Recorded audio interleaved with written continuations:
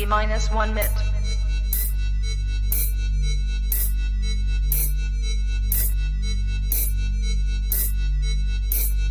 T minus 50 seconds.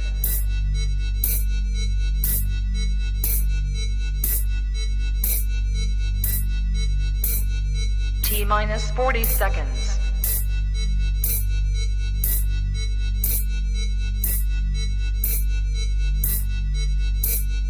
T minus 30 seconds.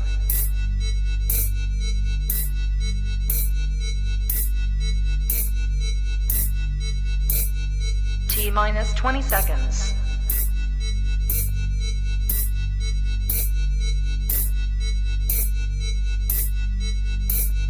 Ten, 9, 8, 7, 6, 5, 4, 3, 2, 1, 0.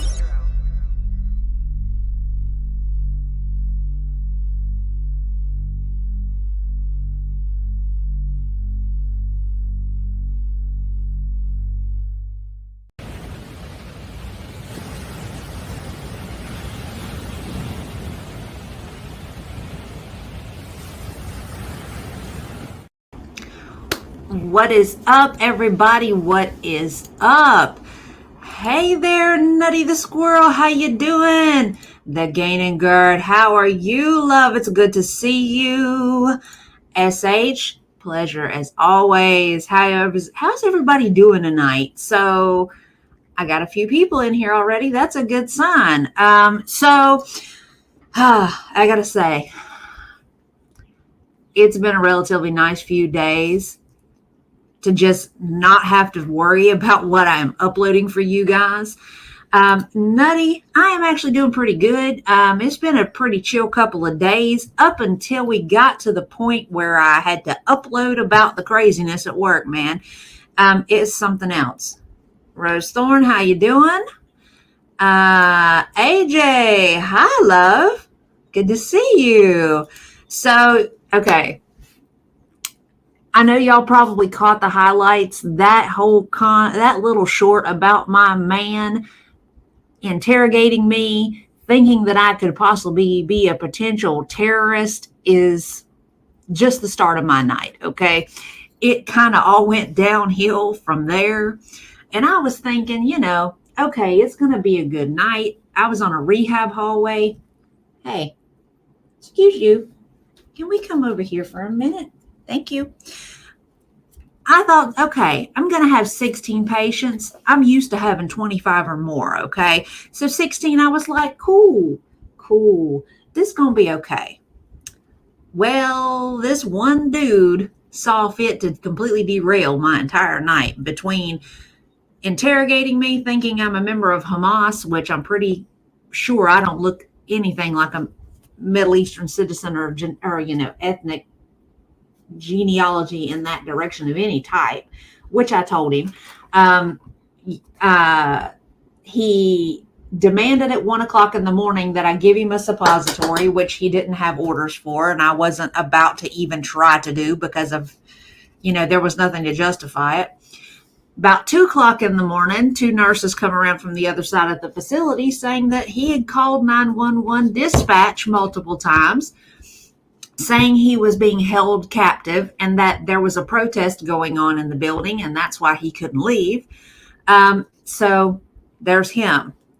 I got all that settled, got all that documented, everything. I was like, okay, maybe I am past the foolishness.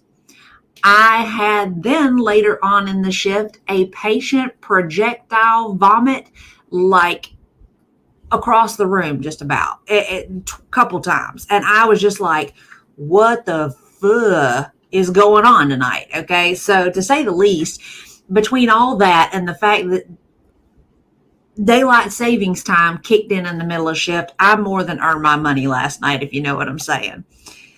Oh, holy moly. A bunch of people done rolled up in here. Look at all these beautiful people.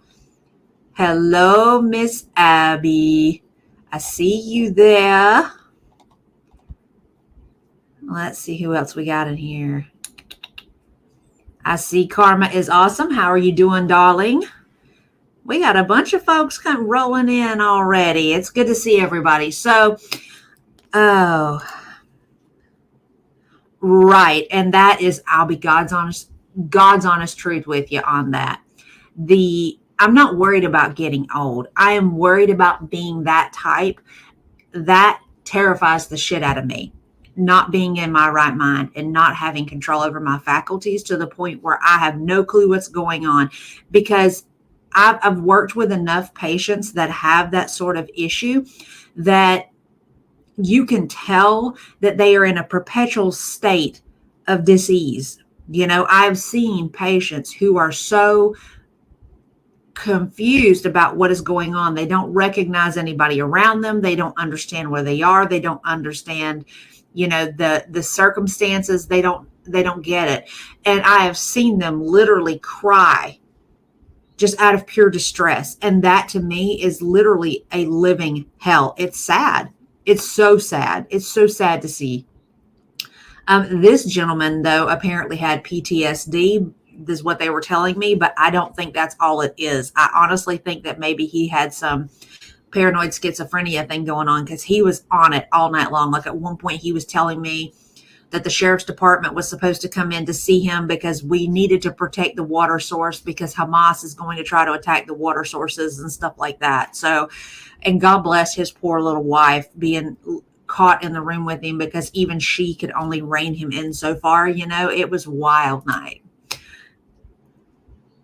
Right. And I mean, and even then, the ones that are super sweet, that, that sort of thing, they still go through that same set of emotions, because they're like, I don't know who you are. I don't know where I am. I don't understand why I'm here. And yeah, see, exactly. It is absolutely the hardest part of the job to watch it set in, and then to watch how they're having to cope. And a lot of times they don't cope well with it, which is understandable, because it would be like passing out and waking up somewhere and not having any clue where you are, who's around you, whether or not they mean to hurt you or not. So it's very, very devastating to watch. I'm trying to talk down a woman who thought she was going to be in trouble for not going to home after school and wanted to call her mom. Oh yeah.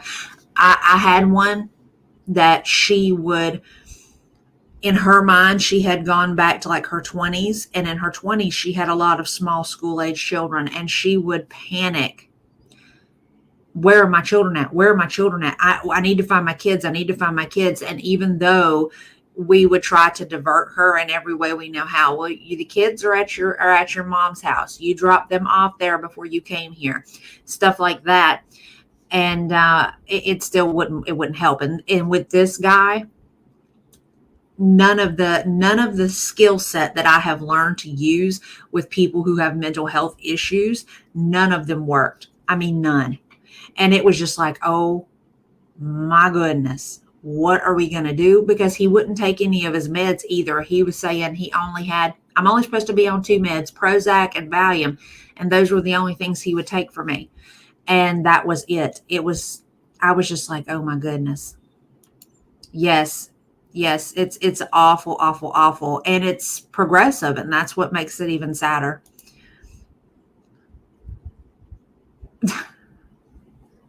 I will tell you no lie. And I think I said it at one point.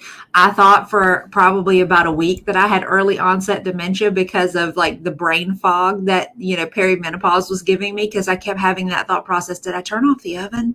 I can't remember if I turned off the oven. And I would literally get up, even though I knew, because like that's a habit. I turn the oven off and then I take whatever it is off the stove. I turn the oven off first. But that's still plagued me. And then I found out that that's normal when you go through menopause. I was just like, oh my God. I was like, here I am thinking I lost my mind.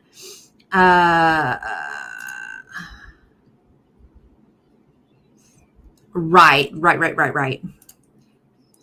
No, I'm not in the dark. I mean, I have a light source. I just figured that, it would be less stark if I turned the overhead and the direct light off. I mean, if you guys would prefer that I turn the overhead on, I can do that. You guys let me know if it's too dark. I can turn the overhead light on. I just had it off because I was watching movie reactions before we started. No, I understand. I understand because I seriously thought I did too. Whenever you have anything shift in relation to your memory and stuff like that, you honestly are like, oh my God, what is wrong with me? Could there something seriously be wrong with me? The other thing too, I could, here, I tell you what, let me bump this one up just a little bit. Oh, see, brighter. That maybe, yeah, it's probably a good thing you said that. So at least now you know, I've bumped it just a little bit more so it is a little brighter. And, you know, I think it keeps like the overhead lighting. Oh, no. Okay. Talking to a therapist about it. Something happened for years. Oh, great. It could be menopause too. Well, I mean, God's honest truth. You really should have your levels checked because if you're in that age group, you know, perimenopause can start as early as 40. So, you know, just keep that in mind, Blondie. Hi, Jennifer. It's good to see you. You are so sweet, by the way. You always leave me some of the sweetest comments. Girl, I don't know what I would do if I didn't have you hyping me up and letting me know everything is okay, girl. Yeah, I really wish that they would come up with some sort of resolve for, you know, cognitive deficit, but it's another one of those things that I don't think we'll ever really see an end to simply because, you know, it's a moneymaker. I mean, there are so many medications to manage the symptoms or reduce the symptoms that, you know, it creates a ongoing customer. If they cure it, they won't have the extra money income. You know, I mean, I hate to say it, but you know, medicine is unfortunately a money-making business. It's not about health improvement anymore, even though it should be.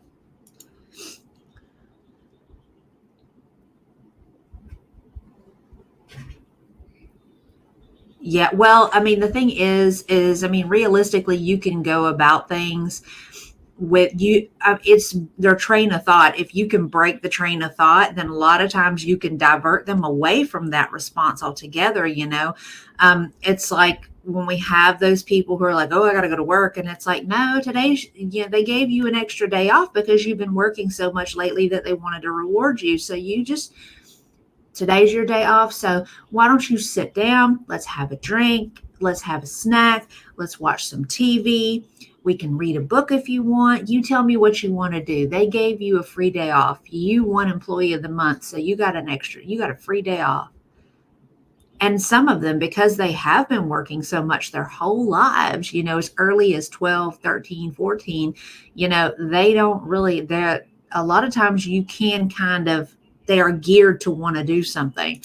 The brain is incredibly complicated. I agree. You are very sweet, but I can tell you, I can almost set my watch by Miss Jennifer. It don't matter what it is. She is always leaving me some sort of sweet comment. She is like the president of my fan club, Miss Jennifer. You know what I'm saying? I can always guarantee that there will be a comment from her somewhere along the way. That's why I say that. She is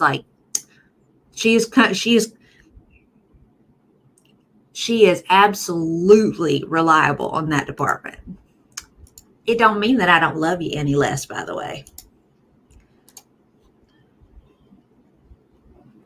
Right. Well, I mean, there is a lot of, you know, behavioral problems that come secondary to um, cognitive deficit and everything because they don't know they can't manage their emotions as well because they can't, you know, they can't really comprehend the circumstances that they're in.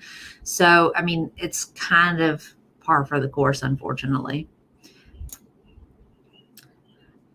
I know you are. I love messing with you.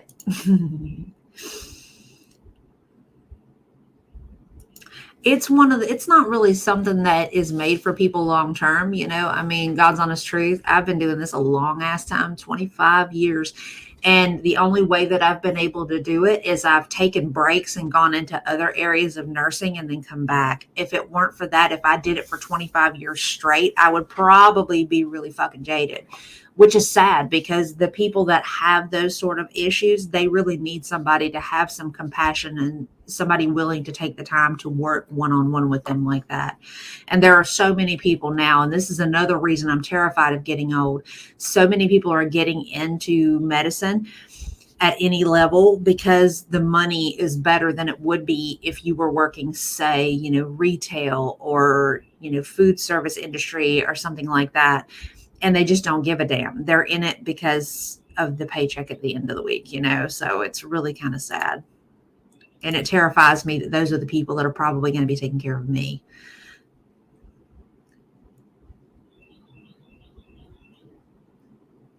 I can see that. I mean, and I've had people who have who were very paranoid like that they would say people were stealing their things or whatever, and it would be, putting their stuff, like they would put something somewhere and not remember putting it there.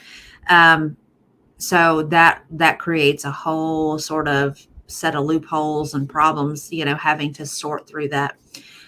No, I know, I agree.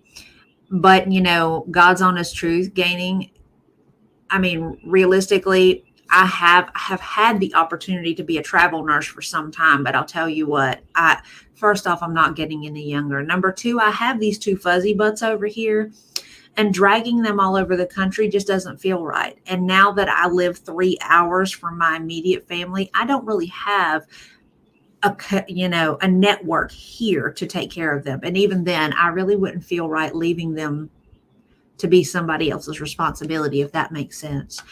I mean, I make decent money with what I'm doing right now. So, I'm not hurting. Everything that I've got is pretty well settled in relation to bills. All of my bills are just regular day-to-day monthly bills now. So, I mean, I'm doing good in that regard. Yeah, no. And I would dare not risk putting them through that trauma. I mean, just the move from 3 hours away to here, I went to the vet and explained the situation, and especially Boo Man. Boo Man wigs out as soon as the car door closes. You don't even have to crank it, and he's losing it.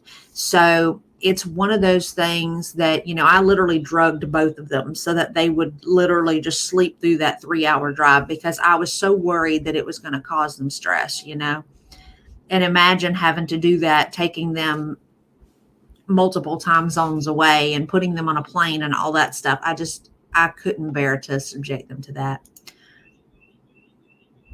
Well, yes. And you see it a lot in particular avenues of nursing. Med surge tends to be real prevalent with the mean girl syndrome. You see it a lot in the nursing homes too. But it's an unfortunate side effect, where it's not just the mean girls that participate, it's everybody, because the field is predominantly female. And we know, we've watched, we've been around, we've dealt with enough women in our lives that we know that women do this sort of, they take something small and they pet it and they water it and they fertilize it and they grow it from something this small into something this big. And they never actually address the issue head on. They play the petty Olympics, and it just doesn't make any sense to me because I am very direct. And I make a lot of people angry by being very direct, actually. Right. Same thing. I just could not. See, mine probably wouldn't know what to do if I stayed home all the time. Yes, people can get very jaded, especially when they work with people who have cognitive deficit and everything, because, it is so labor intensive. Because, like, take this gentleman that I'm talking about. I attempted to divert and attempted to divert and attempted to divert. And he would address what I was saying, or he would respond, and then he would turn and pivot the conversation right back to what started it. And it was really, really, really difficult. It finally took his wife saying, look, leave her alone. She has other things to do. You can't keep her in here talking about all this nonsense,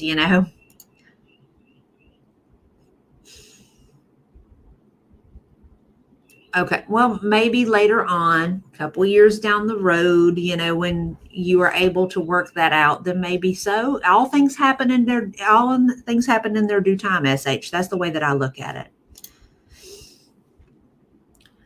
Providers of the unsung heroes, props to you. The mental fatigue you must go through. Well, I mean, that used to be something that I had to deal with, especially when I worked so much.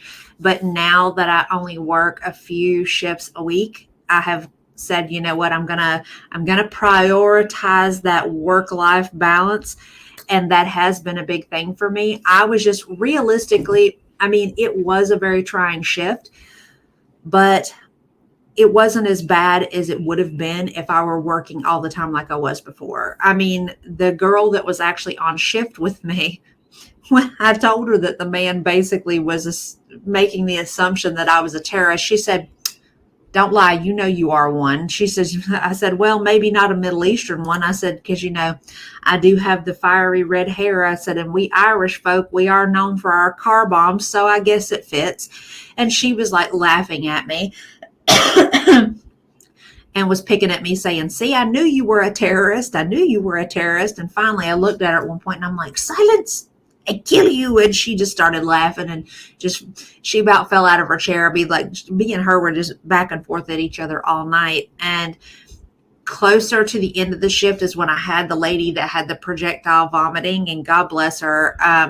She was hospice. So we called the hospice. The hospice said, "Don't give her anything by mouth until we send our hospice nurse to you. We'll let you know when they're on their way." And me and this other nurse were walking out to the car, and she said, "Well," she said, "you had a heck of a night." She says, "Between being called a terrorist and projectile vomiting." I said, "Well, yeah." I said, "It has been a night." I said, between talking in gibberish and projectile vomiting, I said, all I'm missing is a levitation, and I have the exorcist." And she started laughing. And I was like, "The power of Christ compels you." And she's just dying. And she said, "You are welcome to come back and work with me any day you want." I'm just like, "I'm so glad you had a good time." You got to find the humor and think some of it is very callous, and some of it, on our end can be very callous in how we respond to it, but that's a coping mechanism. If we don't find the humor, we will lose our shit, and there is nothing good about having your nurse lose their shit. I worked with a site nurse that told a patient who complained of pain after she cut her wrist. She said, "No shit, you cut your wrist, that causes pain." Well, that's another thing too, that, that comes with being a little jaded. We see people at their worst. We deal with some of the foolishness, some of the most off the charts foolishness that you could imagine, Tinkerbell. And eventually you do get to the point where you're just like, what did you think was going to happen? And I have asked people those questions before. It's not so much what you say, but how you say it. You can say it and make the point without being a dick about it, and it's across the board. That's not just nursing, that's everywhere. Our psych is horrible. It's scary. Yeah, yes. And there's a lot of them that do get in it for the money because they do the patient care without doing patient care. They don't have to put hands on, and that's a scary thought. Yeah. See, I love those types of people too, because, I'm not a believer in, being serious all the time, because if you're serious all the time, eventually you're going to crack. Still every medicine mental health unit needed signed for. 3 nurses talking about not work told me to get someone else to sign it, so I did the other. That is ridiculous. That's ridiculous. That is just laziness. And those are the kind of ones that I'm worried about being stuck with when I get to the point where I'm in the nursing home, because let's be realistic. I will be lucky if I don't end up in a nursing home. And that idea of those types of people being the ones taking care of me terrifies the shit out of me.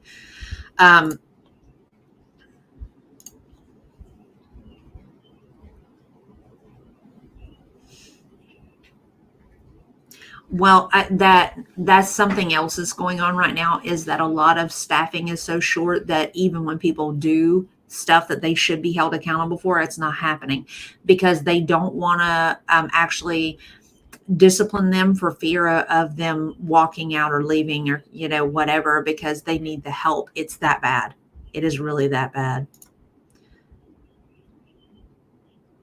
Yes, and that's really what you have to do sometimes, and there's nothing wrong with that. Because I mean, I have said it. I think I have said it on here before. Working around mental health patients does affect your mental health in the long run. My grandmother actually worked at the state mental hospital here for over 30 years. And I'm going to tell you, I caught my grandmother sneaking up on her coffee one day like it was going to run from her. And when I asked her what she was doing, she's like, I don't know what you're talking about. And when I pointed out to her what she was doing, she's like, no, I'm not. And I was just like, the cuckoo has rubbed off. So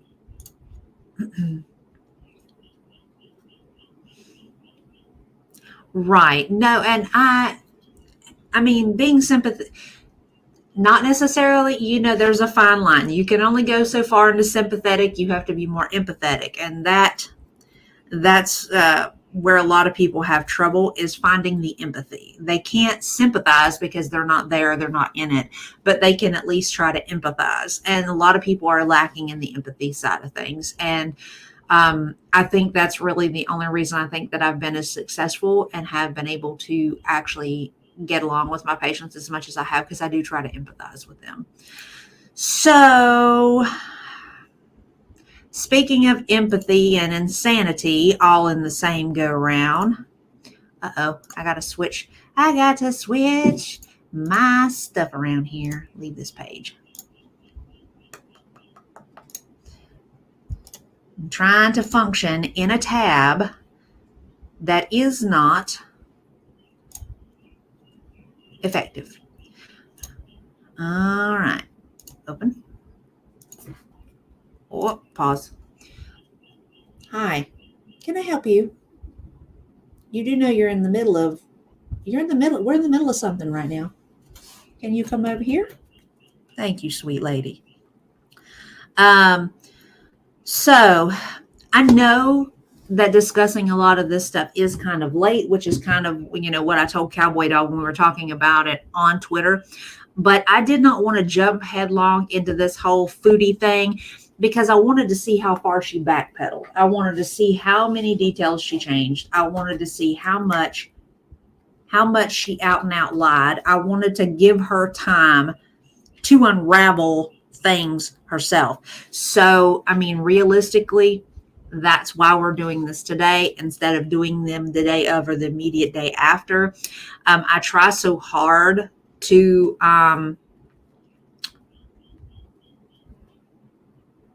allow for that time frame, because certain things you got to give them a little bit of leeway to let them play out. You know what I'm saying? So I tell you what, let's get into it, because that is what we are here for. Share screen 2. So, and of course I had to start with old Chucklehead here, because this one can't do without making a fool of herself in some manner, shape, or form. To answer everyone's question collectively, yes, this is Drunklin.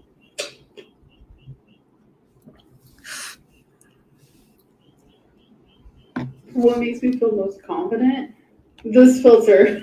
I use it all the time. Them booze. Literally all the time. Okay, so based off of your question, the answer is no. Because your girl can't drive. She don't have a license. So we don't do illegal things over here. First off, the girl could have been learning how to drive and could actually still learn to drive now, but she refuses to, because that would require her to participate and actually take some responsibility for herself. She would really rather allow her mother or the new housekeeper or whoever the hell to be responsible for her. Okay, I've tried to focus on this Q&A and it's not working out very well, so. First off, I don't believe she is really that intoxicated because that that thing is not something that she does when she's drunk. We've seen her drunk enough to know what she looks like when she's intoxicated. She doesn't go straight headlong into giddy. She's moody.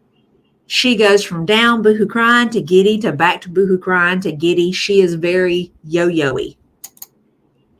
I love you guys. Was that a ghost? Or did they think my fingers was a person? Oh my god. Hey, I do have a little friend. So I'm eating sunflower seeds. I can't. And sometimes I'll crack them like that and then eat them. And then other times, I just eat the whole damn thing.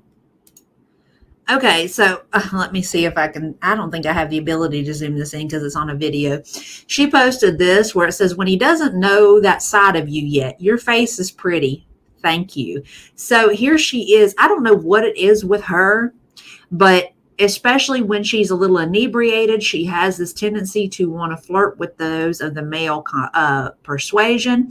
And even when she's not been intoxicated of late, she has been talking about how cute specific men are. And to me,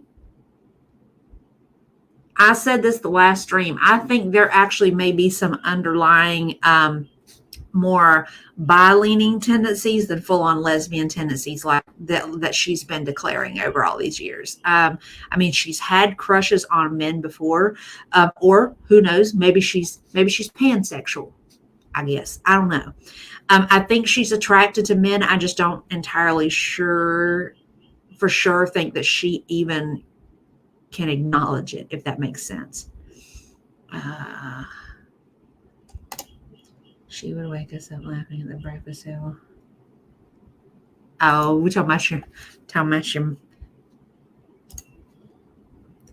oh, girl, me either. It's just like, first off, you are not, it ain't that funny. I think so. Well, first off, I do think that she does, but I don't think, number one, she knows how to deal with men. She has never actually had, she's never actually had a normal sort of relationship with anybody male. First off, she likes to blame Becky for everything. I'm surprised she ain't blamed Becky for the coof. You know what I'm saying?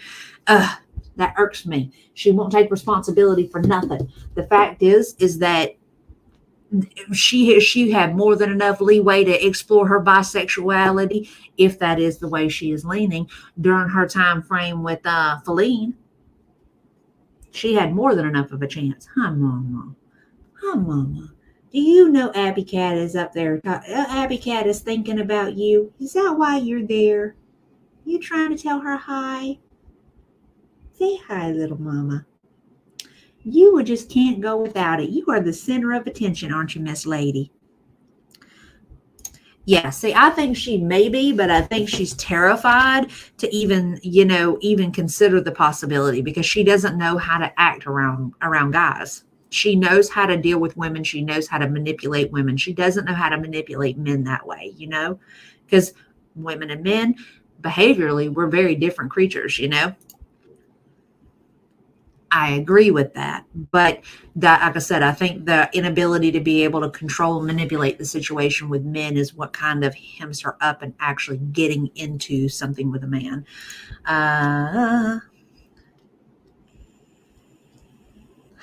That's possible. That's possible. I could see that. No, she has never really had a normal relationship, if you ask me.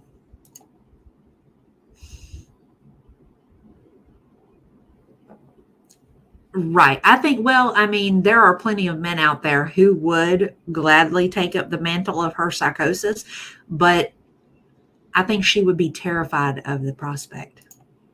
So let's get into this a little further.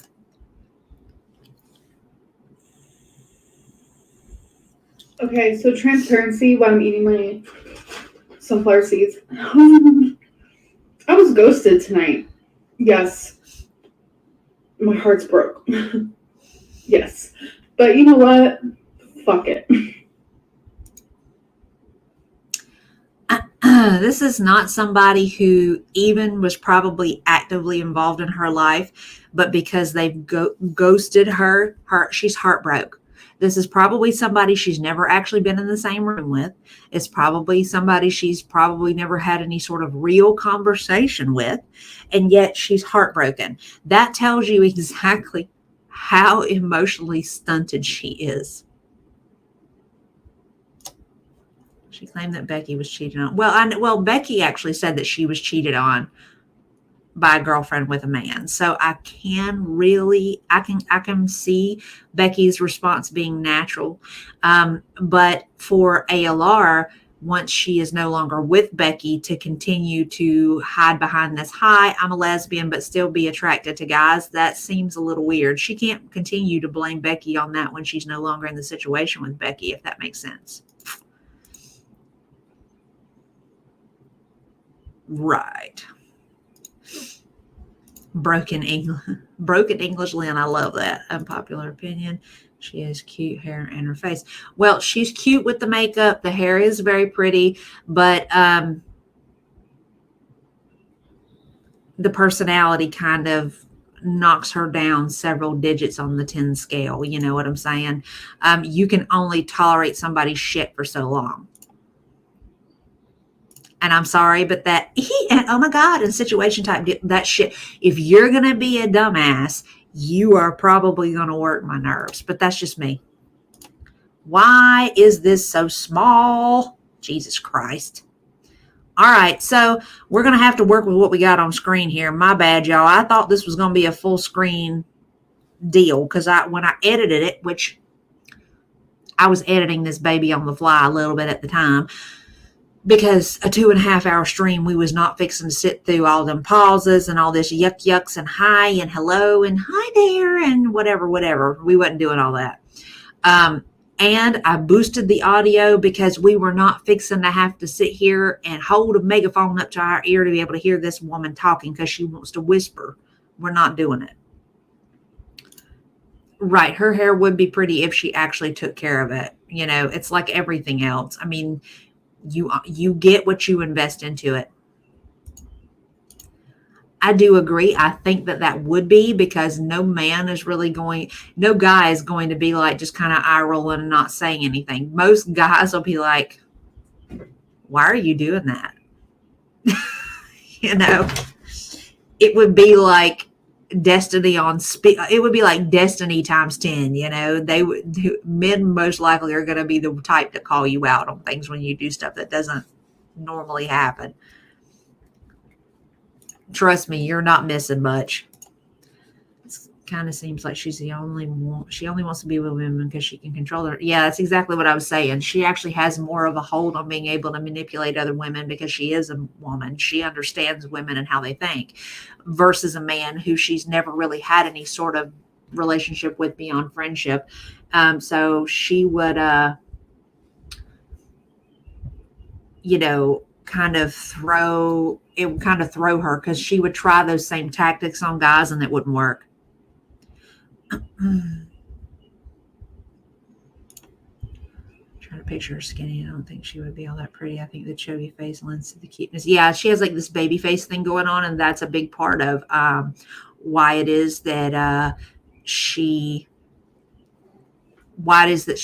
has some semblance of cuteness. I mean, her face, if she had lost quite a bit of weight, she would be kind of gaunt, I think, because her face shape is very, sorry, y'all. Boo Man sat his butt right on top of the keyboard. She has a very angular face shape, if that makes sense. Unless she learned how to do her makeup to actually accommodate the angular parts of her face, probably not nearly as cute. I don't watch ALR. Yeah, I try not to. I try to minimize it. I try to keep it as little as humanly possible. Otherwise, it's just like, Panda, you absolutely can, honey. If you will email me, what I will do is I will shoot you a link. Or I think I have it on Google Drive too. I can send you the Google Drive link so that you can download it. One of the two. I'll figure out a way to get it to you if you know what I mean. Oh yeah. She's gonna have a lot of loose skin. Yes, exactly. That's 100% it. Ooh, Abby Cat coming through with the big brain energy today. Right. Exactly. Either that or she would be dating like bum ass mofos who ain't got nothing that she could like pull a foodie on and dangle the money over their head. I'm sorry, I'm very emotional. I might cry. My husband's sleeping and I'm awake crying. It's like I don't like burdening the real people in my life, family and friends, even though they've said numerous times, you can talk to us, you can talk to us. I like to burden you guys. Why am I hurt? Did y'all catch that? She made the comment, I don't want to burden the people in my real My life. husband's sleeping and I'm awake crying. It's like I don't like burdening the real people in my life, family and friends, even though they've said numerous times, you can talk to us, you can talk to us. I like to burden you guys. Why am I hurting? It is, she said, I don't want to actually talk to anybody in my real life. I don't want to talk to real people. I want to talk to you guys. If I'm sure most of these people that are in her chat that were sitting there, blowing smoke up her tail, probably missed it. She just basically told every one of her VIBs and the people in her chat she doesn't consider them real people, that she doesn't consider them actual people. And I agree with that statement. Even though Foodie probably didn't think about what she was saying at the time, that was actually a moment for her that was very, very honest. She doesn't see the people in her chat as real people. She doesn't see her VIBs as real. They are not actual people to her. And isn't that crazy? Yep, that's 100%. And that's why we're doing this, because I am actually going to be pointing out some stuff, because there's a lot of stuff in relation to Foodie Booty's behavior that I can actually weigh in on because of how long I have spent time around addicts over the years.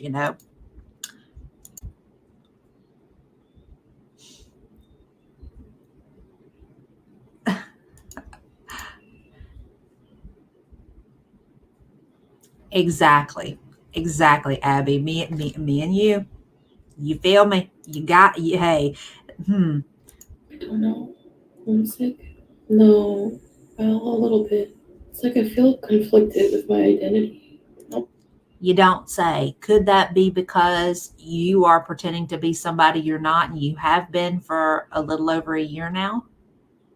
A lot of ways. It's like I have to be private about a lot of things. I might go home for a while. It's nothing against Salah at all. Like I love him so much. But She doesn't know what love is, so for her to say that to me is really kind of shocking. sometimes I'm just like really conflicted and like within myself.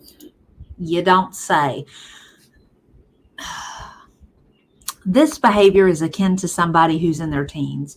Every single one of us, when we were in our younger formative years, 14, 15, 16, 17, we all did things. We stretched ourselves. We altered our appearance. We hung out with people that we knew at the time, even then were questionable. But we wanted so badly to fit in and to be accepted. And here we are. Foodie is 40 years old doing this stuff, you know? So of course she's conflicted. As young people, when we do that sort of stuff, we don't notice it in the moment. Once we're out of it and we have time to look back on it, and we're like, why the hell did I do that? Those people were total tools, and I was trying so hard to get their approval. She's doing it now. No wonder why she's conflicted, because she does have a small level of maturity through accumulated years to be able to have that nagging, there's something wrong. There's something wrong here. There's something wrong here. The problem is that she ignores it. She ignores that voice perpetually just to have her needs met in the moment. And like feel like it's like a me problem. Like It absolutely is a her problem. Even though he reassures me that he accepts me for how I am, Wait. I feel like I have so much mental health problems. Even though he reassures me and he tells me he accepts me and as I am. Number one, if he accepted you as you were, you would have never had to put that hijab on from the get-go. Number two, you would not be walking around here acting like a Stepford wife, like you're this dainty, proper, pretty little princess that we know you're not. You would not be trying to paint yourself as some sort of domestic goddess that we also know that you're not. Here we are. He accepts you and he loves you just as you are, but you are not being who you are. Tell us that this marriage is a joke without telling us.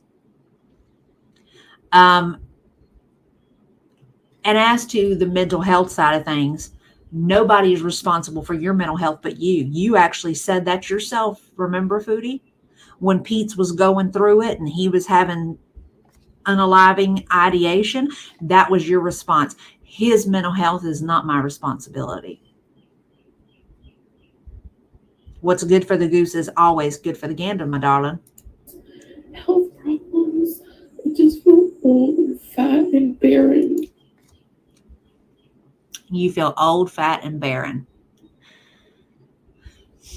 Well, most people would say that you are only able to control one out of the three things in that scenario. That you can't control your age, but you can control whether or not you feel old. I'm going to tell you right now, I'm 45 years old and I ain't old. Not by any stretch of the imagination. I have my moments where my body will tell me otherwise, but I'm going to tell you 90% of the time, I don't feel 45. And do you know why? Because I take care of myself in every facet, mentally, spiritually, physically. I do everything that I can to ensure that I stay as healthy as I can and as young as I can for as long as humanly possible. That is in your control. That is why I don't feel bad for you. Now, as to being fat, that is 100% in your control. You could have changed that years ago. Being barren, that could have been something that you prevented too if you'd taken care of the weight problem. Every bit of this issue is entirely yours, darling. There is really no other way to say it. Why are you not recognizing that? And I just want to live peacefully, not having those insecurities. Again, that's a you problem. In a relationship, I don't want to somewhere. I was like, I don't know if it's my mental illness, but I just want to be comfortable in my home and play video games and just relax and go live whenever I want to. I want to drive around. She is basically saying, in the most wordy way I've ever heard, she wants to have her cake and eat it too. She wants to be this single woman who had all the freedoms to do what she wanted when she wanted, but she wants to have a marriage and have a man there all the time. So it doesn't work that way. The fact is that number one, she chose probably the worst sort of environment to put herself into if she wanted to have any sort of freedom. I mean, if we'll think on it, this is the same woman who has cheated on pretty much every guy she's ever been with simply because she gets bored easily. I don't think that she actually expected this to last as long as it has. A long road sometimes. It's just that sometimes it's hard not having the comforts or the crutches that I had in Canada. I know this is bad to say as a Muslim, but I do miss the wheelchairs sometimes. Not wheelchairs, but and I know it's bad for me and it's an addiction. So you know what I mean? Things that make life bearable. Keep telling us you're happy, Foodie. You have tried so desperately to prove to the great wide world, screaming it from the rooftops how happy you are. Happy people don't have to say that they're happy. You can see when people are happy. This fake plastered smile that you put on in all these videos, we know it's fake. We been knew. We seen it. Okay? That's just... You have been trying to fool everybody, and the only person that you have actually been successful with on that is yourself for the most part. Nobody has been buying it, which is really kind of sad almost if you'll think about it, because we have all said for quite a while now that she is living her karma. She has been doing this whole I'm happy, I'm married, I'm this, I'm that, I'm so rich because my life is so much better, so on and so forth, whatever, whatever, whatever. But we know that's not the case. You can look at her and tell that she has been miserable for a while now. So it is not a shock by any stretch of the imagination. To be honest, when I watched this for the first time for a split second, I started to feel sorry for her. Yeah. Well, I mean, realistically, if you're human, you're going to have sympathy for somebody when they appear to have some sort of emotional distress. That's normal. That's absolutely 100% normal. That's to be expected. But having that in your mind while you're watching this, saying, I've seen this before, again and again and again, will bring you right back out of it, simply because you can't control that initial response. Just like insecurities I have, that when I think if I was alone, I have told Salah all this before, that I wouldn't have to worry about, like, just me. Like my grandma that way, just me. She doesn't want to have to worry about anybody else, just herself. That right there tells you a lot about Foodie's inability to actually develop emotional bonds with people. If she actually loved and cared about Solace, she would not be having these sorts of thoughts. She would not be kind of longing to be on her own, so it's not a good sign. Like, she was always alone. I understand why. There's things I do very much dislike about Canada, yeah. But I don't know if it was Canada or if it was just my life there that I hated, I'm like confused. There's really no confusion there. It has nothing to do with Canada itself. It has to do with her actual life there, the way she was living, the things that she was doing. But we already know that her relocating didn't change anything. The things I dislike about Kuwait, yeah, I wish I could drive around. I just feel very confused, You're not married, you have so much more. The thing is, I don't want children. I know I don't. She's stressed about being barren, but she's just saying now that she doesn't want children, which she has said plenty of times before. I can almost guarantee that there has been ongoing conversation, more than likely initiated by Sala, about having kids. And of course, she's going to feel a kind of way with it about that, because you can't have a baby and be the baby. There's no way I can. I'm a grandma already, and that's how I feel. That's entirely your doing. It's like bringing all of my mental health problems onto Salah. He's normal. He's fucking normal. No, he's not. You can tell she is too close to the forest. She is seeing, she can't see the forest for the trees in this scenario here. Sala, at his age, having never been married, should tell you something about him, given the fact that in that particular region and culture, men and women are pushed very young, very early in, late teens, early 20s, to get married. The fact that Sala has gone this long without being married prior to this point, something is rotten in Denmark, and it's got a lot to do with him. Nothing medically wrong with him. It's not safe. It's like really crazy to try to figure it out. And I feel like betraying him talking about this online. I know.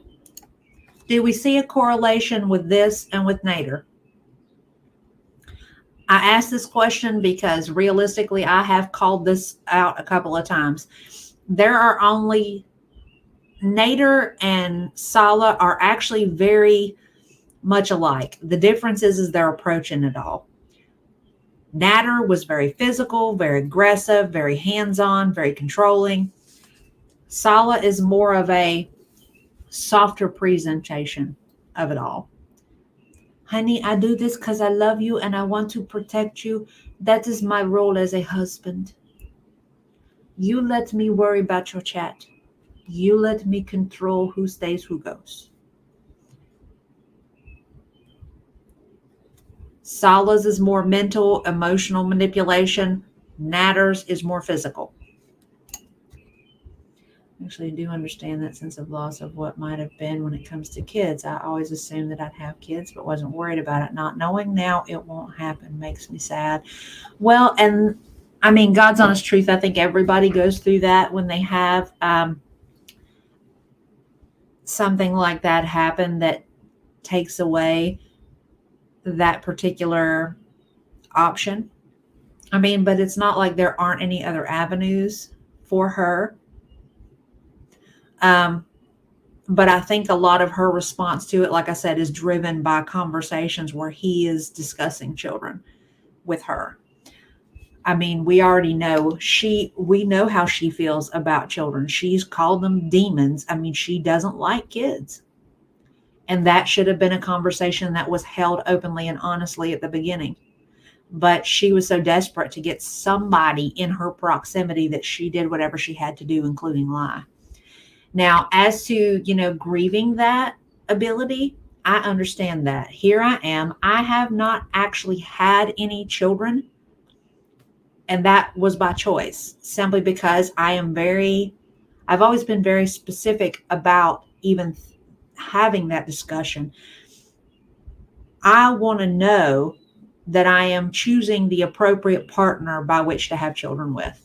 And I have never met a man who has brought the desire to have a child forth from me. As I am getting older, and like I said, I am to the point where I am fixing to be in full-blown menopause. I mean, I do have moments of pause where I consider what life would be like if I had had children earlier.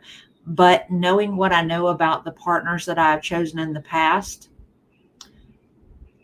the children would probably have been the only good thing out of that scenario, and their lives would have been harder because of the fact that their fathers would have been sorry. That's so I regret it, and at the same time I don't, if that makes sense. Yeah, it makes it totally different. Oh yeah, he is all the way judgy in the corner. That's why I used him in the thumbnail. Well, I need to feel free to express myself as well. I just feel like I have limited freedom in certain things. Ma'am, welcome to the Muslim faith. There's just things I can't tell you guys out of respect and privacy. Obviously our relationship is not perfect. No shit. This is the problem with her and where her mindset is. She has developed this view of relationships from romance movies and romance novels. There is nothing perfect about any relationship. My parents, who were married for 43 years when my mom passed away, they argued, they fought. Didn't happen often, but it happened. They were two imperfect people, but they found a way to make it work. And that says a lot, especially when my folks got married at 16 years old. They had to grow and evolve together. They had to bend. They had to, crap, I lost the word. They had to make concessions on things when they didn't agree. But you know what they didn't do? Neither one asked the other to change who they are in the process. Yeah, that's the way that that's the way that I view it,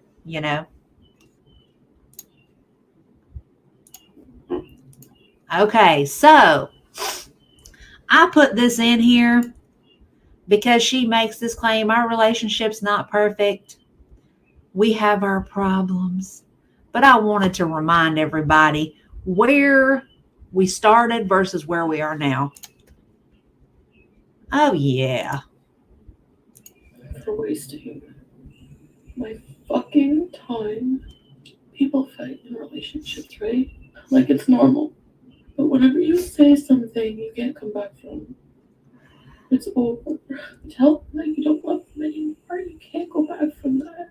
If he doesn't love me after one fight, he never did.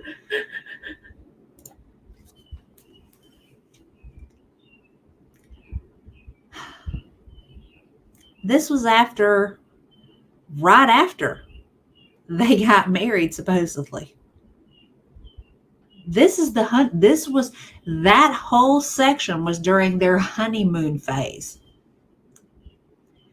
And every single human being out there in the chat watching this on the replay can almost guarantee when you have your first fight, number one, you don't really get that drastic in the things that you say. And if you do, at the end of it, you're actually kind of laughing about it at the end.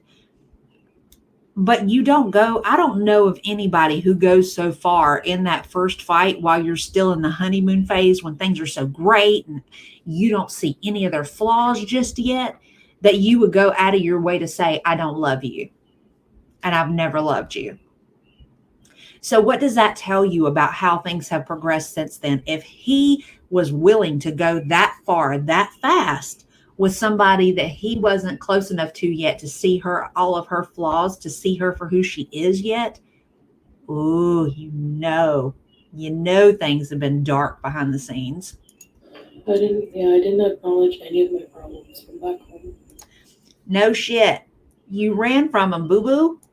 Like with you know who. I don't even want to live in the same country as that person. Oh, let's talk about you know who and the problems that you had with him. Let's talk about that. You haven't acknowledged them, so we will. Abby, I'll be all right.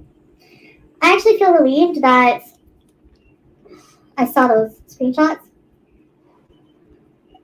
Well, what do you want me to say? I'm sorry. Fuck. What do you want me to do about it? I can't. I'm stupid. To get under another one. I downloaded Badu. I'm just curious what it's Yes, like. ma'am. It's like Tinder. Anyways, let me fix my makeup. Anyways, I'm on there and like 2 minutes later I got like tons of messages. No, I have like maybe 10. And one person is named what Don's name is. So I'm like, it can't be, it has to be a troll. Like, nobody has that name. But it wasn't him. What's the problem if we're not officially together? Because he lied to me. It's not okay. He's playing with my feelings.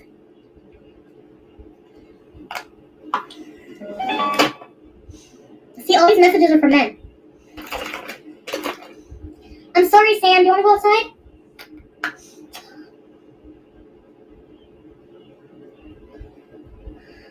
Joe. You're falling asleep, Joe.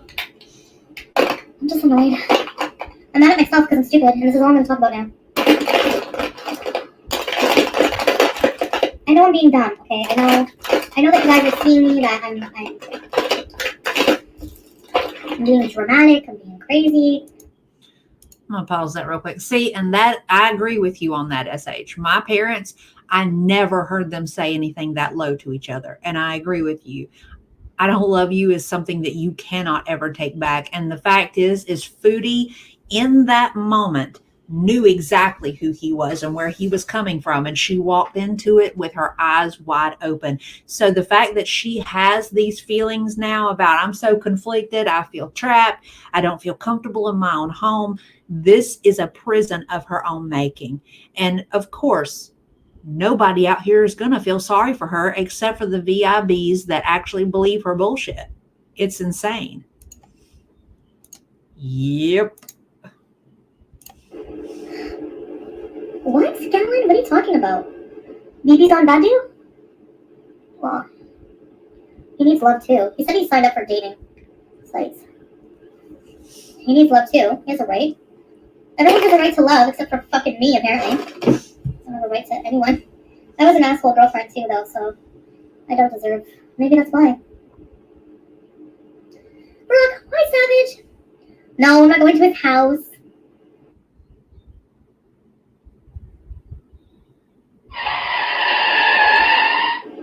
Come on, girl, let's go. Thank you, huge ass. Oh, damn, I know, Trelona. He will answer me, I know, and he'll be mad that somebody sent me those DMs that they're all over. Especially, I feel bad for him because he doesn't have privacy. I do feel bad regardless. But let's see. Well, here's the thing. First off, I don't really think that Foodie actually likes sex. I don't think that she has that actual desire in her. I think honestly that realistically, any form of physical intimacy for her could be completely non-sexual and she would be content. That whole sex kitten phase that she went through, that to me was incredibly performative. And if there is any intimacy involved, it's going to be initiated by him. And realistically, I don't think that he is going to allow her to do a lot because I don't think he's physically attracted to her based on the lack of chemistry between the two. And I've said it. I have made perverse jokes. If anything, he is letting her do oral on him, and that is probably about it, so that he gets what he needs from the circumstances. She plays her role, she plays her part, and for doing so, she boo baby. Right back on the keyboard, lovey. Sorry, baby. I didn't mean to scoot you, but you was laying on the keyboard. She gets the level of physical intimacy that she wants, which is the hand holding, which is the pats on the cheek and all that other foolishness that she considers actual intimacy. Because like I said, I don't really think that sex is a thing for her. There's that too. Exactly. She is not comfortable in her own skin, no matter how much she declares that she is. Her behavior, her actions and her words do not match and have not matched for a long time. Let us continue.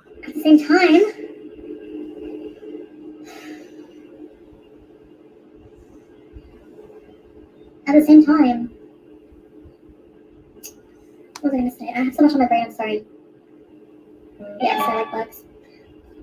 Can we do a little date, Nadia? Nadia, you want to go on a date with me? I'm just joking. Thank you, JL. And he's going to miss me. He will. I hope so. Yeah. Does he, right? He might be hooking up with this friggin' bitch with big tits. He showed me her tits. I was like, why? Oh, and when he showed me that, he's like, oh, I didn't send her anything. Or I didn't reciprocate. Yeah, right. Me, I can't fuck 2 women at once. I never cheated. He's a liar. A liar. I hate you. No, I won't. No, because he's still being a piece of shit not answering me. Honey buns. And he lied. I don't know what's going on. You guys are all fucking with me. What if it's not even true? I don't know. You guys are fucking with me. Everyone's fucking with me. Him, you. This is why I'm stupid. You don't put your relationship information. Now I get it. I'll probably still do it. But I'm not going to tell you who it is. Holy crap. If people didn't know who he was, I would tell you all the stories. But you know who he is. Hi, Erin. Who wants to date? Yeah, that's what I was thinking. It just dawned on me how long that video was. Holy smokes. So you know what? You know what I did? I wanted to catch him in a lie, but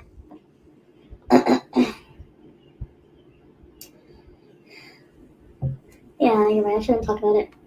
Do a tell and send him a link. He would love that. Did I say that I was okay? I didn't care about him dating others. I did say that. But he lied to me. If he was honest about his intentions, and he is shady as fuck in the message too in the screenshot, I'm telling you right now, nobody can find out about this conversation. Yeah, why? Why? Because you know you're in the wrong. Oh my god, if you guys only knew the shit I did for this guy. If you only knew. I think the other girl should come get his fucking shit. You know what? If he calls me, I'm going to say that. Get your other bitches to come get your shit. Probably. I'll pop the shit. I just left my slippers, a lingerie. I can get my stuff another time if worse comes to worse. Let's jump. I didn't realize how long that video was. Already, you're hearing the DMs. Okay, guys, I'm almost here. Oh my god, I'm so fucking nervous.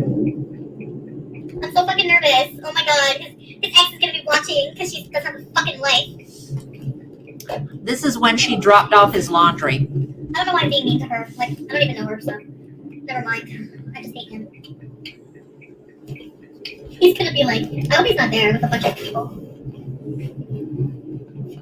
If he's there with a bunch of people, I'm gonna be so embarrassed. I'm just gonna drop it. It's very heavy though. What if I fall? Oh my god, I can't do it, guys. Huh. This house is dark. But his apartment isn't. Alright, I'll be right back. I'll be right back.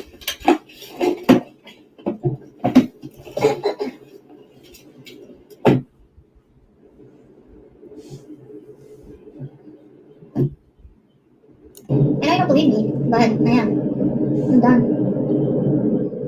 You wanna fucking do that after, like, seriously? Like, just, it's a line for me. Like, okay, so, don't tell me you want to be in a relationship with me over and over and over and over. And I'm the one who's fucking confusing this. I don't know if you are, Booper, thanks for the super chat. I mean, over and over and over and over and over. And then constantly fucking lying about, like, making me look like I'm the one doing something. Like, I'm cheating plans, or I'm... Why do you care? Why do you keep on my phone when you're being a piece of shit? And you're you're messaging... What? Oh man, if you let me look... I should have been like, let me look through your phone then. I bet you it would have been horrible. Horrible. I can't help it. The feelings don't just go away. I'm hurt. And I feel really stupid because he knows this. He's like, you love me, don't you? You love me. You look me right in the face. You love me. Oh my god, I love her so bad. Why would someone treat somebody like that? Because you allow it.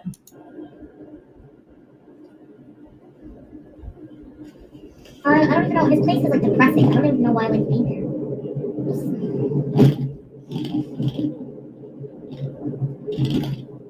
Me, whenever I'm with a woman, I treat her so good. I don't cheat. She's the only woman for me. Oh, okay. Well, then don't tell me you want that with me, and then do something else, and then fucking lie. Like if that's not your intentions, just tell me. No, because you needed me, right? Would you have heard it if he did? You needed me. You're afraid to lose me. Guess what? I'm out. And I have all my foodie beauties behind me. They won't let me date you anymore. Not that we ever dated anyway. Not that we ever dated anyway. I love that comment. I'm going to jump forward because most of it is the perpetual bullshit. So, okay. I have said this plenty of times in all this. He made it abundantly clear to her that he wasn't going to claim her. He did not view her as a girlfriend, that he did not, and he didn't treat her as one. He treated her as a receptacle with a money slot is basically what he treated her as, an ATM with a snatch. And that was basically all. I mean, I don't know about anybody else out there, but you know, the first time somebody does me some kind of way, you can go like permanently. There will be no circling back. There will be no, oh, I didn't mean it. Nah, boo-boo, you meant it. What you show me versus what you say to me speaks more. And everybody was telling her that, but she did not want to hear it. So this is something about Foodie that has always been pretty evident. This is not about her being in a relationship. This is her about having some level of control for her. That's another reason that she is fucking miserable right now, because in this circumstance, she has no control. She can't jump in the car and take off to show that she's throwing a temper tantrum. She can't find other men to go run to for attention because it's haram and it could result in all kind of backlash and problems that she is not equipped for. So, yeah, I know. The fact is that this right here is realistically the end result of a pattern of behavior that she has been in for a while now. But her trying to claim that she's been used, abused, done wrong, I've said it. You cannot be a victim and a participant in this situation. You, first off, this didn't happen to you. If you talk shit to your abuser and then ran back over there an hour later, you are not abused. I can tell you this right now. As somebody who's been in an abusive relationship, when my ass got away, every connection was severed. I stopped talking to his family. I blocked him from contacting me in every manner, shape, fashion, form that I could work up. Okay. I stopped going to the places that I thought that I might run into him. And I'm going to tell you, I had a visceral reaction to the prospect of seeing him again. I mean, downright fight or flight sort of response to the idea of being in proximity. I didn't talk shit and then run over there and get in his face and ask him to sleep with me. That is the furthest thing. The idea of it makes me want to vomit. So tell me that you are not a victim without saying it. You chased this man, you coerced this man, you attempted to blackmail this man, you attempted to have the man locked up in jail.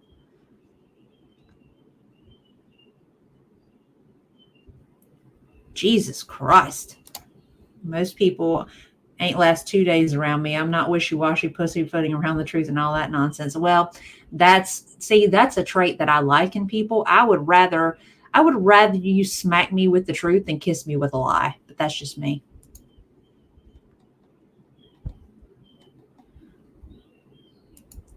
Glad you're back, cowboy dog. It's good to see you, baby.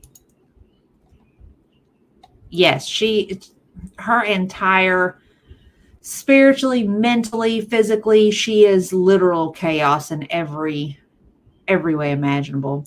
Yes, she is very abusive. Now, I'm not saying that Nodder was not abusive. There is no question that Nodder is an abusive pile of shit. There's no question. We know this about him. But she is equally abusive. And the fact is that she feeds off of conflict. That is the chaotic part of Chantal. That's another reason too that I think that this particular live video, this right here, this whole I'm conflicted, I don't know what to do, I just don't feel like myself, nothing is okay, is the fact that she doesn't have that pushback, that back and forth, that headbutting that she so greatly desires. He's the one wearing the boot in this scenario, and he has it right on top of her. And because that's the case, and she has no other way to rebuke it, she is miserable. Exactly. She didn't even live in the same Providence as him, I don't think, but she drove 30 minutes or more to run back over to the crack house that she claimed that was so dark and depressing and dull. Exactly. Yes, exactly. Girl, say it louder for those in the back, my darling. You got it. I just want to deal with some health things too. Like, I don't know what's wrong with me. Like, why am I so effing stupid? Like, I don't care about myself or something. Like, you don't. That's obvious. We been new. I know my blood pressure's high right now. I have a headache and I'm smoking. I don't even care. I have so many problems that, like, traditionally, I always compare myself to, like, another, like, traditional Muslim woman he would marry besides me. What? You mean a beautiful, thin woman who's in good health, who isn't psychotic, and who can actually be a productive partner in a relationship? You should be bothered by that. Because, if you wanted to change and you wanted to be the best possible version of yourself, you could have done that 10 years ago. You could have been there. But instead, you're too busy being a toddler. Oh, yeah, there's no question. Between the animals, between Pete's, between Nader, it's trending. She is very much a narcissistic abuser. There's no question. When we actually went through, Nutty, you missed it. It's been a few streams ago. There's a gentleman named Richard Grannon that I actually refer back to pretty frequently. He's a specialist on narcissistic abuse and CPTSD. And he actually did a whole video, The 8 Traits of a Narcissistic Abuser. And of those, she had like 7.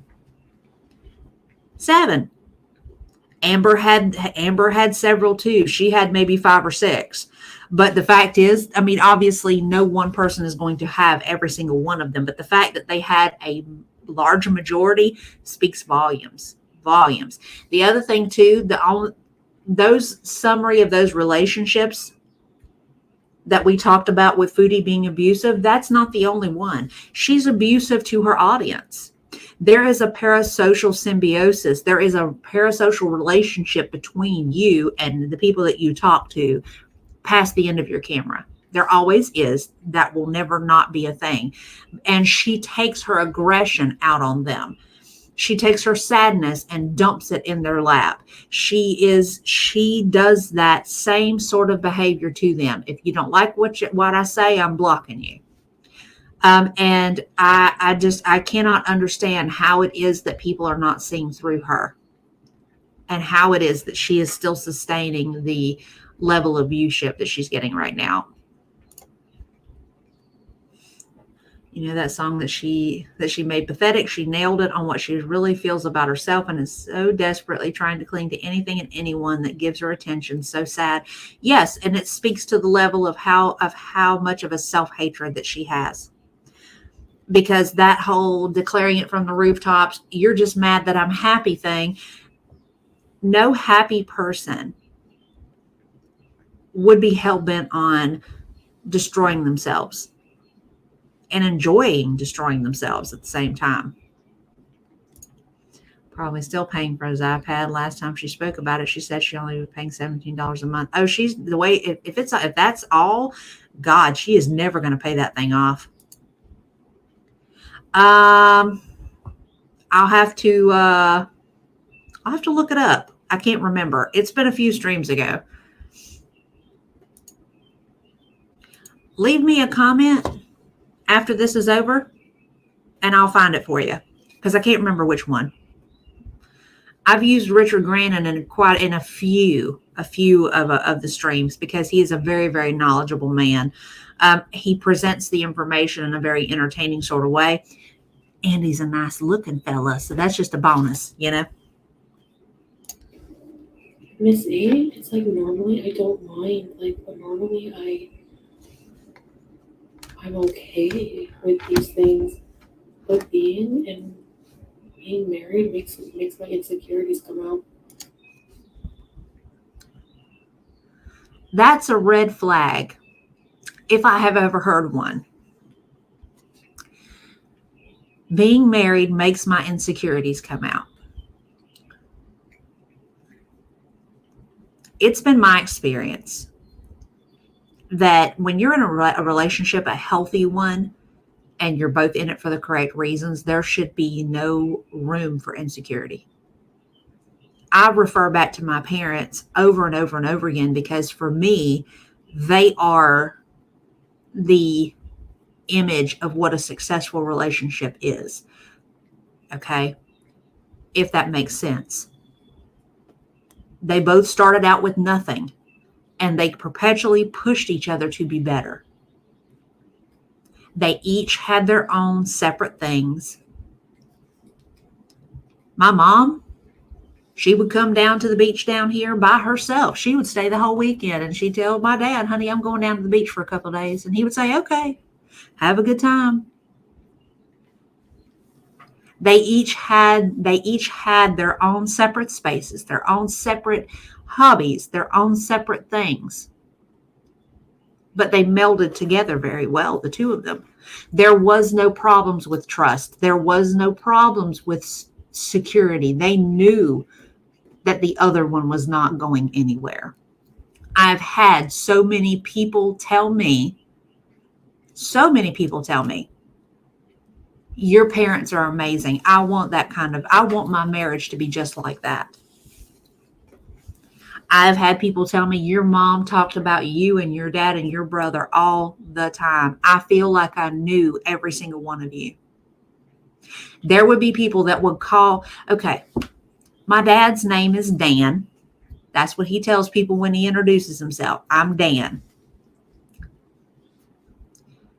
My mom always called my dad Danny. And because of my mom's conversations about my dad, there are several people in the community that have actually called my dad Danny right to his face because my dad doesn't really care for being called Danny. There are plenty of people on the same side, the reverse side of things that I've met that have worked with my dad over the years that have said, oh, your dad talked about your mom all the time. They were so great together. You know, the fact is there is in a loving, healthy relationship, there is no room for insecurity. It has nowhere to sprout and to seed those roots. And that's something that Foodie doesn't seem to understand.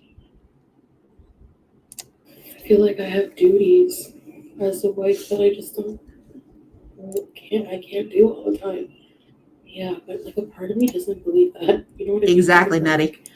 Part of me feels like he doesn't really know because we got married so fast. I just like to be free. Oh, let me back that up. But being married makes my insecurities come out. I feel like I have duties as a wife that I just can't do all the time. Cooking and cleaning. Yeah, but like a part of me doesn't believe that. You know what I mean, Golden Girl? Like, part of me feels like he doesn't really know because we got married so fast. But I believe he doesn't know because we got married so fast. Who created that problem? You did. He did. And you allowed him to help create that problem.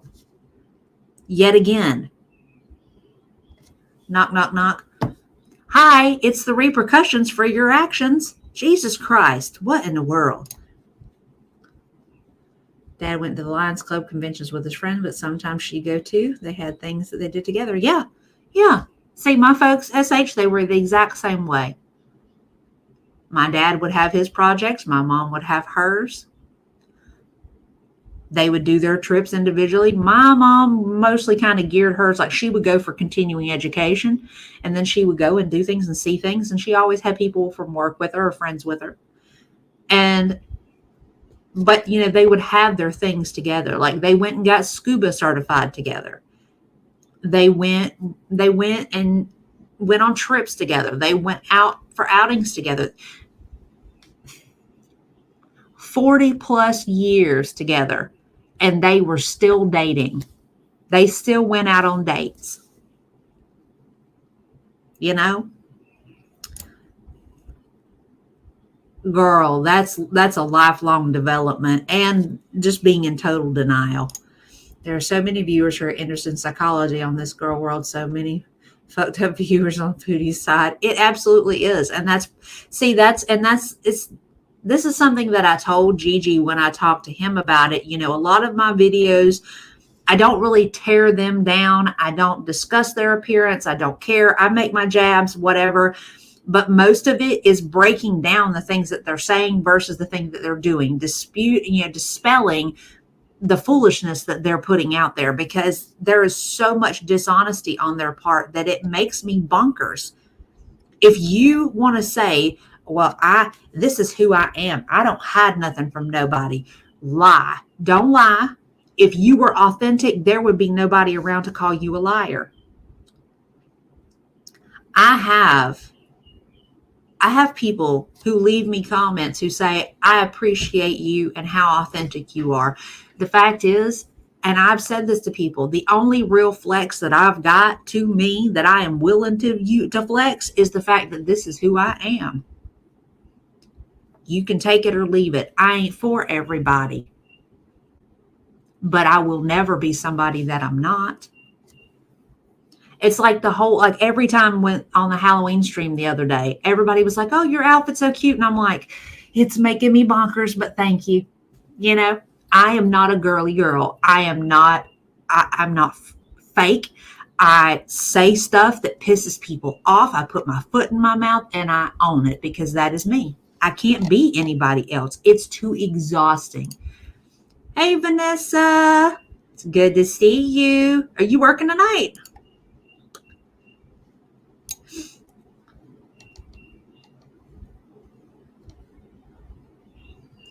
Yeah, well, I mean, I think everybody goes through that stage where their energy is diverted to the kids, and then once they get those kids to a certain point, they're able to step back into being the couple again. I think that's just a natural progression of how things go. You can't devote the same amount of energy to your spouse when you have children involved. That's just a fact. And unfortunately, not a lot of people think about that when they have kids, and then their relationship kind of starts to crumble. You do still have to devote energy to your spouse. You can't give it all to your children. There has to be some semblance of balance there. And that's part of why, unfortunately, a lot of marriages fail, after pregnancy, and after childbirth. So, no, ma'am. Yay! Good for you. Enjoy your weekend, girl. I just happened to be off tonight. I scheduled a shift, and last night, well, this morning, before I got off work, the place that I was supposed to be at tonight apparently didn't need me, so they canceled. So I'm off for tonight, and then I'm back on tomorrow. So, yeah. Hey, Miss T, how you doing, Shug? It's good to see you. All right, let's continue on with the nonsense. I just like to be free to do whatever I want, whenever I want. I don't know if I was happier. It's like a different life. It's like apples and oranges here in Canada. It's apples and oranges.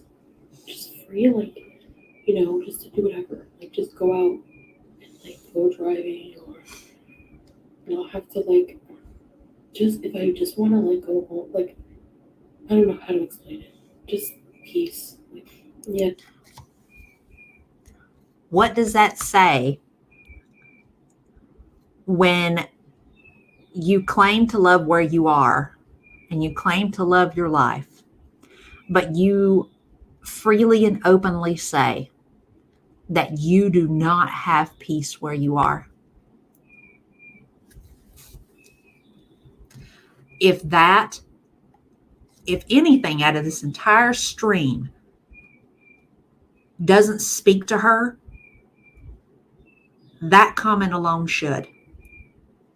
I learned a long time ago that if something doesn't bring you peace, then it has no place in your life. Whether it be people, places, things, it's got to go. Because if it doesn't bring you peace, it will bring you detriment. And nobody who actually gives a shit about having some peace will allow it to continue.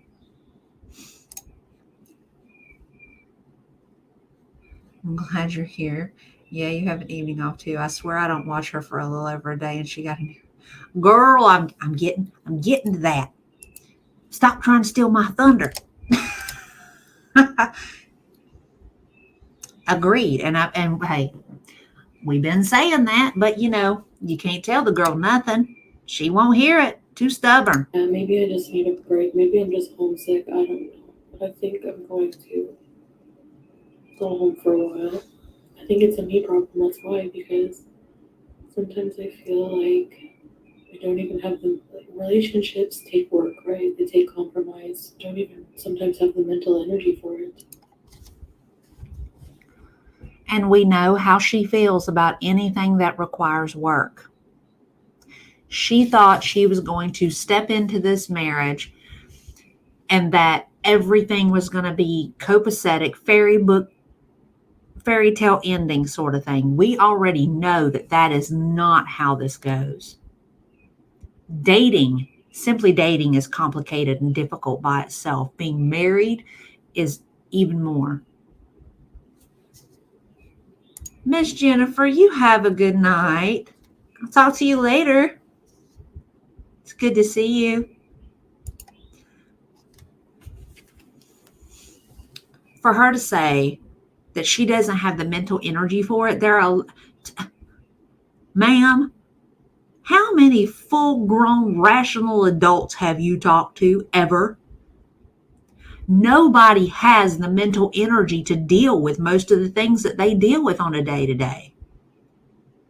Do you think that I wake up every day with the mental energy to deal with all the foolishness that comes with simply living life. That is a part of being an adult. You figure it the fuck out. You can't back away or besmirch the things that you take on as responsibility simply because you feel mentally exhausted and ill-equipped. Shit has to go, shit still got to work. You got to figure it out. Life moves forward no matter how physically or mentally exhausted you are. Tell me you're a toddler without saying it. Christ almighty.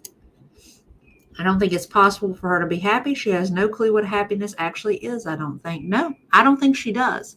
I don't think she has ever actually seen anything resembling happiness. Not even close. If I get there, I get there.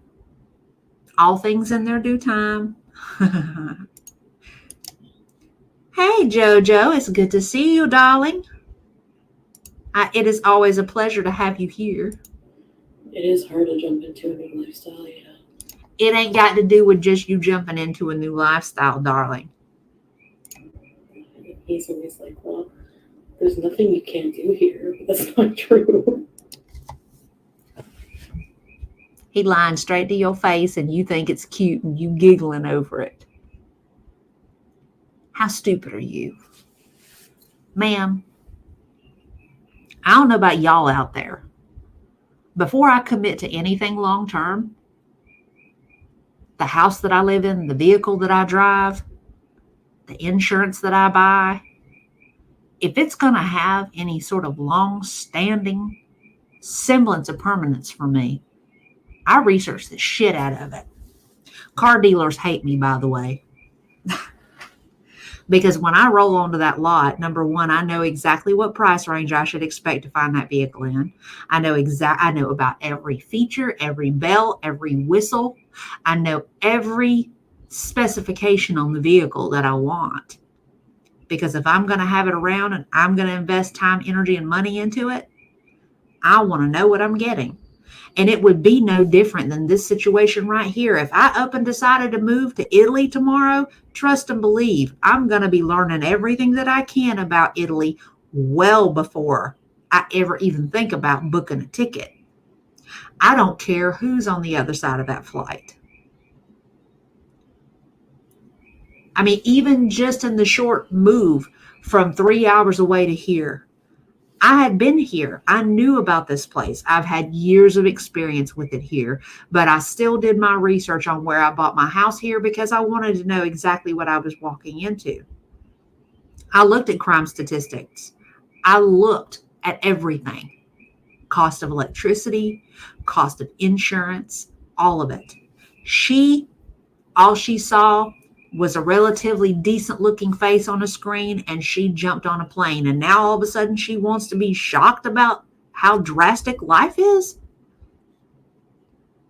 God almighty. I think everyone can find happiness, but some don't because they can't find themselves amongst the trash they have piled themselves up in.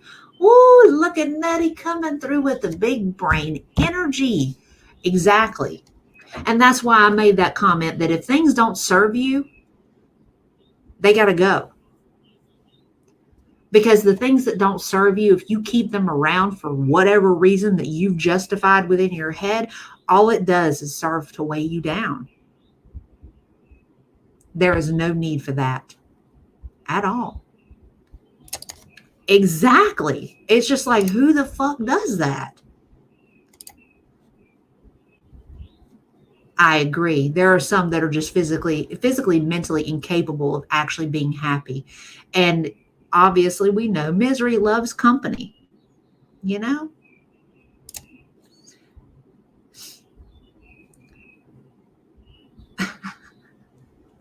Now, see, I'm one of them ones, Nutty, that I will just up and run to the store. If I get a hankering, okay, God's honest truth, I'm one of them people that a lot of times when I cook something, it's because I've wanted it for a few days. I'll be walking around for like a day or two wanting a grilled cheese sandwich before I make one. When she says I have a craving, she has no clue what a craving is. I will walk around wanting a hamburger for a week before I buy one. It's just like, a hamburger would be really good right now. But when I go to the store, I will pop to the store. But like I said, it will be after I've had that thought for a little bit. Prime example, I went to Sam's earlier today, bought me some of them Italian grilled chicken breasts. Honey, I'm making some meal prep, and I am making chicken Alfredo. And do you know that I have been wanting that for days? I don't really do a lot of things on a whim, not necessarily in that area anyway. Secondarily, I would rather have the PB&J over a cup of noodles, but that's just me. I like good food. The cup of noodles is just too salty. Even living a mile away can make a difference. Absolutely. And I take all those things into consideration because I don't want to get somewhere and then be blindsided by something that I could have already been prepared for. Oh yeah. Yeah. I run that way all the time. I wanted a grilled ham cheese sandwich for a week before I bought any ham. Now, see, I will say this. I am one of them ones that I do a lot of. I meal prep, like serious stuff, like my chicken Alfredo that I'm going to be doing after I get off here.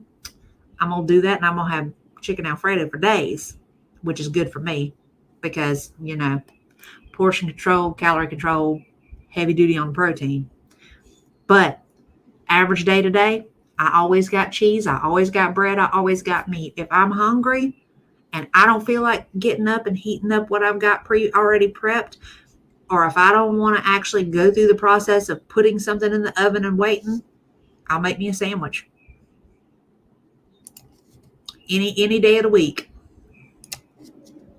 I just don't know if I can picture like being without him for a while. I don't think I can picture being without him for a while.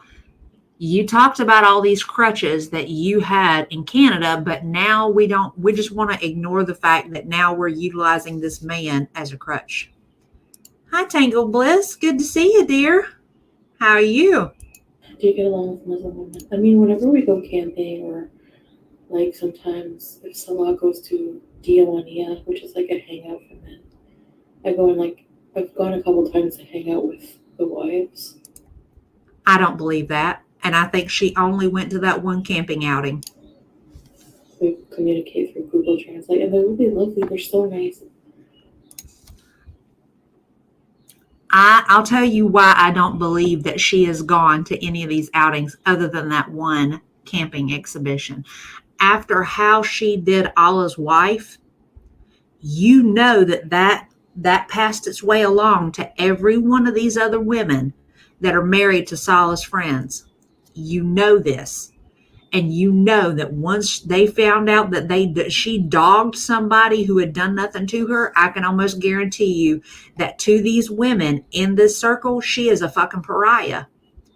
Nobody will trust her because of how she's behaved. Salty doing well and hoping you are. Oh, I am, love. I am blessed and highly favored all day long, baby. I just make do with what I got. I'm glad you're doing well. As soon as she got off plane in Canada, it'd be like Salah who wears the dispenser. Exactly. Girl, that hijab would come off like somebody snatched a wig off. Yep, and stole the kids' water. AJ, thank you for coming through. It was good to see you, honey. I hope you have a good night. Inspiration. Hi there, beautiful girl. How you doing? It's good to see you. Right. She hates women to begin with. I'm sure they get horrible vibes from her before she let her true colors show. Oh, no question. There is no doubt in my mind, and we have seen it plenty of times to know that Foodie is a misogynist through and through. She has a level of self-hatred for herself, to me, because she's a woman. And because she hates herself, she hates other women too. I'd take her camping and pack up everything in the middle of the night and jazz hands my way to the car. That would be amazing. But other than that, I haven't really talked to many people here. Yeah, I know. I just don't know what happiness is. I guess maybe I feel Ooh, and she said it. I guess I don't know what happiness is. Ooh. inadequate. That, ladies and gentlemen, is what we call a transient moment of self-realization. Like as a Muslim woman, like when I was in Canada and I was alone, I didn't like it. I felt sad and lonely. Like I'm gonna die alone. Now I have a loving husband. What the heck is wrong with me? No comment. I believe that we're all destined for something. And if it's not, you're not where you're meant to be, nothing will work out. And what exactly do we wonder is she destined for, other than a continued downward spiral into an early grave? And the only thing we are destined for realistically in our lives is to simply live out our life for the time frame that is designated for us. I do firmly believe that things happen for a reason, that people and things present themselves in due course to either inhibit you from coming in contact with things that may cause you harm, or to better you along the way, one way or the other. But I do think that it is all a matter of free will at the end of the day. What you choose to do with the things that happen into your path is entirely up to you. The difference is between somebody like you out there or me is we choose to take the things that come into our proximity and overcome them, to utilize them as stepping stones to something better. Whereas her, she ties them to a chain around her neck and carries them around saying, woe is me.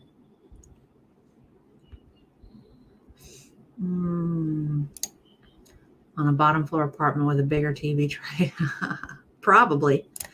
That little smirk. She's getting her NARC supply. Yeah. Oh, trust me too. Oh no, Robin, I'm not letting people dictate my choice. This is fully of my free will. It's easier to be good here. And what does that say about her? It's easier to be good here. What does it say about the level of self-control when you have to place yourself in an environment of isolation to actually maintain some semblance of control over yourself, over your behavior? I have said plenty of times that the only way this one is going to get any help is if she checks into an inpatient facility and she relinquishes control to somebody else. The difference is, even in this environment, if she stomps her feet, she comes on camera, she cries, and she starts outing Salah's business, he even bends. So this is still not helping her despite her thought process. Oh yeah, she ain't changing no time soon. You guys feel like I'm being fake? Why? Well, I mean, yeah, I'm not gonna let my husband out in the middle of the night. Who does that? And if they say they're going out anyway, okay, well, you can go out, but you are not going to be with me. This is said after how many videos we've seen in the middle of the night where he's coming in at midnight and 1 o'clock in the morning, 2 o'clock in the morning, and 5 o'clock in the morning. Ma'am, do you know where your husband is? I thought he could go, but he wasn't supposed to be with you. But here we are a year later. No, Rosemary, we didn't fight or anything. It's just like I have these, like, I stay awake at night sometimes with these. My life before a certain someone, yeah, better. I have By what stretch of the imagination? grown in a lot of ways. Like, I wouldn't go back to do certain activities for sure. Yeah, she's grown a lot of ways, all right. This is the growing in a lot of ways that she's talking about. Over the course of 6 months, she has gone up how many dress sizes? This right here is the only observable method of growth on her part. Right here. This is it. But is declaring all the time how changed she is. It must be exhausting to live a life where you can almost automatically do the opposite of whatever you think people want you to do, even when it's obviously hurting you. Acts like hauling around an extra couple of 100 pounds on her frame. Not being able to breathe is hurting us. Yeah, it's that oppositional defiance disorder at work. I mean, no offense, but like I looked into this for her height. She is actually 3 times the size that is meant for her frame. 3 times. You know, she is not dry. She's not sober. She's dry. I'm curious to see what happens if she's denied her food binges. Oh, I can almost guarantee you she will be back on a plane to Canada with a quickness, and it will be on. She will dive headfirst into a spiral. But I had to put this in here because her talking about I've changed, I've grown. Yeah, you've grown, but not in a good way.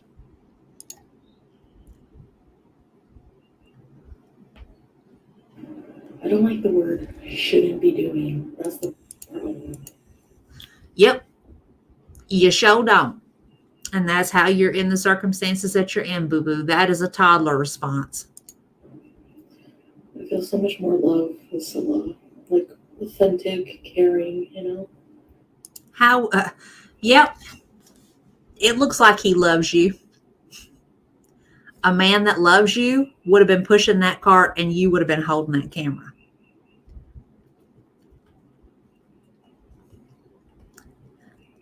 Who is he in love with?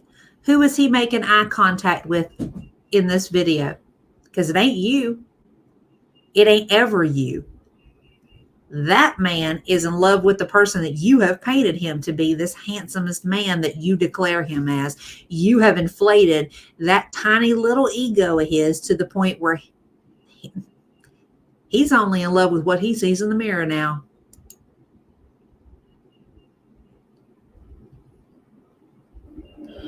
I'm so used to doing nothing alone now that if I travel alone now, it'll feel weird.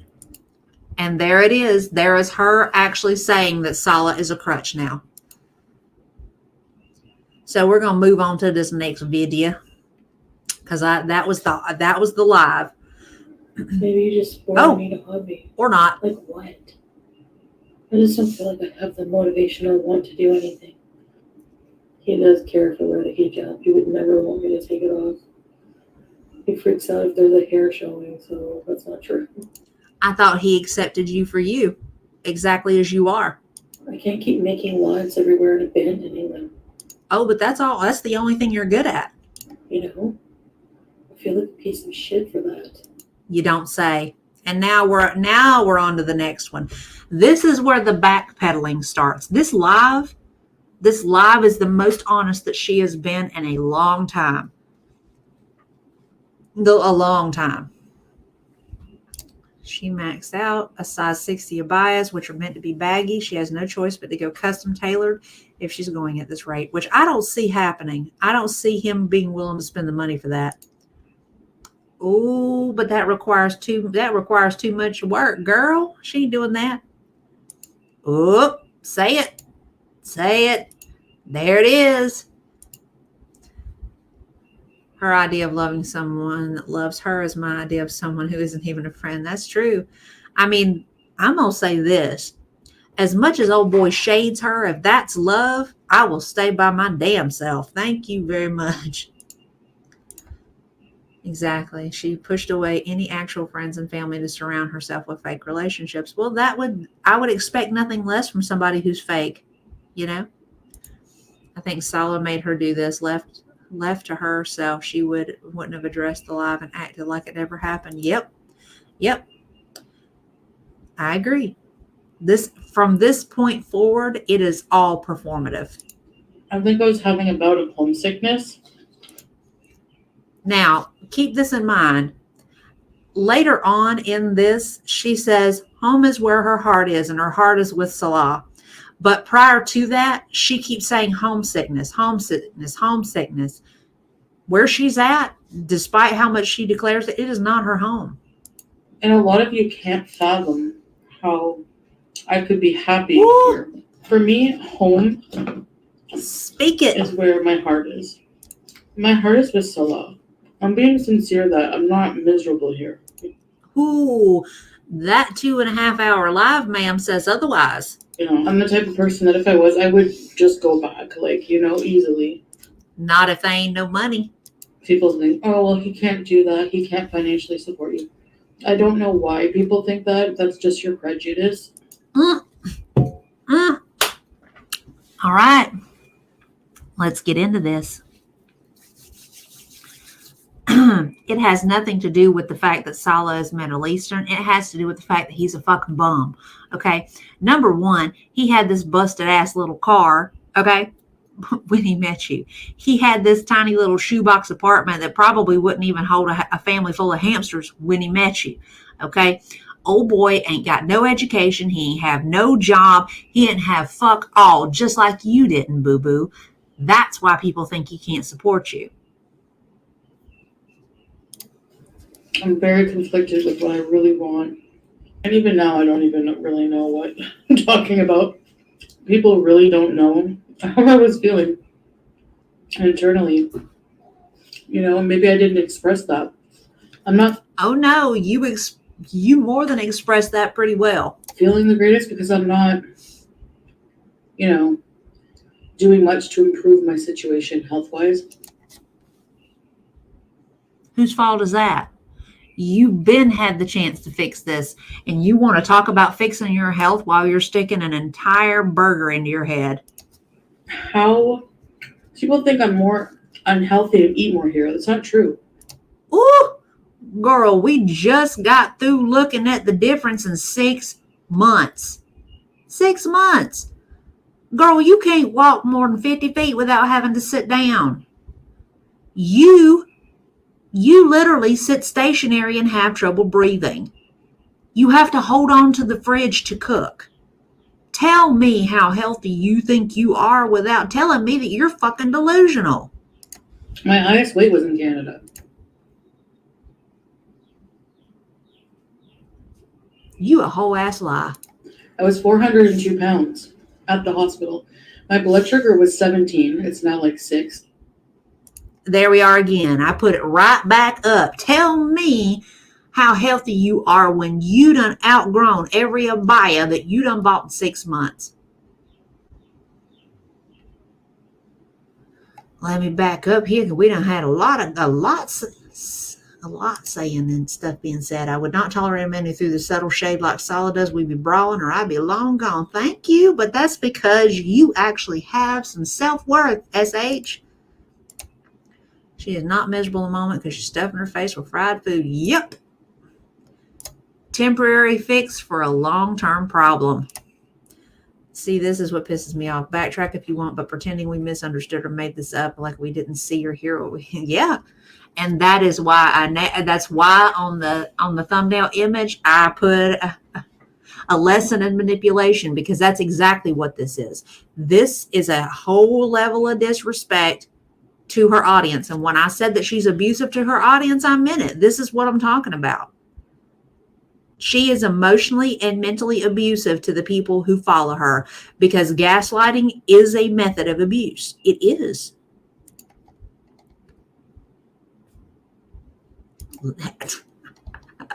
I love you, Abby. You're so funny. She's only happy when she has a girl. Who you telling? Plus, he ain't got a job. He don't care what she says about him working whenever he's not sleeping or sick. What job lets you take 6 months? Girl. Ooh, ooh. Wait, hey, we know she the only one that she's the only one she thinks she's actually the only one fooled in this scenario. Everybody else out here, we can see the situation clearly. She can't. The delusion is real. Yep, that too. She a girl. Then I done said it a couple times. Them buttons is on the verge of being projectiles. Pow! That's all it's gonna take. One flex at the back, and she gonna take somebody's eye out. Yep. See, that's the thing. She expects people to believe everything that she says, and to me, it is just beyond. It is beyond unbelievable. I just can't even. I was in the ER all the time. Girl, you done been in the damn clinic. I don't know how many times since you've been here. Blood clots. Which are still there, by the way. I wasn't healthier. The more I'm here, the more this starts to feel like home. Ooh, said the woman who just said not even a day before she ain't comfortable in her own home. I should be able to function normally and happily without being high. Like, you know. And addiction is very big for me. And I think a part of me doesn't want to go back to Canada for that reason. I don't want to fall back into addictions. My dear, you just ate a whole table full of food. You is still headlong into addiction. The only difference is the substance you choosing to use. That I don't have access to here. You know, drugs, alcohol. He's very active in trying to make a really good future for us as well. So, for us, no, based on what we're seeing, he's making a good future for him. The upgraded house, the upgraded cars, that is to make him look better to others, not you. And it's certainly not to ensure that you're there long term to support it. Otherwise, he wouldn't be allowing you to do the things that you're doing. my heart is with Salah. We're very much in love and Where? married, despite what people think. I mean, I don't know where people believe all these weird theories that people come up with about us when there's zero proof. You know, a lot of. You do know we can see you, right? We can see that there is zero chemistry there. If anything, you guys are roommates who are putting on a stage show for our entertainment that you think we're actually buying. We're getting this shit free of charge at your expense, not ours.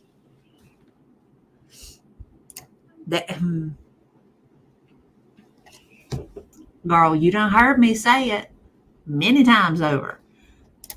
The part that gets me about her and the delusional mindset that she stays in about how, and she even said it before she moved here, about how she was going to move and her life was going to be different. This is what you call a locational fix. The problem is that for her and anybody who has addictive properties, the fact is if you're an active addiction to anything, moving your location doesn't change the addiction. Everywhere you go, there you are. The only way that this could have been helpful to her at all is if she had gotten treatment for her issues before she moved. Once you are in some form of recovery, changing your people, places, and things is good for you. In active addiction, it's not, because you are still going to be doing the same shit that you were doing before. He pinches her and calls her potato.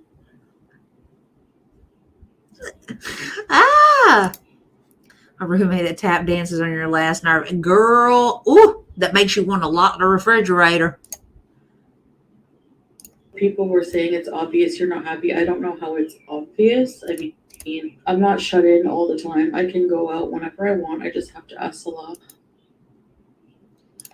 Sometimes she made that. Okay, I just have to ask Salah, and then she puts it over in the corner to drive me. See, she thinks she's slick. That's why I put the title as A Bad Liar is a Sopath instead of Sociopath. Sociopaths are great liars. They are great at manipulation. She's not so great at it. She tells on herself and then makes an attempt to backpedal.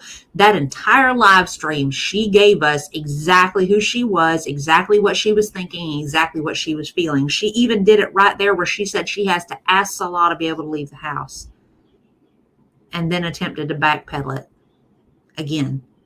Ma'am, you aren't as slick as you think you are. Girl, even my grandma ain't do that. Even my grandma ain't pinching my cheek. She never did that. Okay? First off, if you pinch a cheek that's attached to my face, we gonna have a fight.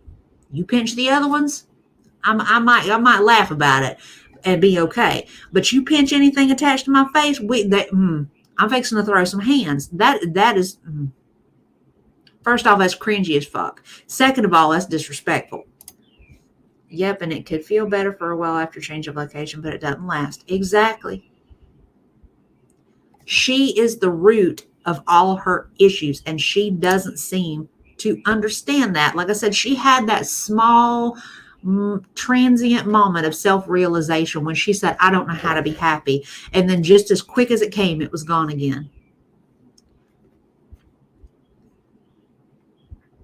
Sometimes you just want to do things without worrying about what to film, what angle, all those kind of things. When have you ever done that? But I'm doing a lot better. I think I was... All right, this is the next one. Where she's got that big ass plate of busted ass looking food. Girl, do you not know that your meatloaf is gray? I ain't never seen a gray meatloaf in my life. I mean, like, it's gray. I expect there to be some like lack of color, but that whole thing is gray. Hey, summer cats. I lost my ability to drive because of epilepsy, and it sucks so bad. I hate having to have my husband drive me places. I'm really sorry you have to deal with that, summer cats. I know that it's got to be just life altering, because having a little bit of freedom and your mobility does change things, and I say mobility a lot of times in relation to walking, but mobility of any kind, being able to just get in your vehicle and go wherever you want to go when you got your mind set to it, it does make a difference. I'm so glad you appreciate that, because I'm gonna tell you, if y'all ain't figured it out yet, I love puns, and that was a pun. I thought it was a gem. Not everybody's gonna get my humor. Hi, Val. How you doing? You been lurking, girl? You ain't said a whole lot. Hi, Sensei. How are you? It's just being vulnerable the other night and just opening up and having a low moment, homesickness. See, and there it is again, homesickness. Tell me that you're not at home in Kuwait despite how much you say you are. I do feel like this is my home. You just said otherwise. It is. But as long as I continue to try to do better, a past is just a past. But you ain't. Please show us where it is exactly that you've been trying to do better, girl. In any manner, shape, or form. You go off every other day because of something that somebody else has said. Okay? You gained probably about 150 pounds since you've been there. Your emotions are chaotic as fuck. Please show us where you're doing better. Jesus Christ. Hey, believe me, I get that. My sleep schedule was so whacked out today. I came home to try to take a nap so I could go to bed at like 2 or 3 in the morning. I got in the bed. I slept straight through the alarm and didn't get up until 5:30, almost 6. I was like, oh no. Right. I'm good. I think this is my first time watching you on your channel. Usually I see you guest starring. Oh, well, it's so nice to have you here, Sensei.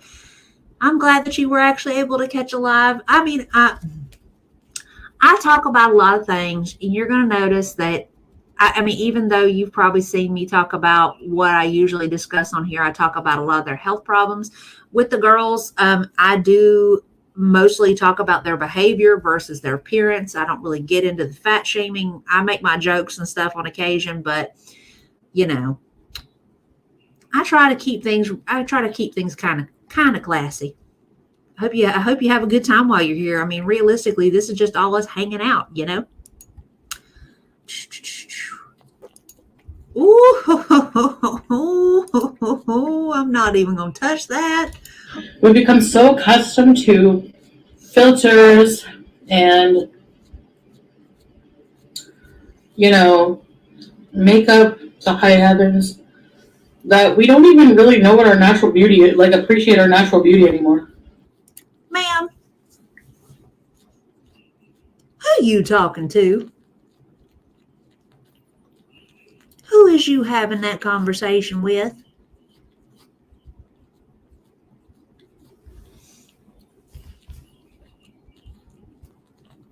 I have to ask that question because look at who we're talking about here. Look at who we're talking about here. What I ordered from Wish and what I got. What I ordered, what I got. I bet Sala was fucking pissed.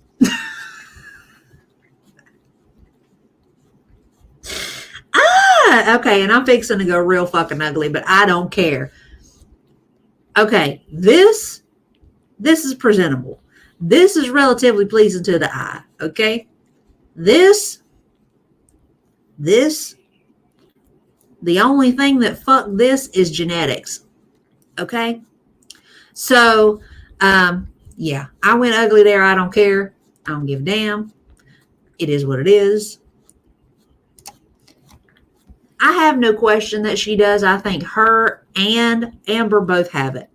They see themselves as smaller than they are to an extent, but at the same time, I do think there is just enough realization that a lot of that bravado is very fake on their part. Yep, she has filter dysmorphia, baby. Yep, tell it, hey.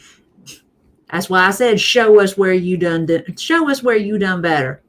Because I don't know about you, but I don't see it. I couldn't help it.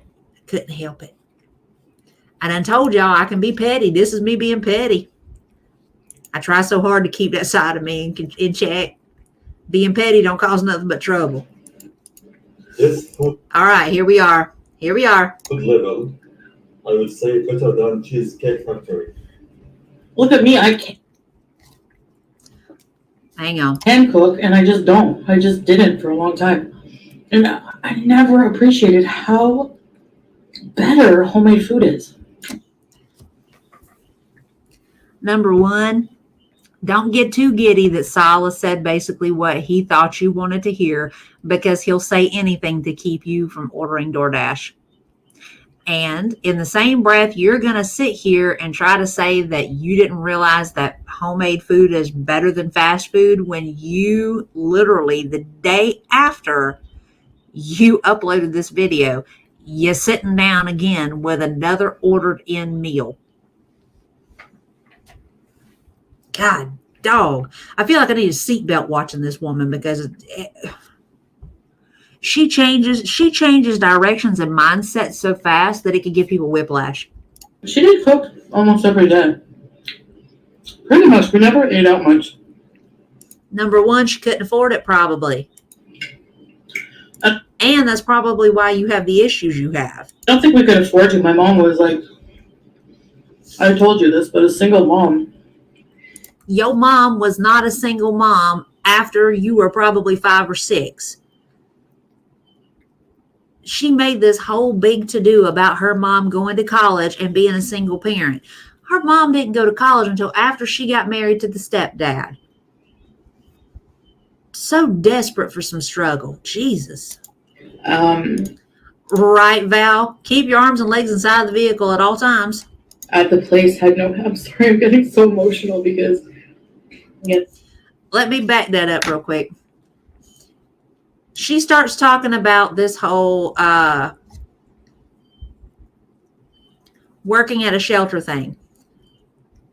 And watch her face. Then she goes, I'm sorry, I'm getting so emotional. Watch her face. At the place had no, I'm sorry, I'm getting so emotional because. That was not her tearing up. That was not her choking up. That was her stifling a laugh, y'all. You know, I don't talk about my religious journey. I'm going to pause real quick.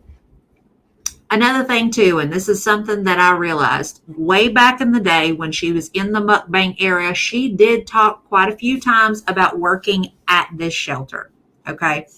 Not once, I think only one time out of all the various videos that I saw did she mention actually cooking this pot roast. And that was the only time she's ever mentioned it prior.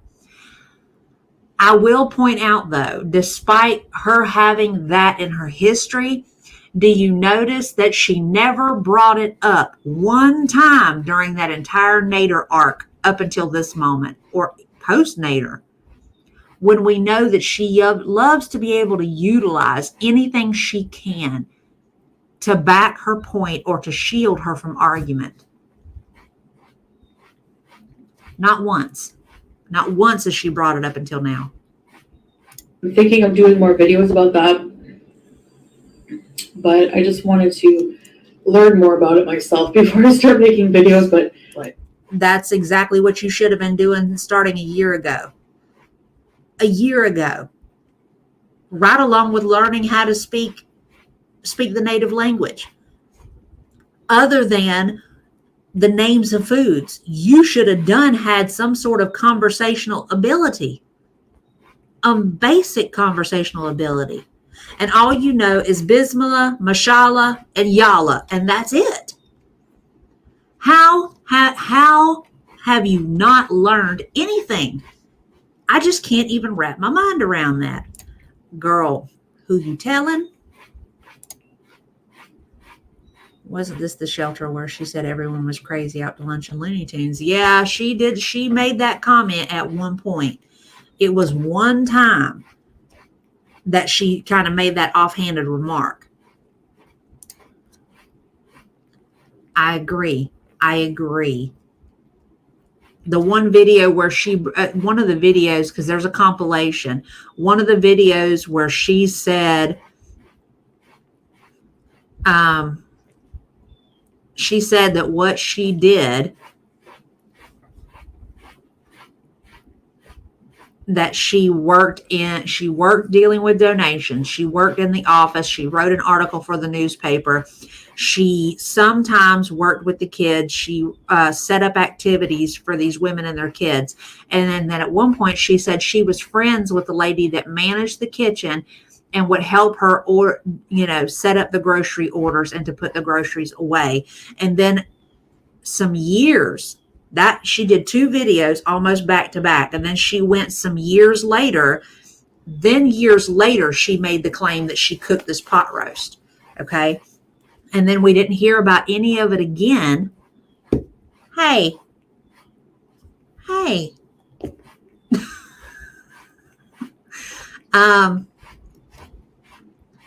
Then she brings it up now. That's true. No, he's not in my lap. He's over here.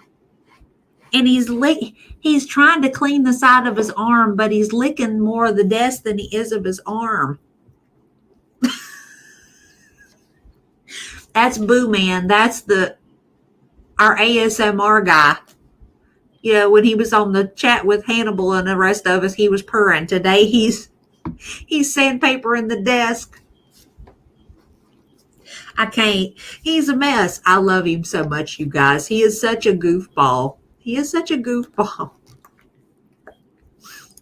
No, she didn't. Killing me. And when I was hiding from my ex and kids. Right. Yes, that was when she took like a off year and she went around with Katimovic. She spent like 3 months or something like that at a homeless shelter. Right. That's exactly what it's. Well, to me, it sounds like somebody grating wood.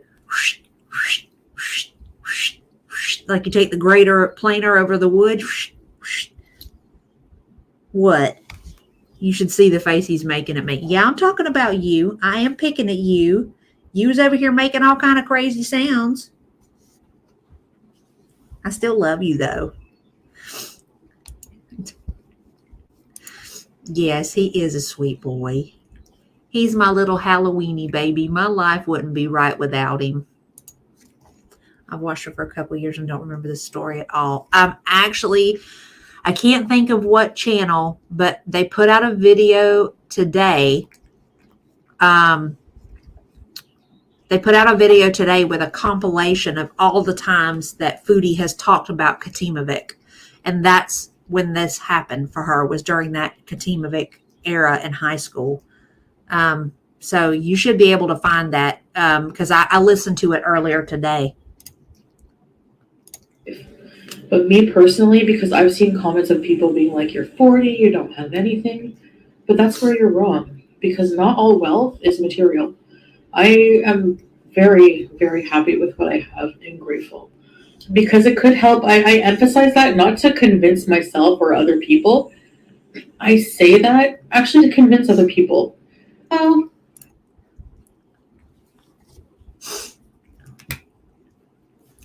when people make that comment about her being 40 and having nothing, it is not only about the physical things. She has no education. She has no skills. She has no personable traits at all. She has no capability of making personal connections with other people.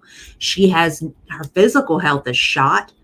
She has absolutely nothing. The point is if something happened to Sala, if he got hit by a train tomorrow, or if he dumped her on her head, she would be screwed. If YouTube collapsed, if they decided to demonetize her, if they flat out cut her channel like they did one time before, she would have nothing. She would be living in that busted ass Kia in her mom's driveway. That's the point that they're making. And for some reason, she seems to be overlooking that. This is, first off, don't give me that you've got all these things and you're blessed and that it's not just about material things. I said this in a short. A broke motherfucker will tell you all day long how they don't need money to be happy. The only people that say that shit is people who ain't got. Don't try to tell me that you're happy knowing that your ass ain't got nothing to fall back on when the shit hits the fan. Me and Hannibal and a bunch of other folks in this chat not long ago had a whole conversation about this. It has nothing to do with having shit to throw in people's faces. It has to do with having some security. And there ain't no sleep at night better than being able to lay your head on that pillow, knowing that your future and that your ability to have what you need to take care of yourself is safe and intact. That's the point. She pisses me off with this bullshit. I'm sorry. I realized yesterday she doesn't ever read, no books, no newspapers, no nothing. No, she doesn't. She is just like Amber. We are YouTube and TikTok based, and that is it. And that is part of why she makes herself look like a fool. Bless your heart. I understand how you feel. I actually had a cat named Priss. Not Priss. Jesus, I'm thinking about her. God,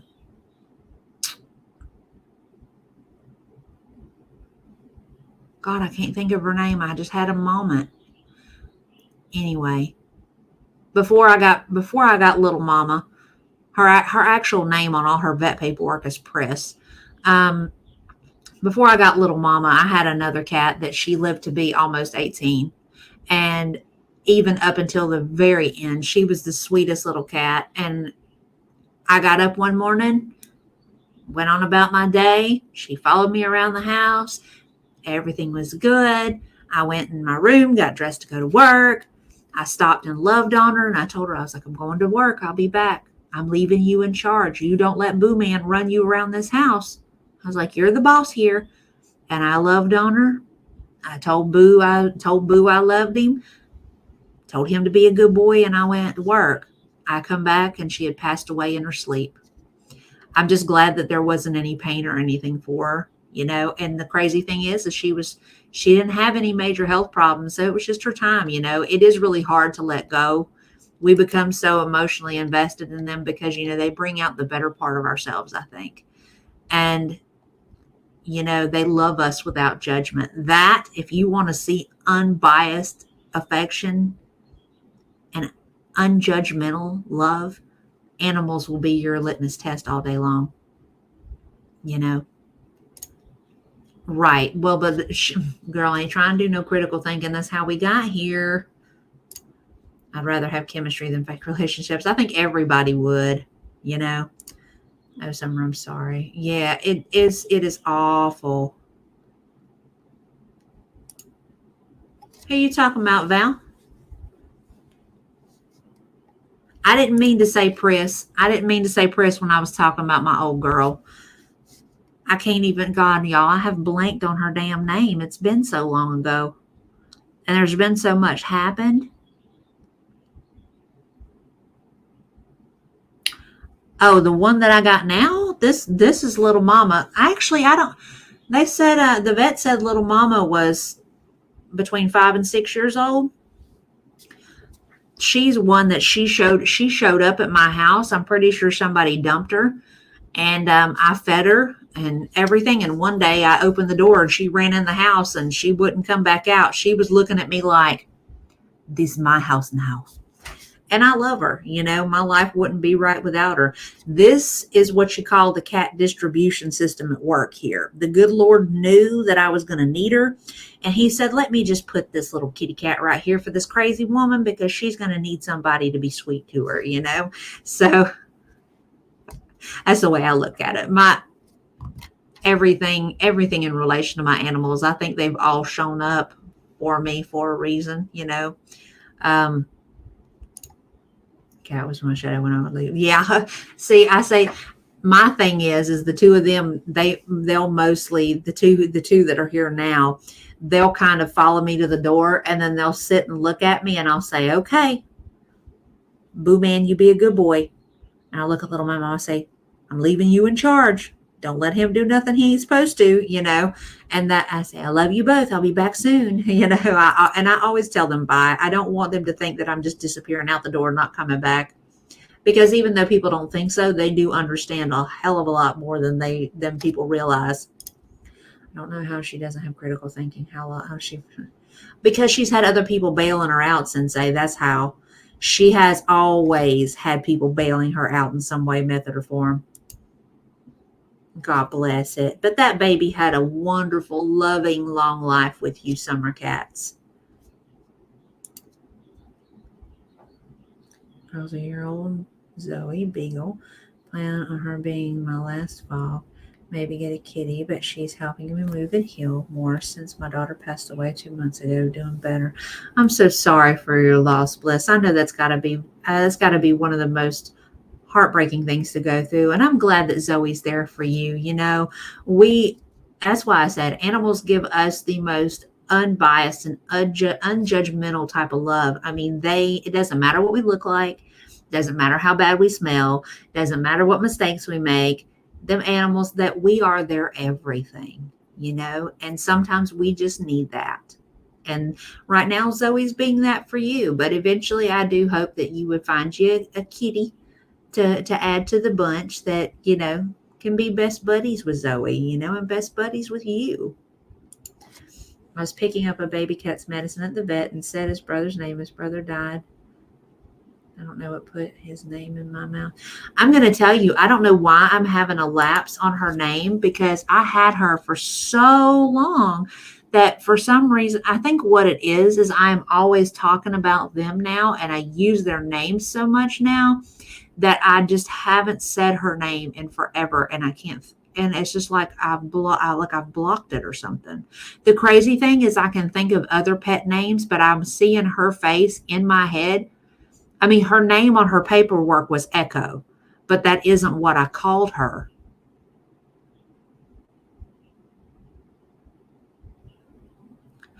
It's kind of like the same sort of situation with Little Mama here. I started calling her Priss. I said, hey, prissy lady, because she is very prissy. And I put that name on her paperwork, and it was the same way with Echo, but I had a nickname for her that I called her all the time, and I just cannot even think of what that is right now. That's beyond bizarre. That's going to be bugging me, y'all.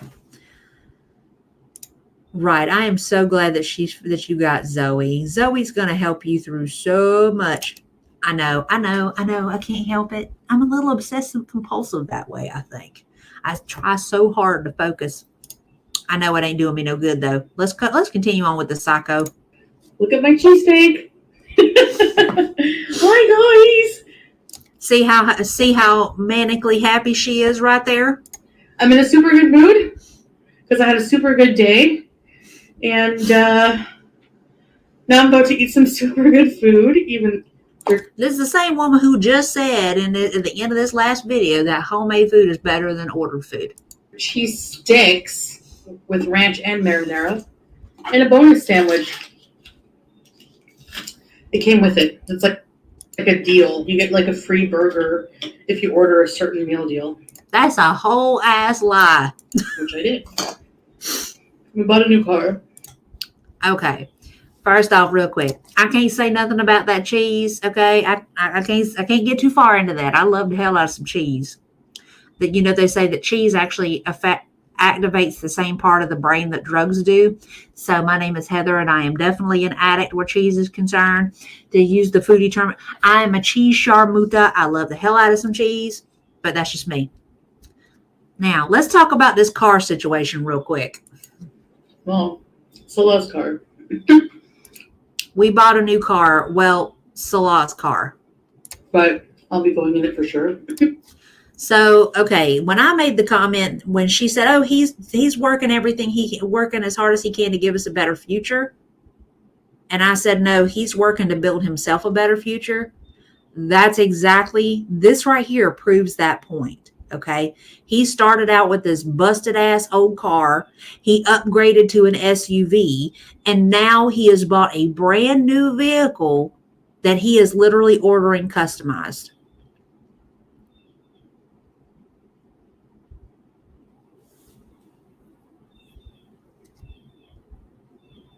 And God's honest truth, she makes the claim that it's probably you tell them what you want and they're going to find it and have it sent to you from another dealership.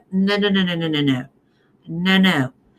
If you have to wait for that vehicle to be delivered like that, usually if it's at another dealership, they can have it to you the next day. Okay. But if it takes more than a day, that's because it's coming from the manufacturer. And I can speak to that because my truck, based on what I wanted, what it came with, what color it was, that baby got shipped overseas. It literally came to me it came to me when I put the key in it and crunk it for the first time. It had exactly 6 miles on the odometer. This man done went up out of pocket, probably with mostly her money, and bought himself a brand new car. Boo-boo, tell me, number one, how you help him pay for that vehicle and your name ain't on it. Number two, how you gonna pay? How you just gonna ignore the fact that this man just bought yet another vehicle, an upgraded vehicle, when y'all supposedly ain't rich and y'all ain't got the money like that? Ooh, I ain't even saying it. I ain't even gonna say half of what I'm thinking. Yeah, girl, that's what I'm saying. It activates the same center in that brain. My name is Heather, and I'm a cheese charmuta all day long, girl. I love it. I don't believe not nary a bit of that. We already know there's been a couple of times where people have looked it up where she said, oh yeah, it's a deal where you get a 2-for-1. It's been disproven more than once. This was her order. She ordered 2 separate meals. And if you look at it, okay, we got this big old honking hoagie thing she's got right here, which came with a side, which means she probably ordered the cheese sticks. And then she's got her bonus sandwich that's sitting over here on this table off site. And then she ordered fries. So she ordered 2. I can almost guarantee you that there is another Pepsi either sitting on the floor or it's somewhere off camera. All about the appearances. What he's doing is he is making himself more presentable to other women. Because I'm going to tell you, if he doesn't dump her on her head, he's going to ride this train until her ass dies. And then what does that do for him? If she dies because of what he's allowing her to do, he's going to be, well, number one, being with her makes him look good anyway. It makes him appear to be unshallow. Okay?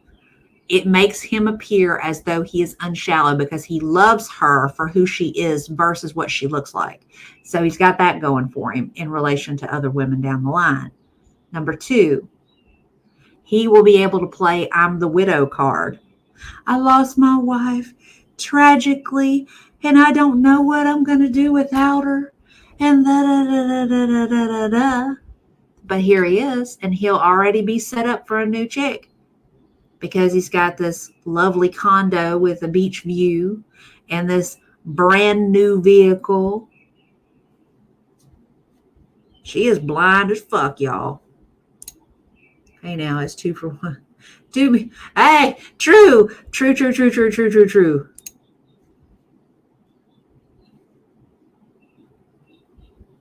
Oh, bless her heart. Stolen from Canada. Hey, they no way to know for sure. Hey, it wouldn't surprise me. And he'll take me wherever we want to go. The new car's not here right now yet. Because when you buy a brand new car, like, and you add custom things to it, like custom color and stuff, like whatever features you want. Sometimes they don't have it at the dealership, so they have to like find one for you and get it ready. So we'll show you guys some of it when we get it. I know there's going to be so many conspiracy theories about our new car. There ain't going to be no conspiracy theories. It is going to be pointing out the obvious. Number 1, miss, I don't like to flex. You ain't got to flex because your husband is trying to do it for you. We already know. We done had this conversation. The only thing you trying to flex is the fact you got this bum-ass man that you was buying all this stuff for. I wanted to clarify something because I know in one of my previous videos, I said that my sugar was like 6. Ooh, that's a whole ass lie. I meant by that was recent. Not too long ago, like within the past month, I've had my blood tested. Everything was normal.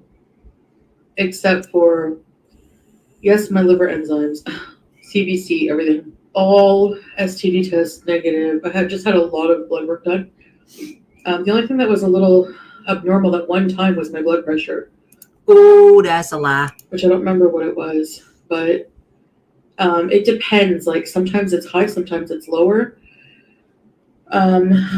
It's still a bit more elevated than normal, of course, but I mean, I'm overweight, so I stress out a lot. There could be a lot of factors, but anyway. How about the fact that you're not just overweight, you're morbidly obese. You're pushing 400 plus pounds, okay? Don't try to play them games. We see you. We not stupid. Stop trying to gaslight, okay? The other thing, too. I did a video on this about her going to the Quack in the Box, okay? And I said it. Her trying to say that all her blood work is normal. Who told her that? She is an English-speaking person in a non-English-speaking country. Okay? Unless they have provided some sort of medical grade certified translation service for you, she's relying on this bum-ass husband of hers to translate for her. First off, Sala ain't got the brain power to actually verbalize all of the medical terminology involved to actually tell her anything, and vice versa. I can almost guarantee you her lab work is fucked based off of her current physical status. It is physically impossible for her to eat the amount of fat, the amount of salt that she eats, and not have her blood work be jacked. Another thing, there is no way in hell that her A1C is even remotely close to normal, and I expect at some point that the only weight that Foodie is going to lose is one leg at a time, because they're going to end up chopping them off. She can live in denial all she wants to. That's fine. But stop trying to blow smoke up our asses, okay? We can see you. We're not stupid people out here. Fucking toddlers know that shit that tastes good is not always good for you.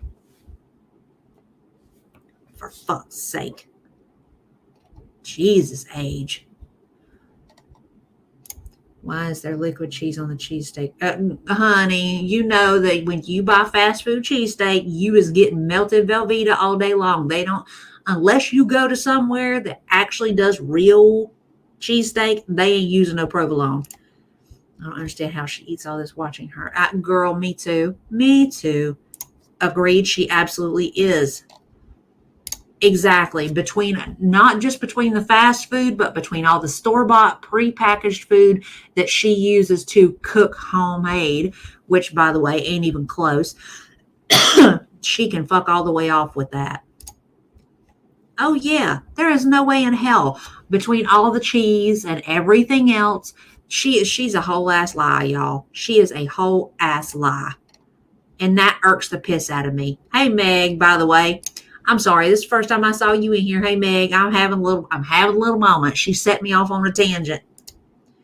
Girl, I can almost guarantee you, even if you got a little bit of off anything in your lab work, you're going to look like the healthiest person alive in comparison to her. If you compared lab work, girl, it'll have you feel, you're going to be like, damn, I'm going to live to be 100.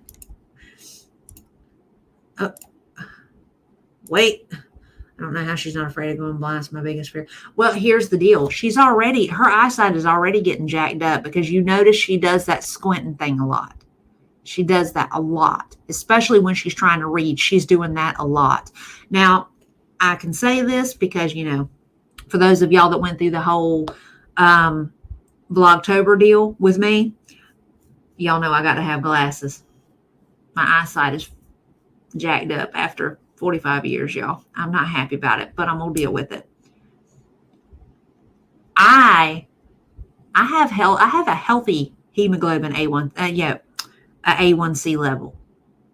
Okay, I am not even in the same ballpark as a risk factor for diabetes, and my eyes has issues. She is only a couple of years younger than me, and she has allowed her diabetes to go unchecked and running wild for at least 2 years now. And she's doing this. I have a feeling it ain't going to be long and she ain't going to be able to see anything. Her eyes are being destroyed daily. It is wild. Really? I figured they would have threw some now, I ain't got no problem with American cheese. I just figured they would be using like provolone or something like that because that would be my cheese of choice, but that's just me. You order what wins. I love the way you worded that. That does happen to my sister. Has a double amputation before she passed a year ago. Also know of a lady that became blind because Yep. Another thing that's likely to happen too, and you notice she doesn't talk about going to the bathroom very often, even though she puts away water like she's in the middle of the desert. Her kidneys are probably failing too, and I can't wait to see how that plays out because you end up on dialysis, and there is no way in the ever-loving hell that Kuwait is ever going to let her stay there when she's on dialysis. Yes, girl. Do that thing. We love a healthy queen around here. We love it. We love it when people do better for themselves. I want everybody out there do something today. Today. It's 11 o'clock at night here. Do something tomorrow that will make your health, your life better. That's a homework assignment for you. Yes, agreed. Provolone is so much better choice than Cheese Whiz or, even American cheese in my opinion, but that's just me. Yeah, girl, like I said, if Solid wants to make some money off of her after she's done kicked the bucket, he needs to sell her body to science because she's gonna be a whole study for years. It'll be worth sending Foodie Beauty Super Chat to see her real paperwork and blood work results. She would never. She does not. First off, she don't want nobody in the great wide world to know exactly what her lab work looks like because she is terrified of the prospect of people not thinking that she's healthy and that there ain't nothing wrong with her. Well, Meg, here's the deal. And I went on a little momentary tangent about it right after I left the eye doctor. Okay, last time I had my eyes checked was like 5 years ago, and I had a tiny little bit of a problem with distance. And they said, your eyes are fine. You got a little bit of a problem with distance. If it gets any worse, you might have to have glasses to drive. But otherwise you're okay. I was still 20/20, but I was just a hair off. Just a hair off. Girl, here I am 5 years later. I started noticing I was having to do that tromboning thing to see. I went and got my eye exam, and now I'm having to wear bifocals. I was so upset after all these years of never having not nary a problem with my eyes. I was actually the only person out of my entire family that never had to wear glasses. So yeah, girl, it was like a punch to the gut. Punch to the gut. True enough, I'm surprised she ain't already had a stroke or some like a major cardiac event by now, truth be told. I panicked when my kidney showed elevated protein. It's been normal last 2 times. Yeah. See, but that's because you're a normal human being, SH. This one right here is I would say in denial, but she was like, she has basically been in denial like her whole life. Denial is literally her personality at this point.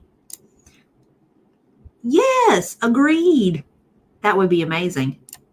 Well, I don't know entirely about that. I think that realistically that researchers should have her body first before they turn her over to the traveling body thing, because I want them to figure out exactly how she lived as long as she did, given the amount of damage that she's done. You know what I'm saying? Because who knows, there may be something that she has done that may actually help somebody else, because we know right now while she's living and breathing, she ain't helping nobody but her. The last time she had yeah, it's been a good long while ago. It was one of the last times she went to the ER. She's been, see, I've been incredibly lucky. Yeah, see, it's okay. It's okay. I have always perpetually said that I am not old. I'll make jokes about being old, but I will tell you too, though, I'm not old.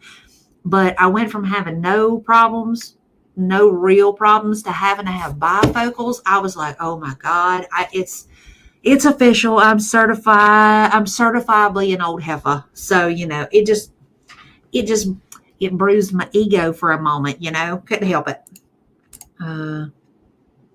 Oh, probably, but I'm talking about like mine. Yeah, TI. I could see her having TIAs where she has like a little transient moment and it goes away. That I could see that, but I'm talking about full blown, wide open, can't move, can't walk, can't turn herself over, can't wipe her own ass. She already can't do that, but do anything, literally nothing. Feed herself, Mom, sister, and I all got glasses in our early 20s. Figured it was bound to happen. Well, true enough, and I probably should have kind of expected it, because both my folks, my younger brother, my older sister, all had glasses.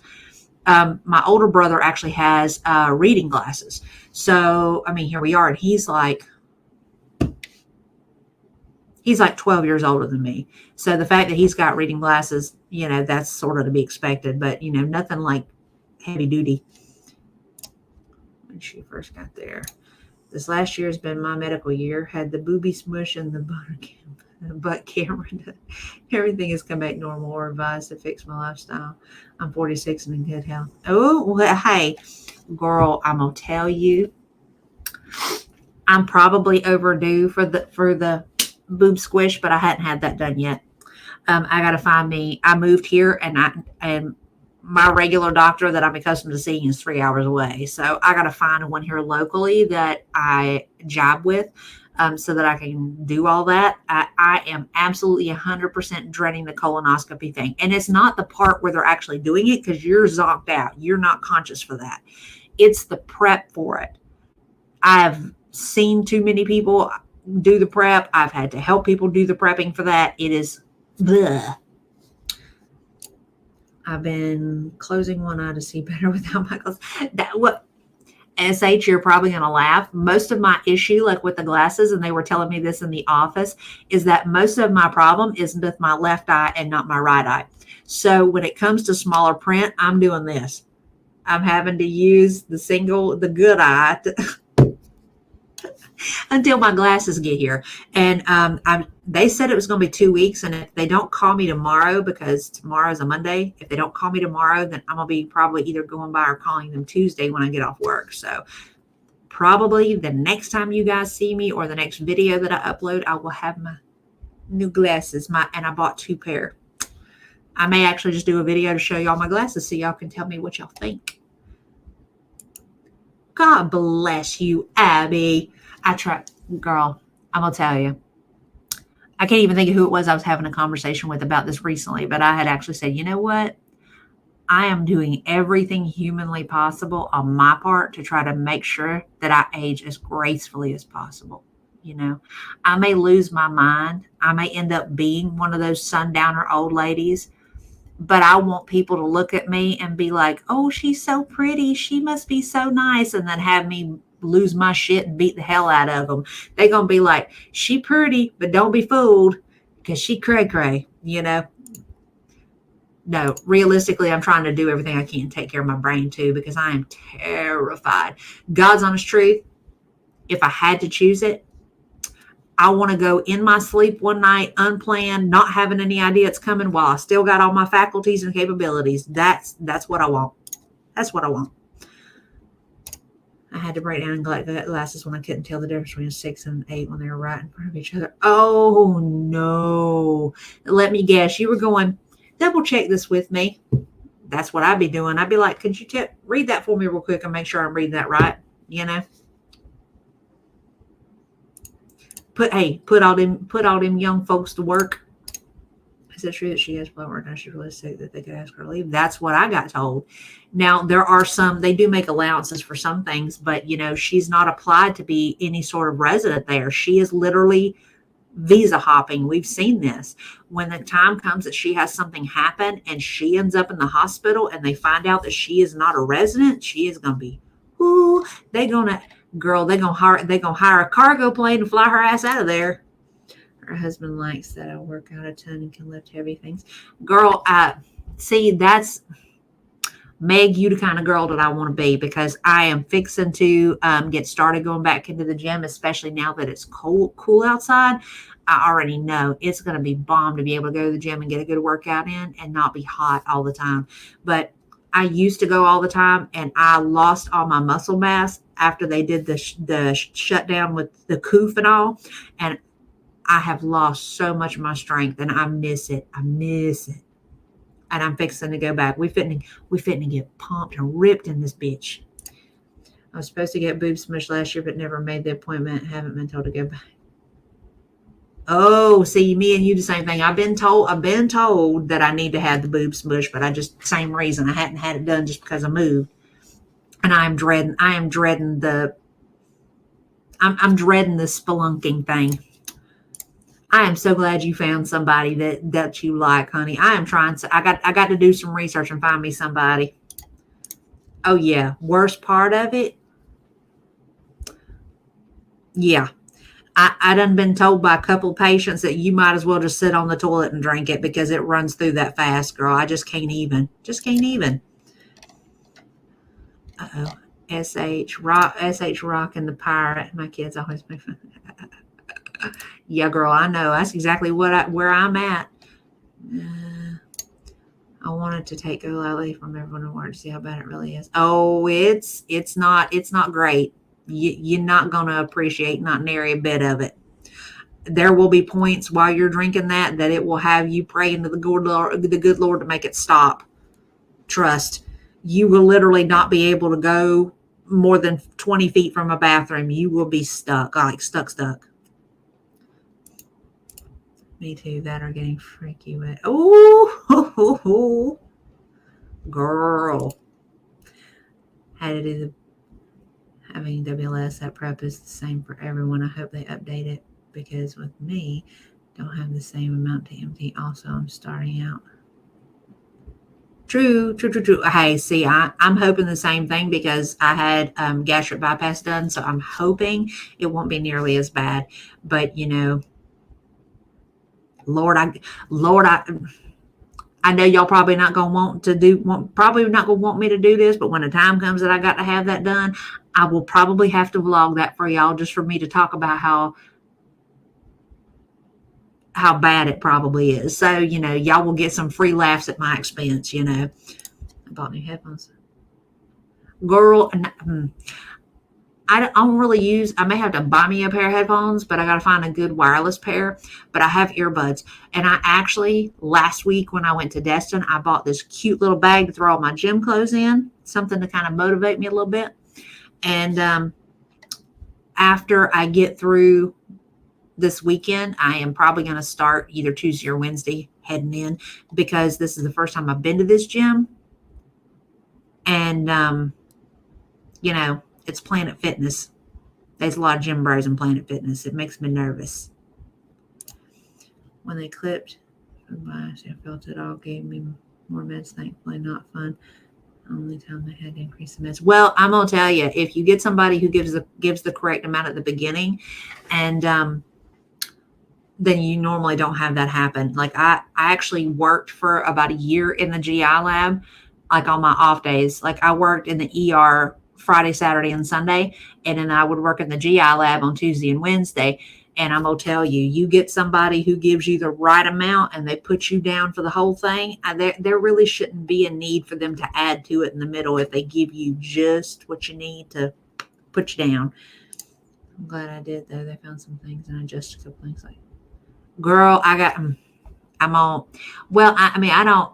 For an average person, maybe that would be expected, you know. And I really, thankfully, don't have any problems too much with that. I get a fair amount of fiber, but you know, I have to be real particular about what kind, because you know, you eat stuff like bread and all that stuff that does have fiber in it, it'll mess you up in relation to weight gain and all other kind of stuff, you know.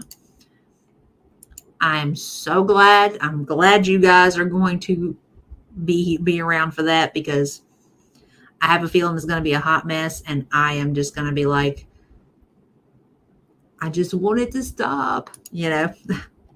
So, okay, this is the end of that video. Let me ask y'all, because we are at almost 3 hours. Do y'all want to watch the video from tonight? I leave that up to you guys. There's been a couple of people who have already done reactions to it. The one with the tuna sub.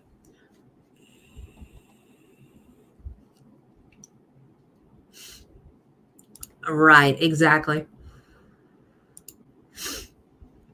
See, stuff like that is why, like the whole fat acceptance, I don't want to that whole, it triggers me for the doctor to weigh me. It's fat phobic for the doctor to weigh me. And apparently they don't seem to understand there is an actual basis for that. It's not just to tell you you're fat when you're fat. It's so that they can actually properly calculate dosages for your body, because, you know, obviously there are medications that are not one size fit all. And apparently these people, these fat acceptance folks, they don't have the brain power to process that. No. You're good. Hey, have that dinner and movie, girl. You don't get, hey, have your fun while you can, girl. This stuff like this, it'll always be here later to watch. I am not the deleting type.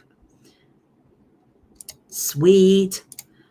I have not heard your opinion, so I'm God bless you. Same thing when they scrape my cataracts. I twitch in pain. Oh, you must just have like a really high tolerance for those meds or something. You know what I'm saying? Everyone in my family went on a car. Sorry, y'all. That's all I can figure, is that you must have like a really high tolerance for those sorts of meds, and maybe that's why. There are people that you do have to make adjustment dosages for like that. I don't have that problem, but you know, girl, I could take a little bit of something and it knocked me out for ages. So, you know, stuff like that. Oh yeah, it don't take much, and I am down for the count for hours. They be waking me up and I'll have lines on my face from the pillow wrinkling under my head. All right, here we go. Let's look at some more of this gaslighting. Knitting right now, casting to make a sweater. A girl, I am so jealous that you were able to do that. I tried to have a girl that worked with me ages ago, tried to teach me that. I just flat do not have the dexterity for it. I cannot get the looping correct enough to make the patterning consistent. They're either too big, or there'll be sections too big, too small, too big, too small. I mean, awful. I mean, I understand if you don't want to be told your weight, but the doctors need to. Right. It's just like, come on now. Come on now. Oh, see. But see, that's the weird thing. I guess maybe, obviously everybody's different. I have a high pain tolerance, but I have a very high sensitivity to meds. They can give me take like a Toradol. Like Toradol is just like a step above like an ibuprofen or a Tylenol. You can give me Toradol and it will knock me out for 12 hours. I literally, if I ever have to go to the hospital for anything that will require pain medication, I will tell them, don't give me opiates, just give me Toradol. And I literally have told doctors in the ER before, like when I've had to drive home, I'm like, don't give me nothing. If you're going to give me a Toradol, give me a pill form Toradol so that I can take it, drive home, and then get in the bed. Because if you give it to me IV or IM, I will be unconscious and I will not be able to go anywhere. But the crazy thing is I'm one of those people that I will walk around hurting and just ignore it because I don't want to just, I just don't like going to the doctor. But I will go once it finally gets to the point where if I start to get nauseous, like I'm going to throw up, then I will go. Cause I'm just like, if I'm hurting this bad, then something's got to be done. I know that's not a good way to be. I have been lectured on it quite a bit, by my mother, by my doctor, people that work with me, you name it. I can't help it. This is part of just how I am. I'd like to change that about me. And that's part of why I'm so into the preventative side of it. If I try to prevent a problem, then I won't have to deal with the problem later. That makes sense. Right. Yeah. Yeah. We call it our morbid sense of humor. I have never had any kind of surgery again because I can't take opiates in my home. Oh, well, okay. I'm going to tell you, I've never had a problem with opiates, but, because of the recovery from alcohol and all, I'm very particular about it anyway.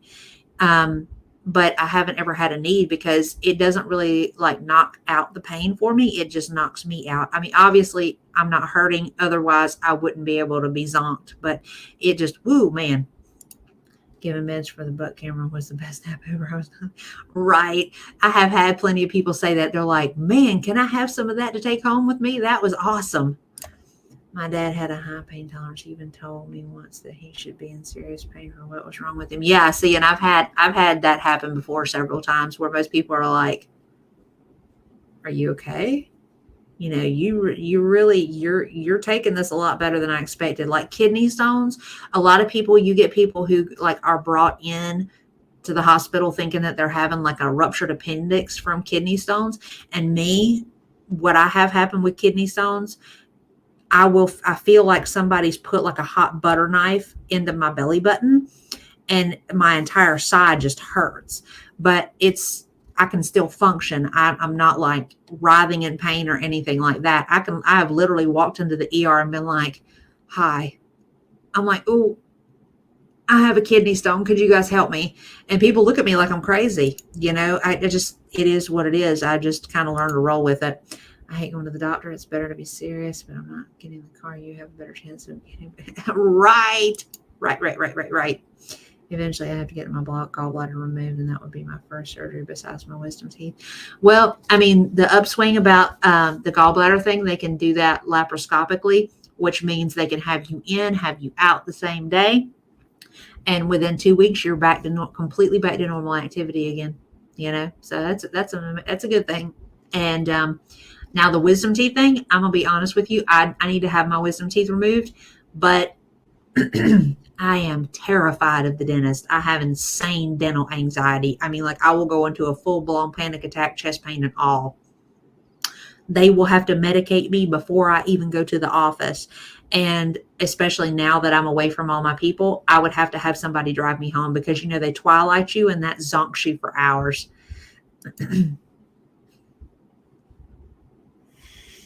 Girl, do that damn thing. 12 years. Hey, you're going to be an old timer.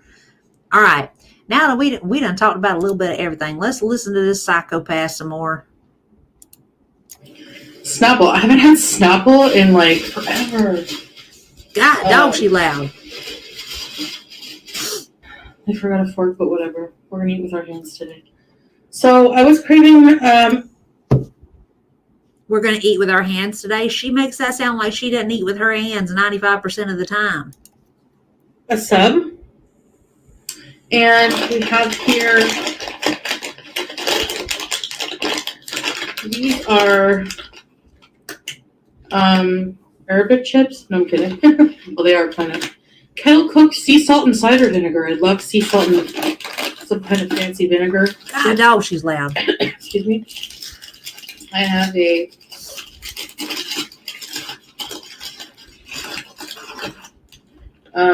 tuna Me sub, too. That would be priceless.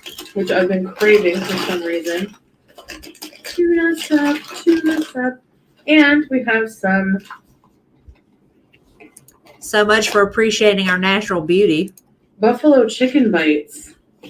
Yum. All right, so let's dig in. Oh, that's what I'm going to need. 6-inch tuna.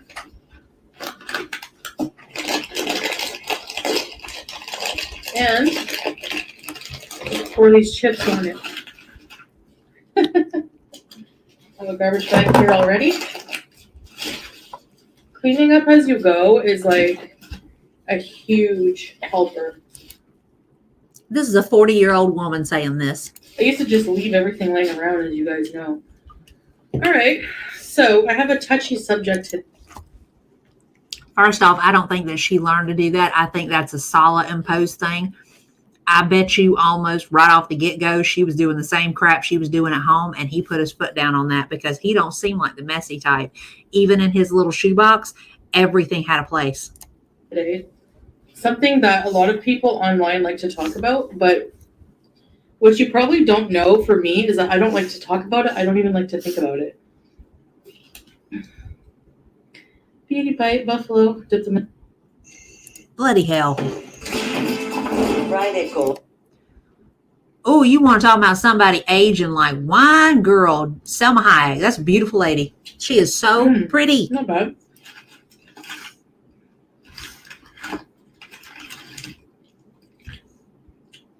Tuna has cucumber, black olives, pickles, lettuce, mixed cheese, Southwest sauce. Hell with it. Yeah. Shut up.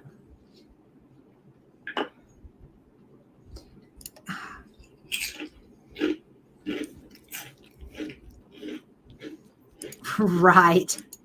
Because I've seen some comments from people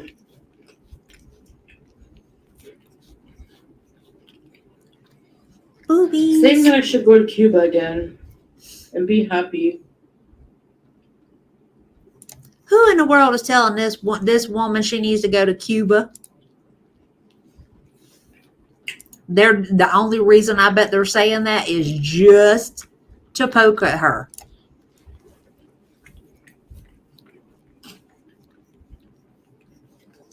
Thank you. And I swear, in the same breath, people will say,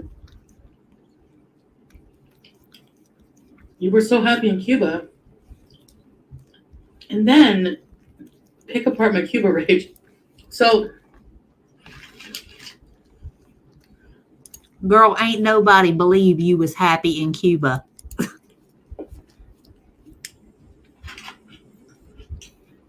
thought it would. Chewing's annoying. I tell you. It doesn't surprise me that she thinks that chewing is annoying. If she could figure out a way to literally dislocate her jaw and just slide that whole sandwich down her throat, I'm telling you, she would have learned to do it by now. Maybe, yeah.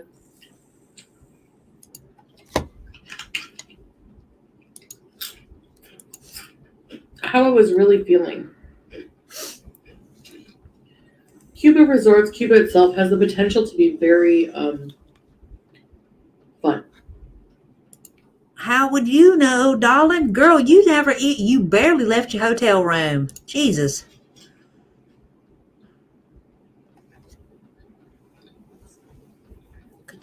belly. It was my first time traveling Boo alone belly. in that way.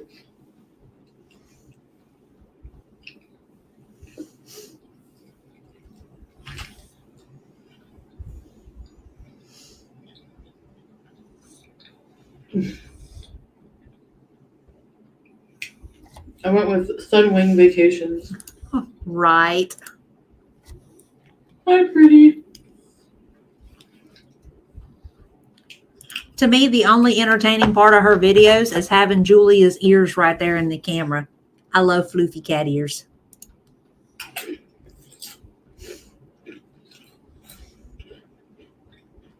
I had just gotten my terminated channel back.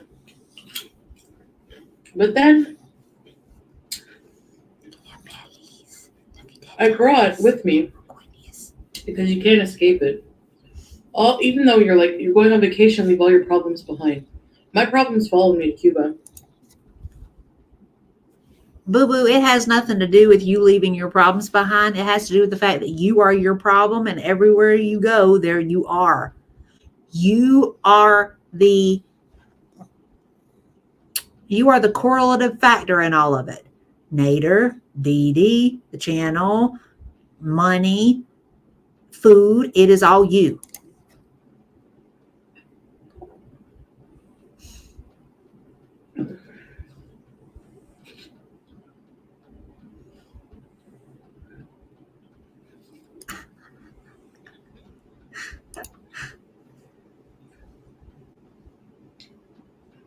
I was still attached to a narcissistic abuser.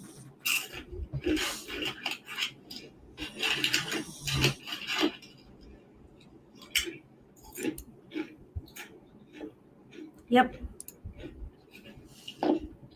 And ma'am, you weren't attached to anybody. You weren't even attached to him the whole time you were in this situationship where you were boning him, where he was boning you to pay his bills.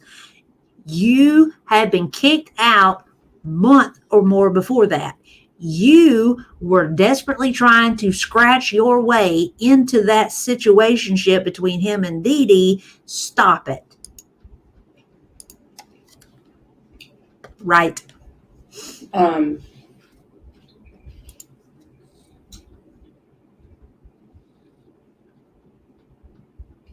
was getting extremely drunk to escape my feelings. So Cuba, for those of you who don't know, I got extremely Been saying inebriated. that. This was a couple of years ago. Woo.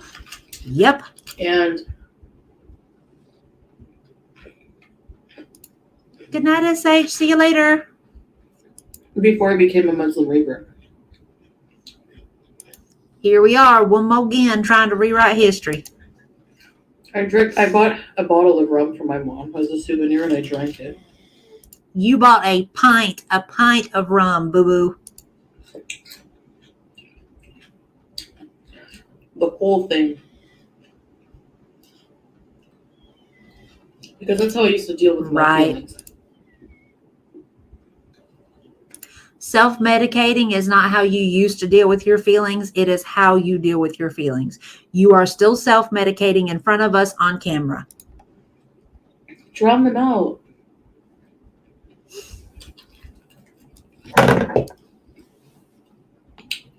Everything black inside of me came out that night in my infamous Cuba rage.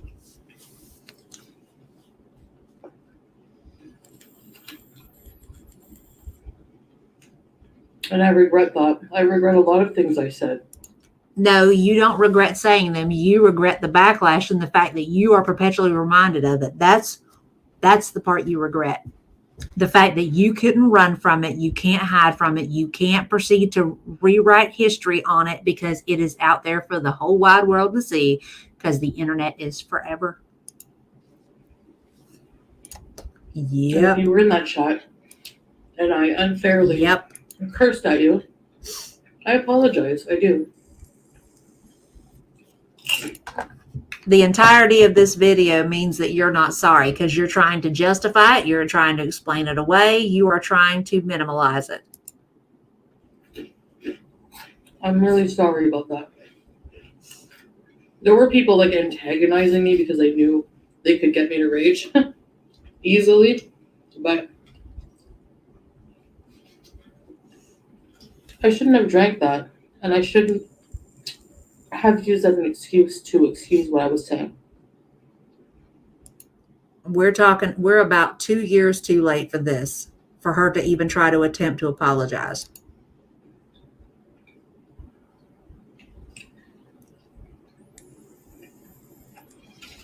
I had hate in my heart.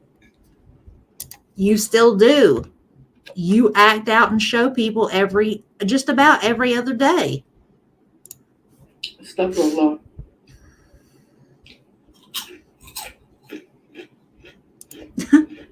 She wishes.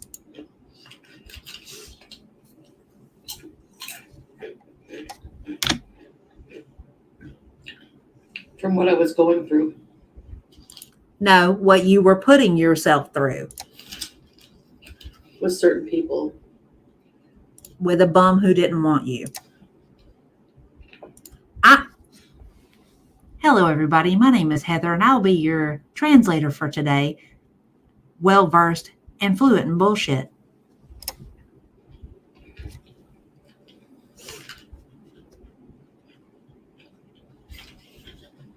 Because, I felt used and abused, and I felt used in Cuba as well.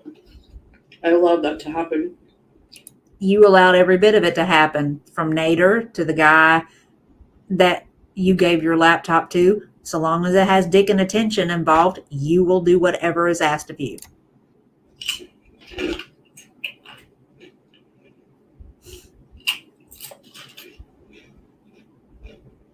I didn't get anything out of that. Really. You never do. If I think about it. That's because your motives are in the wrong place. Right. It's like I just wanted to please others. As if She was some white kind of knight. self-validation,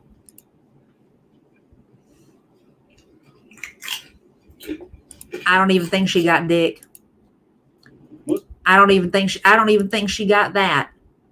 If she did, she didn't get nothing out of it. I can almost guarantee you, old boy popped off and was gone.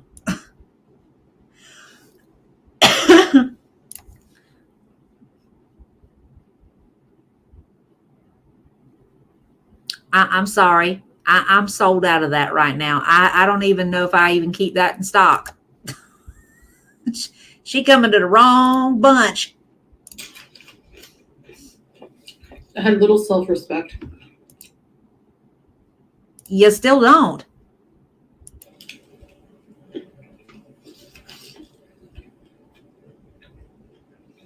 Yup.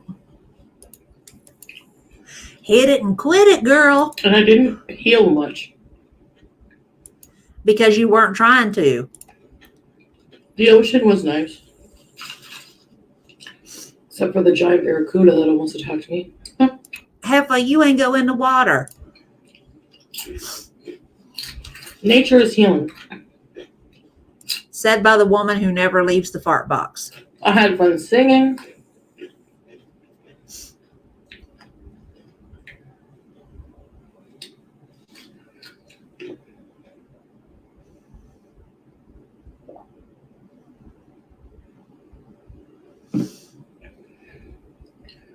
And in my darkest, in the darkest of times that you're going through, God will be the light. Said by a spiritually void entity. Come on.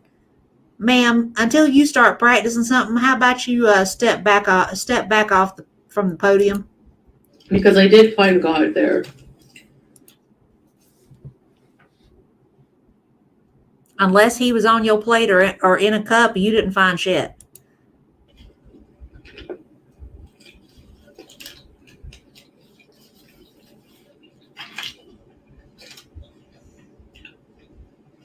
Oh yeah, she absolutely was. She's gained about 150 pounds, God if not helped more. me through. Because I would have completely lost it. The Cuba rage wasn't her completely losing it. Her screaming in her bedroom at 2:00 in the morning because she couldn't sleep because she was going through DTs from not having THC was not her losing it. If I didn't have that comfort and I didn't see God every time I looked out at the ocean. I swear to God, she sounds like a fucking Hallmark card. A badly written one. I was lonely. That's why I live streamed like the whole time.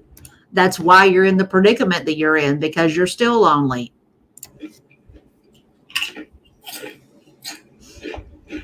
Look at the belly. Oh, look at the tummy. Oh. When I went off of my live stream, I was left with myself and my thoughts and my loneliness and Yep.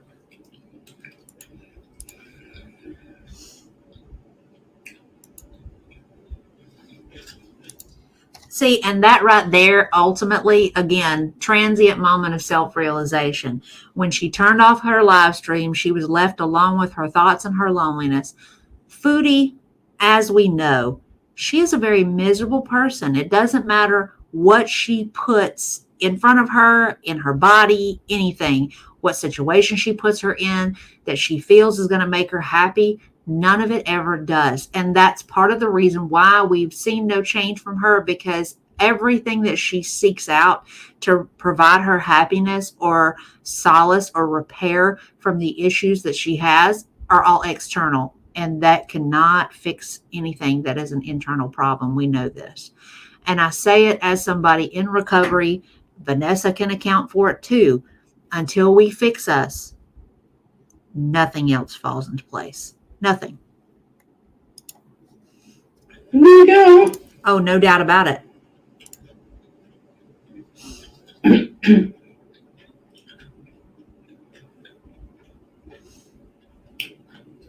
The level of unhappiness I felt, I didn't even realize until I, have some time to reflect. No, you knew you were unhappy then, and that's why you were behaving the way you're behaving. Yep.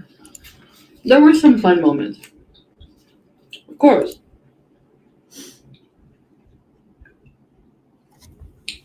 Especially for you guys, because it's entertainment, right?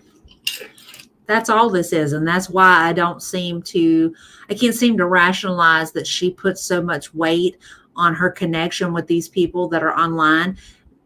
These people are not sitting around thinking about her, just like the reaction channels. At the end of the day, when conversation is had and the live stream ends, the camera's shut off, nobody is sitting around the house thinking about Foodie and what she's doing and whether or not they made her angry or any of that. Nobody gives a damn. She's the only one who focuses that sort of energy to this. And I really can't understand why, when you have to acknowledge that you're broken and willing to go on the path least traveled to find yourself. She's not ready. I actually said this last night in Shannon's chat.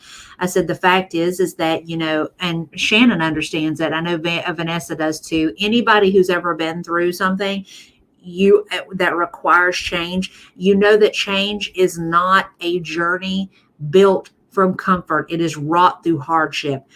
The journey being hard and it being tough and it being a little painful is what makes the end destination so amazing. You appreciate every step of that journey because once you come through the other side, you're a better person, you're a stronger person, you have more self-confidence in yourself, and you're more comfortable in your own skin. And that is the reason why Foodie will never take that. She will never take that step. Not even in that direction. Yep. That's what I'm talking about, girl. Blondie, old hat. I love that. Wait, Salty, you're not losing sleep. Oh, hey.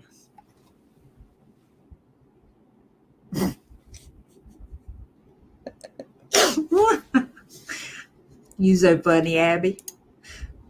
You're not okay hanging out with yourself. Right. And girl, this is not the only time I have had these conversations. When my dad, before he got married to the step monster, started dating this woman, me and him had a whole conversation about that because he's another one, can't handle being by himself. Okay. I was like, look, being able to be by yourself is not a damn superpower. You don't wake up with it one day. This is something you learn how to do. You learn how to be comfortable with yourself and appreciate your own company, because if you're not capable of doing that, it don't matter who's in the room with you. They're not going to appreciate your company either. Some of us are just better equipped at understanding those things than others. I love my dad, but my dad is apparently not equipped. Foodie, we know sure shit ain't, you know. Girl, I couldn't even say all the random thoughts I had. That's why you got the face. Yeah. Oh no, trust me. I could see that. That makes perfect sense.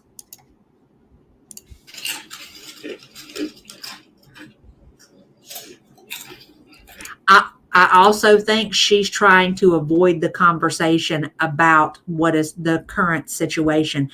If she backtracks like this to the most controversial of her live streams, she's diverting. She's playing the wizard in the Wizard of Oz. Don't look at that man behind the curtain, you know.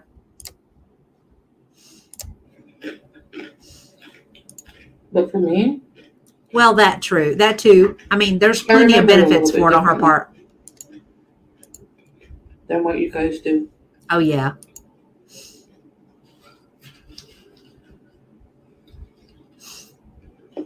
Hey, me too, Vanessa. And I'm gonna say this: I don't know how many of y'all saw the little short video of me dancing around the house in my tiger onesie. I have a good time by myself. I don't care about nothing.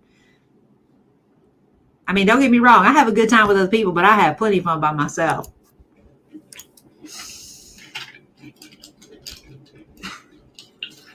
Sometimes I still get lonely, but it's more like if I feel like I'm going through something or experiencing emotions nobody I feel like can understand, or if someone's sleeping and I'm like awake.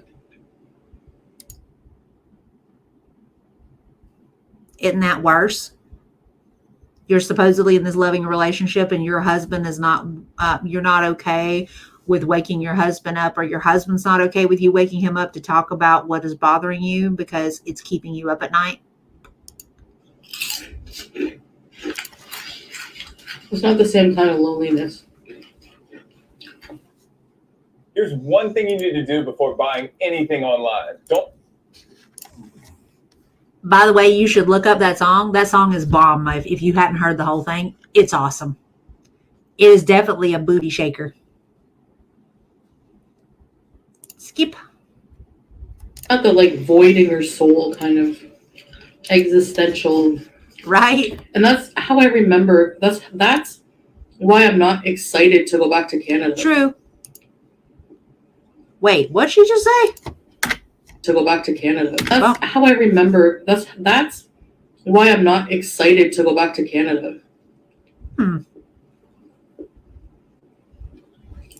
Her going back to Canada would admit some failure on her part that she's not willing to, she's not willing to admit to.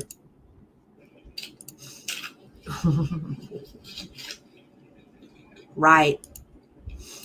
Because I feel like everywhere I go, everything I do will just be memories of before I came here. But not good ones. Which is funny because when this inevitably implodes, we're going to go on a whole tangent of Islamophobia and he was an abuser and yada, yada, yada, because, that's another trend of hers. Right. Hey, that's why I said they're basically roommates, because they don't talk to each other. There's no affection there. I don't even think they even know each other.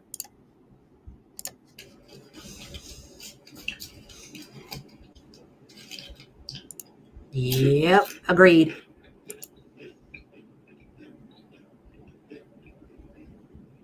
Right. Right. It was like too much past trauma. Then do something about it. That would be too much like right, though.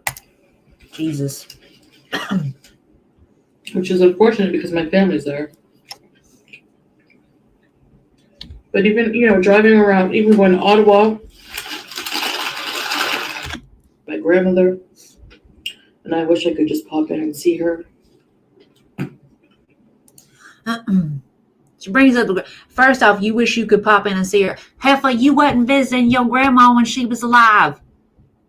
Fuck off with that bullshit.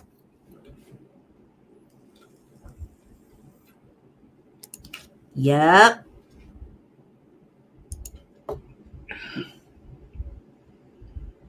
That would require work. She ain't doing that. Woo, true enough. That was the Cuba. But don't ever get drunk if you have really bad things on your mind and in your heart and in your soul. And you just feel like hurting people. Ma'am, you ain't got to be drunk to do that. We done seen it hundreds of times over. You can fuck off with that noise. Oh, yeah. Yeah. That all of a sudden, even though we've got a whole meal spread in front of us, we've got this downed attitude, this downed mood. There's a reason. There is. She don't. Speaking of which, hi, Alexis. Good to have you. Sorry about that. I should have said hey right off the jump. That was very rude. But you made a good point, though. I'm a petty squirrel. Girl, it's a matter of time. What I'm hoping for, I'm hoping that Sala's going to beat her to it. I'm hoping while she's on the plane, Sala's going to jump on his channel and go live and just blow that shit wide open. That would be priceless. That I will be online for. I don't care when it happens.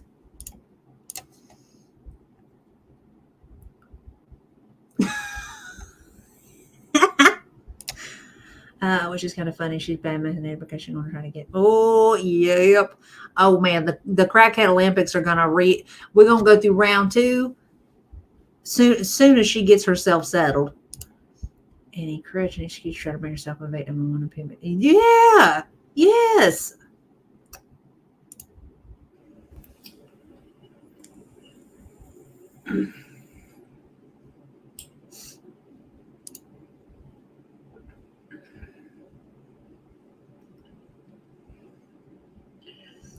Any places, like even for traveling,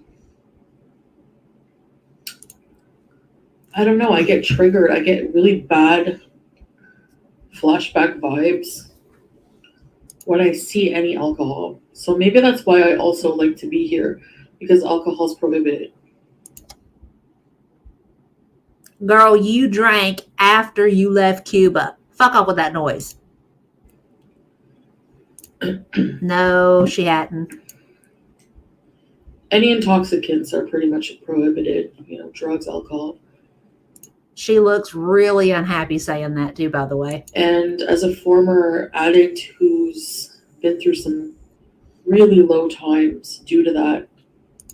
Okay, she done pulled my chain there.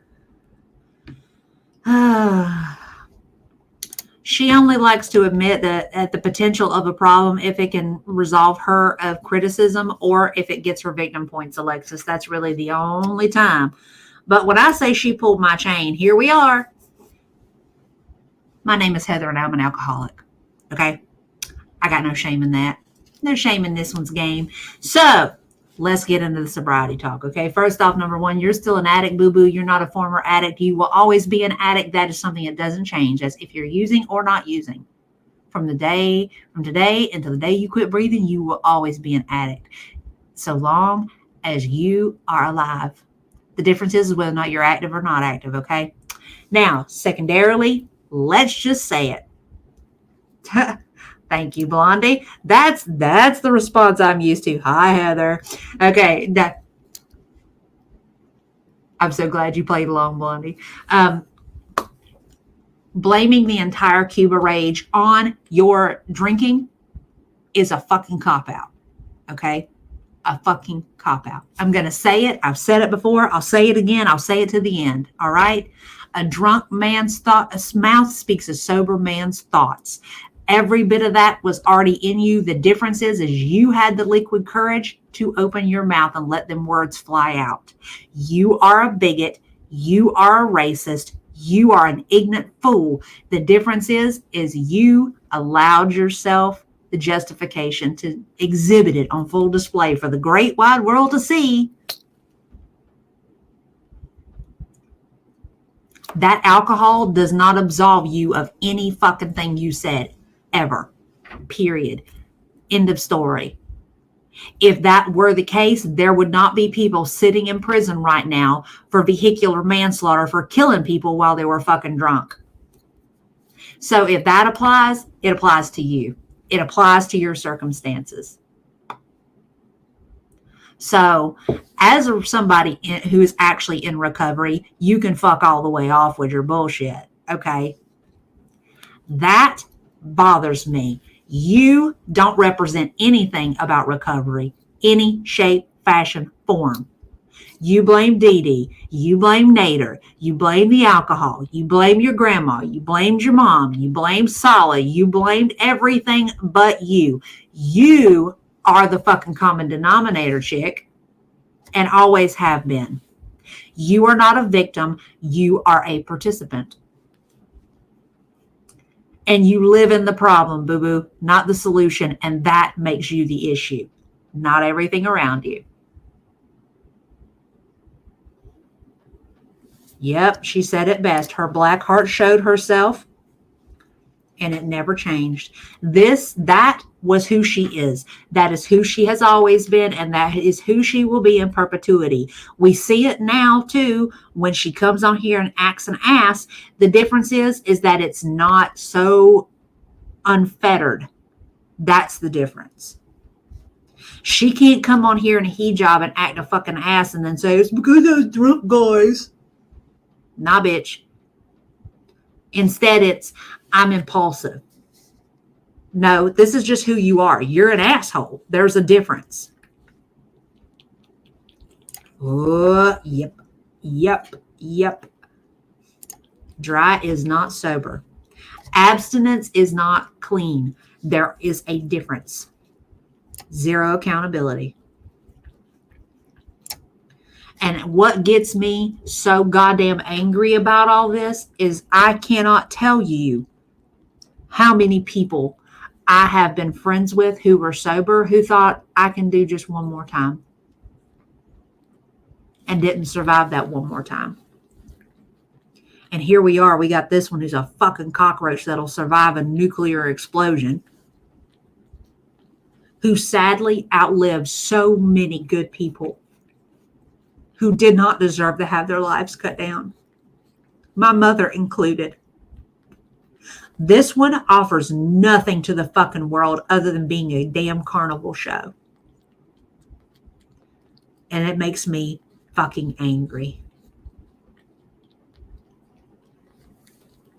You want to talk about karma, foodie? I'm not going to tell you a fucking lie. I enjoy watching every bit of the fucking hell you go through. Because I have never seen somebody so fucking hateful and evil. And I've been around a lot of evil people in my life. I've been around people who have killed people, raped people, molested children. And do you know, even in those people, I can see some good. I can see a glimmer of hope for them to be better. I don't see that with you. And I never have.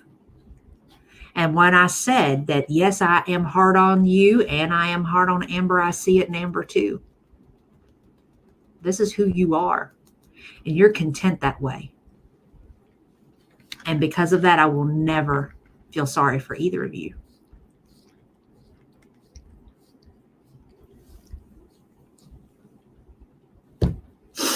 I'm sorry. I got a little heated.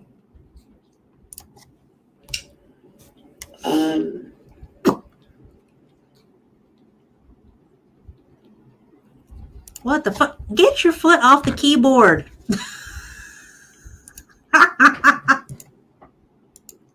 Ah, I love you.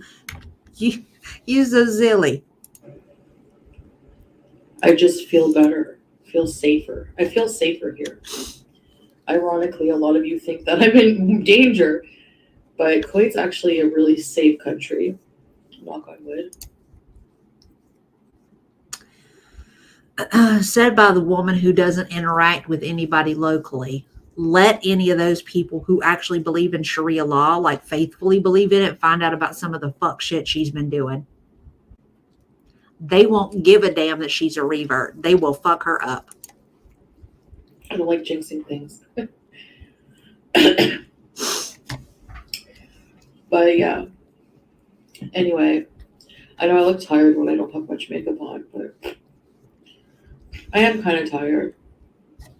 You know, and I feel like just getting up there in age, lack of exercise, proper exercise routine, eating food that's not the best for energy level.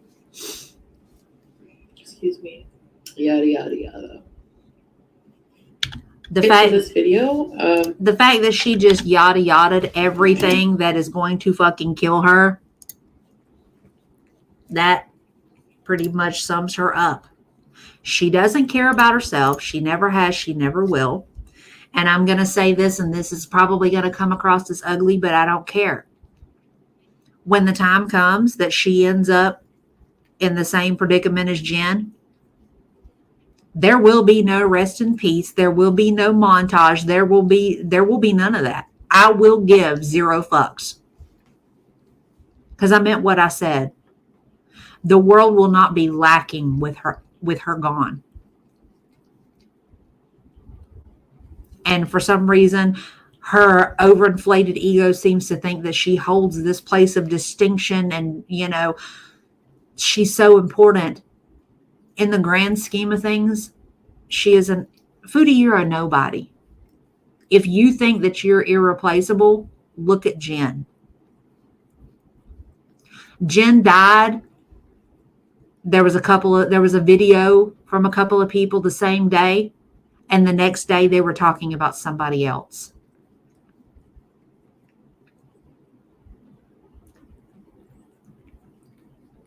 You will leave nothing behind that will make any change to the world.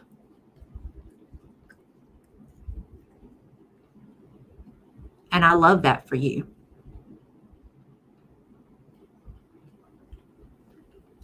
I say that as somebody who comes from a mother who left a legacy for decades. A woman who made a difference in the lives of nurses around her for 40 years. And the things that she taught others, that'll be taught to other people. There are scholarships in her name. There are plaques and buildings with her name on them. There are multiple stories in multiple papers about her. There are research papers written by her. That is a legacy. That is changing the world for the better. You are a fucking joke with a fucking awful punchline. Okay. All right. I have said what I said with my whole chest. So, what are we thinking? What are we thinking? What y'all got? Hit me with it. Y'all give it to me. Give it to me. What y'all got? Let's talk. Let's talk it out. Let's talk it out. I always say that Amber's only slightly better than Chantel because she's managed to keep a partner up until now, so she had incentive to behave, but she kept herself from going live. Well, I don't know. I mean, I wouldn't even say that she even really kept a partner up. Her buying, she's basically just okay, if you want, I'll tell you how I look at it. Okay. Let's equate Amber and Foodie to to like Taco Bell sauces, okay? You got amber, amber's a mild, and foodie's a nuclear. That's the difference between them two. They're both the same. They're just different variations of bullshit, you know? I don't think Sala will miss her. Ooh, girl, I think he's already working on somebody else. I think he's been working on another one. And actually, that was one of the things that Ala said too, is that, you know, he's already planning his next steps there. Yep, 100%. Until she's truly ready to hard work. Well, only, yeah, no, she's going to ride this train until she ends up dead. I mean, realistically, with people like Foodie, anybody with an addiction sort of issue, people that are in recovery will tell you one of two things happens. Either you learn enough that you want to stop, or you hurt enough that you have to. And number one, Foodie ain't gonna learn fuck because she don't want to hear it. And two, the hurting bad enough probably still won't stop her, because she'll utilize that as, you know, she'll utilize that as something that she'll use to continue her behavior and to protect herself from judgment. Girl, you a spicy sauce. You in the middle. You ain't mild, you ain't dull, but you ain't nuclear, you ain't an asshole. You spicy. You right in the middle. We both spicy. Oh yes, absolutely. They are textbook. They have, both of them are a litany of mental health issues that are untreated, unmanaged. I don't see Foodie changing either. This doesn't work out. So she's going to go into oh yeah. Oh yeah. Yeah. We're going to be off to the races, my girl. We're going to be off to the races. That happens. Like I said, that hijab going to come off faster than a wig in a street fight. Okay. It's going to be on. She is going to act a slap ass. She's going to be trying to nail every dude that'll stand still. The food consumption is going to double, if not triple. I mean, it's going to be on, like on. And if her food consumption, even with the food consumption increasing, I can guarantee you the snow will be back. She may not gain nearly as much weight, but she will literally eat herself to death. No doubt. No question. What you laughing about? The wig in a street fight? Come on now. I know you done seen some of them videos. Girl, the wig's first thing to go.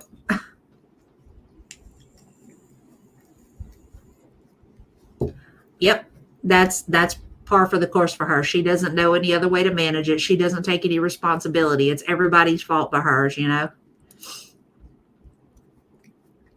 Girl, she was too heavy to starfish before. I don't really think she the logistics of that is almost impossible. You know. So maybe we're oh yeah, girl. It'll be on. Why do I keep finding these abusive men? I just don't understand what it is about me that they gravitate you. The fuckery of it all. And why it is they gravitate you, darling, is because you're a fool. That's why. You a desperate twit.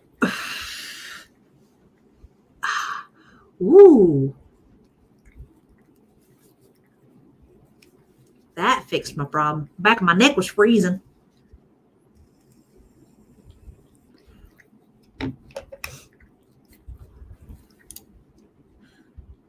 Staying out with my gay friend at the gay bar. He liked to go to. Really? I've only been to a gay bar, I think, one time in my whole life. Had a good time. Had a great time. The music is awesome at gay bars. I think she honestly would think abuse is love. Yeah, probably. She has a very, very unhealthy sort of view of everything, including relationships. Yes, Lord. Like a tumbleweed.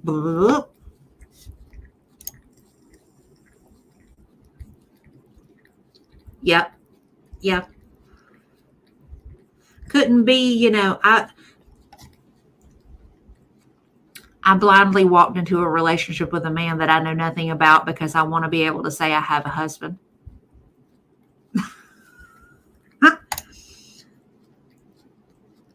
Girl, I don't even know if I'm sure there probably are here, but I don't really go to bars like that anymore, mainly not because of the environment. I don't mind the environment. Like if I were going for karaoke or something, that would be fine. But my thing is I can't stand dealing with stupid drunk people, Oh yeah. Yeah. That's part of why her belly is so rigid. If you've seen, like, I know you saw like the video of her hugging the camel. You notice when she pulls her clothes to her, her clothes are pulled to her, how her boobs are here and her belly goes like way out like that. It's like she's very barrel shaped. There is a lot of she's fat. There ain't no question about that, but there's a lot of fluid in there too. I bet you could bounce a quarter off of her belly. No joke.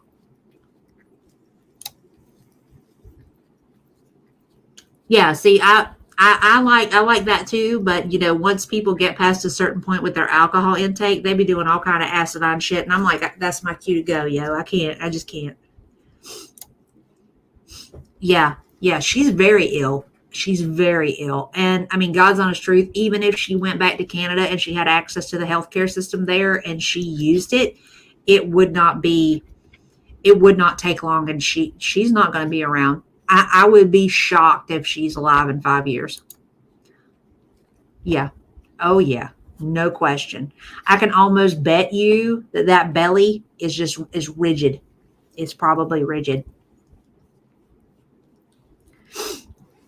I mean, she's got all sorts of issues. Her talking about that blood pressure and how her blood pressure was a little high one time. Nah, chick, you walk around in a perpetual state of hypertension just off of your sodium intake alone.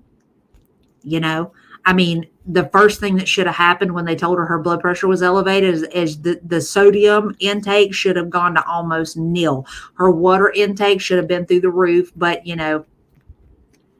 oh, true. 100% true.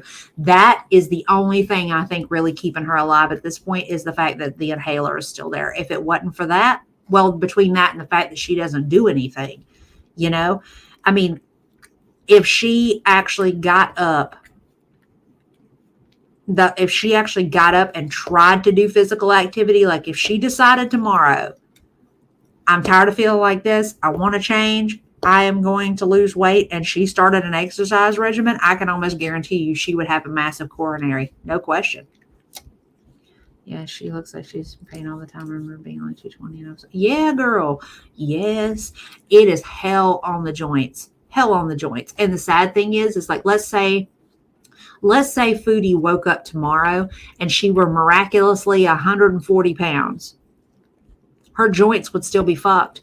I go through that every day. I have arthritis from my hips down because of trying to be active as a fat girl. I mean, I used to run, I'd play basketball, I hiked, I did all kind of shit with all that weight on me. And I have arthritis now because of it. That's wear and tear. And when you add that extra weight and the extra pull of gravity, it just makes it even worse.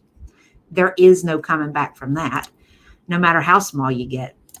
Hey, you name the stakes. I'm down if you are. Maybe 2 years if she doesn't get a blood clot. That's why I said I would be surprised if she's alive in 5, because honestly, I'm no skinny mini. I need to lose 60 pounds, but man, I can't imagine having 260 pounds to lose. It's hard. Girl, I'm going to tell you, I tell people all the time, if I can do it, anybody could do it. I am currently on my second weight loss journey. The first journey, it was weight loss surgery, but weight loss surgery is not an easy way out. You actually have to make a lifelong change to everything about how you do things. Because even with weight loss surgery, you can still eat shit that's bad for you, that can put weight on you. There are a lot of people that have gastric bypass that they gain all the weight back because they think, oh, well, I can eat what I want now, I'm skinny. It doesn't work that way. And right now, like I actually I mean, you're still relatively new, Alexis, and you haven't really heard a lot of it. But like, started going into menopause, and I had like 60 pounds like jump on my butt like over 8 or 9 months. And I'm on a second weight loss journey right now. I weighed myself. I have 16 pounds to go to get me to 180, but I'm going to try to lose a little bit more than that. But 180 was my goal weight. And I'm having to do that with intermittent fasting and making sure that my hormone levels and everything are all straight. So, no, I feel you, girl. But I will say this, if you want to lose that 60, I have 100% faith that you can do it. 100%.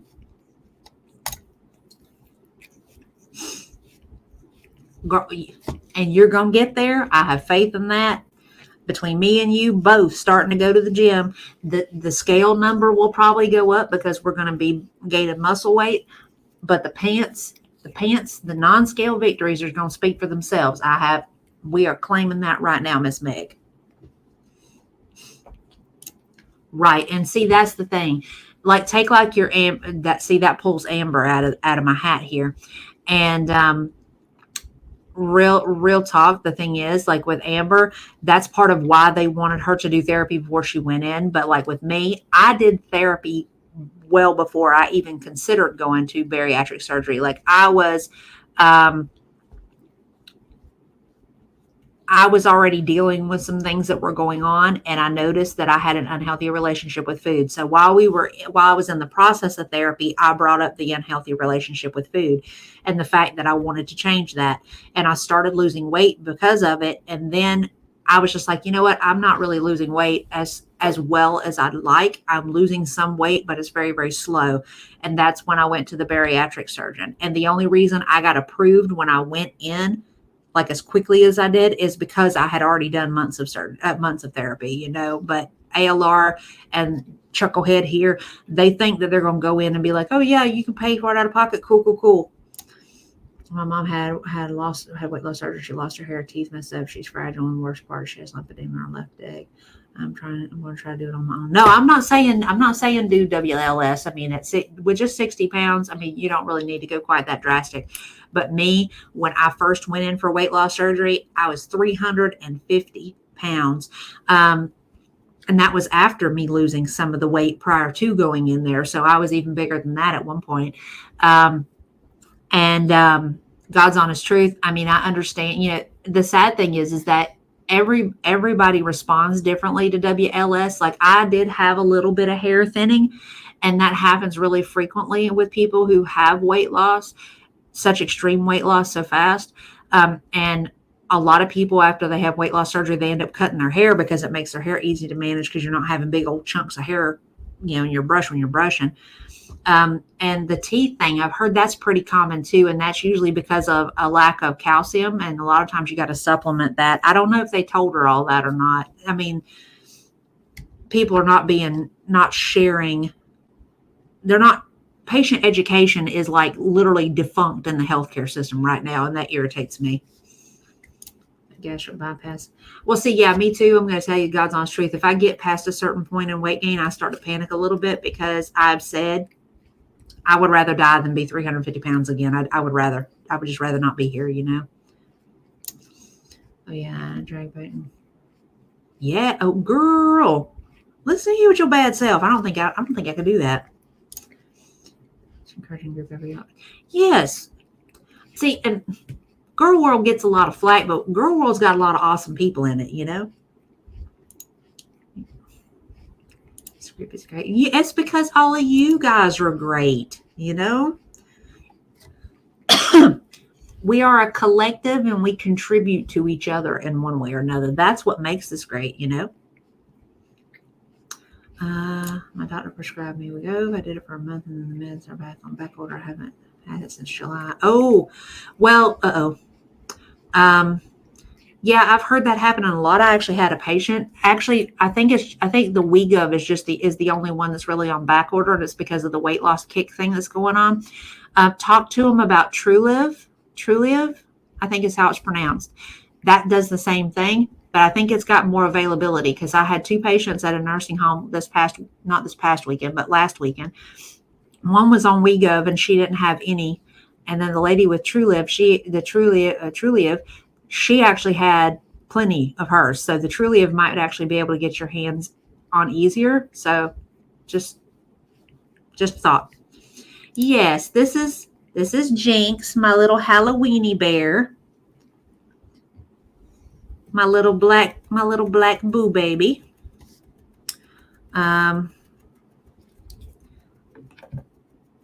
Let's see here. Hang on. Let me look. Let me make sure let me look it up so I know that I'm spelling it right. Uh-oh. Whoops.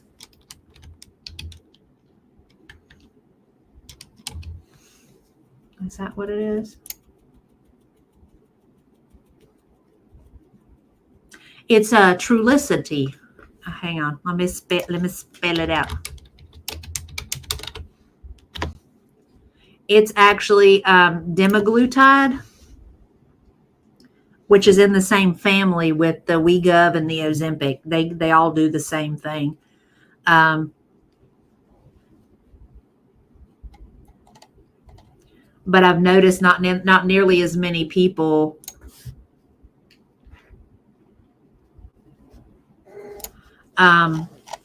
not near as many people are on the Trulicity as the Wegovy and the Ozempic. So that's why I think you might have an easier time getting your hands on that. You know, that is awful. I'm so sorry to hear that.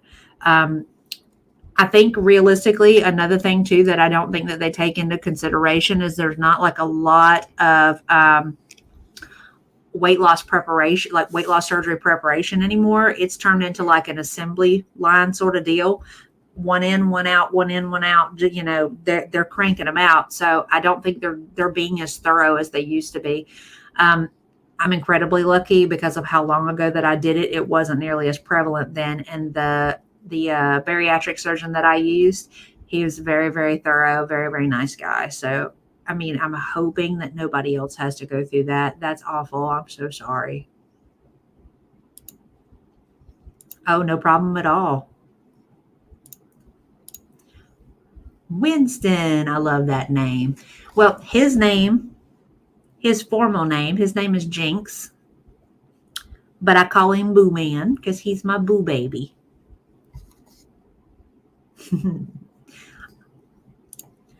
I feel that it's all over the place now. They just give people a pill, don't explain to them why they're on it, don't tell them what it does or why they need to make the alterations to their diet that they do. Sometimes they don't even tell them that they need to change their diet when they're on certain medications. It's frustrating. And that for me, that's another reason why too, like I'm going forward to further my education and everything, because that gives me the ability to institute things to help teach people, you know, and get them to an understanding. I mean, back in the day, way back in the day, your doctor would tell you to lose weight and to change your diet, but he would explain why, rather than just saying, well, you need to lose some weight and you need to change how you're eating. They say that and then they just let somebody go without, you know, helping them to understand why it is that change is necessary, you know. And people just feel like they're being talked down to, which they kind of are, because I mean, you can't just say something to somebody and expect them to just get it. See, Meg over here done hit the MD lottery. You so good. You are such a lucky girl, man. But not all these doctors do that, though. Between Vanessa and I can tell you, we have probably worked with plenty half-assed doctors that won't tell you a damn thing. Won't even go over your results with you when you have blood work done. It's insane. It's another one, assembly line thing. Get them in, get them out. Get them in, get them out. My doctor just retired. Now I'm stressing. It took me years to find her and establish a relationship. I don't trust most doctors now. Well, honestly, I mean, I'm not trying to say that there aren't good ones out here. They're just really kind of hard to get in with because, you know, when people figure out, hey, this is a good doctor, they're actually going to do right by you, they end up with their patient load ends up full because, you know, word of mouth and everything. So, I mean, I have no doubt you're going to find somebody, Vanessa. It's just going to take you a little bit of time and some research. That's all. Exactly. After you shot because you made belly piece. Girl, I have had people do that. I have had people do that sort of thing with me, and I'm like, okay, well, you can fuck all the way off. I don't have any issue whatsoever telling people that, because first off, you're not going to talk to me any kind of way. I treat everybody around me with respect. That's how I was raised. And the thing is like a lot of people, like when my mother was still alive and she was working at the hospital, there were people that would come specifically to that hospital to see her. Now, don't get me wrong. My mom would tell people about themselves, but people would be like, "Oh my God, your mom's so nice." She would tell people about themselves, but she would do it in such a way that people were just like, "Oh my God, she's so sweet," but she would sit there and have conversations with them and talk to them and understand, their lifestyle habits and all that stuff. And she would look at everything, and then she would bring that back in, and she would sit down with them and say, "Okay, here's what I see. And here's what we're doing, and here's why we're doing it." And a lot of people would just be like, they were in love with her, and I tell people all the time, that's the kind of nurse that I aspire to be.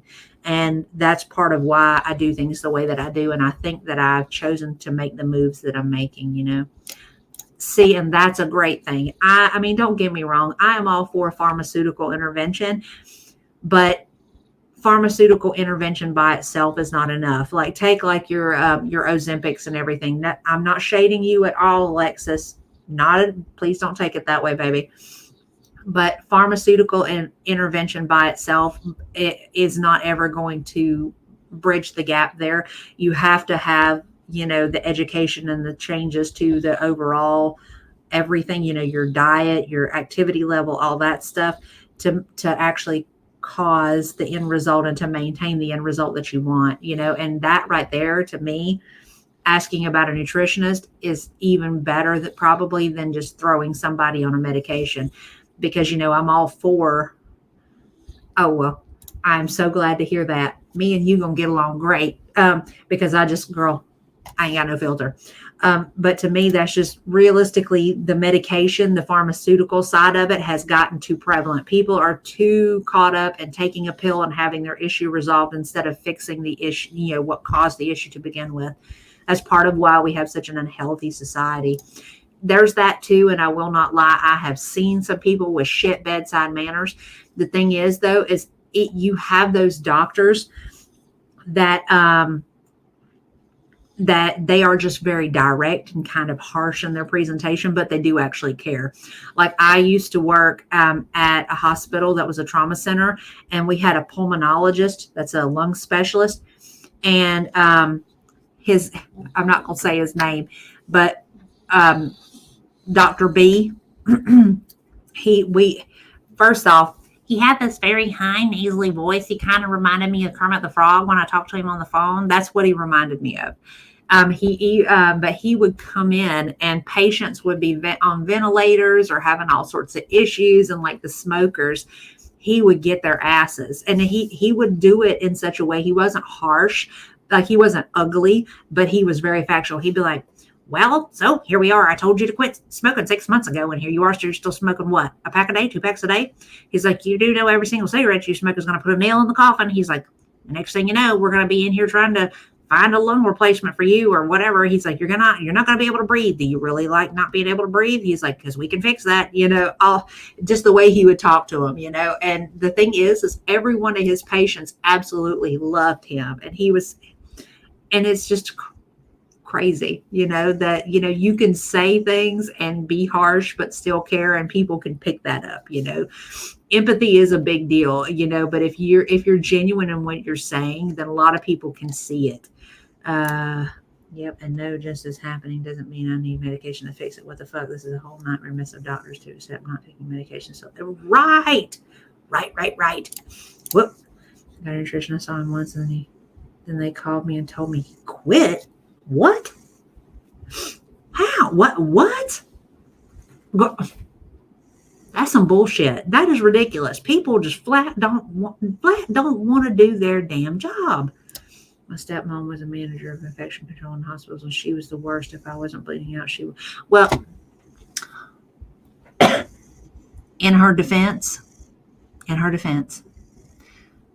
that is the unfortunate hazard of being the child of a nurse, because mine was the same way.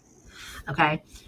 She was great at empathy with patients, but it was just like, take some ibuprofen, you'll be fine.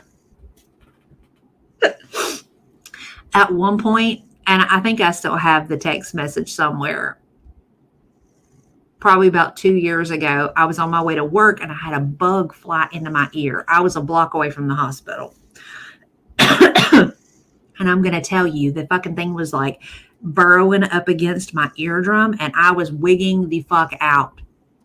I mean, like hitting my head, pouring soda in my ear. I was doing everything humanly possible to try to get this bug out. Because I'm going to tell you, every time it moved, I have never had self-harm thoughts as strong as I had in that moment. I mean, I don't know how I even made it to the hospital with that happening. Like, I was screaming. That's how bad it was.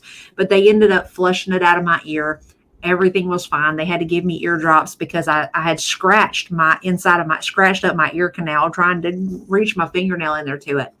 So I texted my mom and I said, hey, look, don't be surprised if they tell you that I came to the hospital. I had a bug fly into my ear. I said, and it fucking hurt so bad. I was having self-harm thoughts. Her response was a laughing emoji. And I was just like, see, this is why you're not my primary care provider. I love you, I was like, but that's just cruel. And she was just like, sent me back one of these, they're just that way with her kids, See, Meg gets it. She totally gets it. If it ain't broken or you ain't bleeding, you can rub some dirt on it. You'll be all right. Well, we'll get through it. It was horrible, but it is what it is. And, it gave me, there have been people that I have taken care of in the hospital, in the ER, that have had a bug fly in their ear and they were wigging the fuck out. And I'm just like, bro, what the fuck? And it's like, now I have a whole new level of empathy for those folks, because it's just like, I'm going to tell you, just awful sensation. I don't wish that on nobody.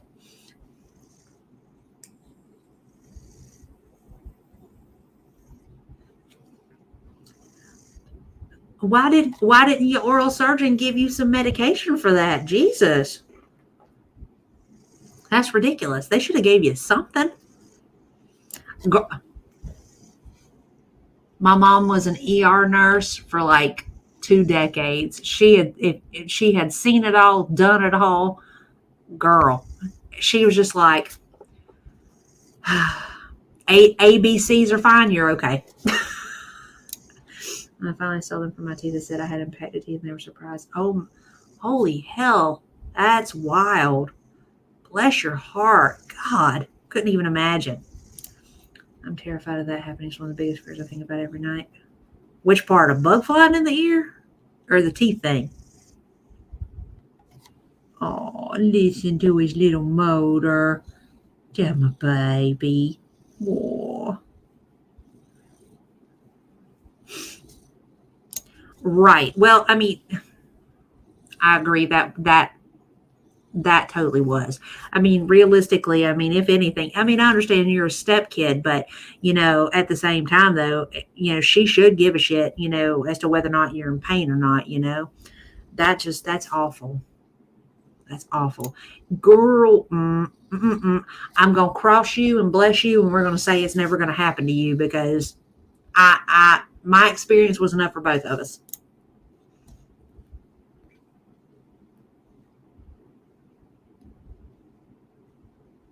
Oh, God bless. Well, at least she came through it on the other side. I got to say this. I say this, some health workers need to work. Girl, okay, that's the difference. Okay, and I said this, I think, earlier before you got here.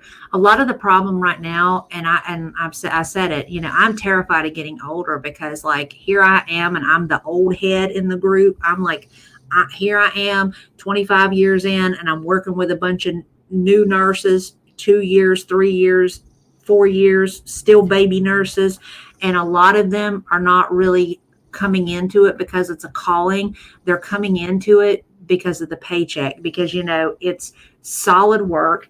You can make your own schedule. You know, you can find a job that pays really well. And a lot of people really don't give two fucks about the people that they're taking care of because it's not their family. They don't look at that person and say, you know, this is a human being and that has people that love them. And, you know, I'm going to treat them the way I would want somebody to treat my mom or my dad. And that's how I do things. And that's because I was raised by nurses. So I take everything that I do very seriously. And, you know, right. And I'm terrified of what I have to look forward to in 20 plus years when I get to the point where I may end up in a nursing home, because I have a feeling, as much as I don't want to, I will probably end up in a nursing home. And I'm terrified because it's the CNAs, it's the nurse, you know, CNAs, LPNs, RNs, administrators, nobody gives a fuck anymore. And it is just beyond upsetting and triggering for me. That is the only thing that I genuinely really get triggered about these days, is that people don't care anymore. People don't care. People think I'm not empathetic, but I have to tuck that shit away at work. I'm going to be bigger mess than the patient. I'm supposed to be the one in control. I care, but I have to stay distant. See, well, no, I understand that, because like I do have that same sort of deal. My personality, I'm more hands-on in relation to caring when I'm outside of work. And I do care to an extent when I care when I'm at work, but I am not going to get emotionally invested when I'm at work. I have done that before, and I've had patients die, and it left me like a horrible, pitiful, weepy mess. And it took me learning the hard way after losing a couple of patients that I really, really cared about as people, you know. But, you know, there is still a level of, I care about this person, even though they're not a part of my tribe. They're still human, and I have to care about them, because that's the way we're designed, you know. Otherwise, I mean, and I've had it happen a few times where, you know, when I've had the ones that I've cared about die, that it just completely emotionally derailed me for a moment, because it was like I was losing somebody that was a part of my family because I got too emotionally invested, you know.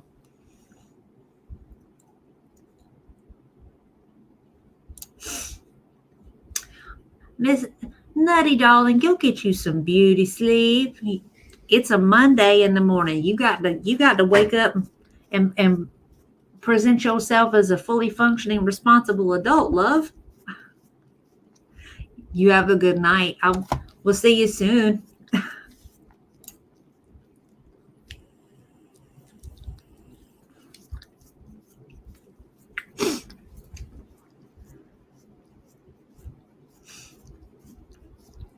Y'all. When they say time flies when you're having fun, is 100% true. We have blown through 4 hours and almost 20 minutes. Thank you for stopping in, Alexis. It was really good to have you. I'm glad you found us. You know, I don't really go live as often as I used to, but I'm gonna start getting back into the swing of things, and hopefully we'll see you the next time around too. It was great. It's great talking to you. Girl, 11. It's almost 1. It's almost 1 here my time, you know, so I know Eastern is like pushing 2. So yeah, what I'm going to do is we're going to call it night. I'm going to let all you wonderful daytime functioning people go get some sleep. I am going to go meal prep and listen to God and whatever on YouTube, and have me just a chill out sesh with the fuzzies. I'm glad to hear that. I'm looking forward to it. Have a good night, Alexis. Sleep well. Okay, well, that explains why you're that far behind then. I absolutely care. I'm just going to try to fix it. That's my job, seeing after taking care of my dad in hospice. We broken lost or built. Well, and that's understandable. All right, my darlings. I hope you all have a wonderful, wonderful evening. I had a great time. I am so glad that all of you guys stopped in to hang out with me tonight and to go over the insanity that is the girls. Be on the lookout. There will be another live coming up, obviously. I hope everything goes well for you guys this week if I don't see you guys again soon. And don't forget what my mom always used to say: you be sure to dream and dream big, because them dreams is free. But to do and see and have those things, the hustle's going to cost you extra. So y'all get out and hustle. Y'all have a good night. Look forward to seeing you guys soon. Bye, y'all.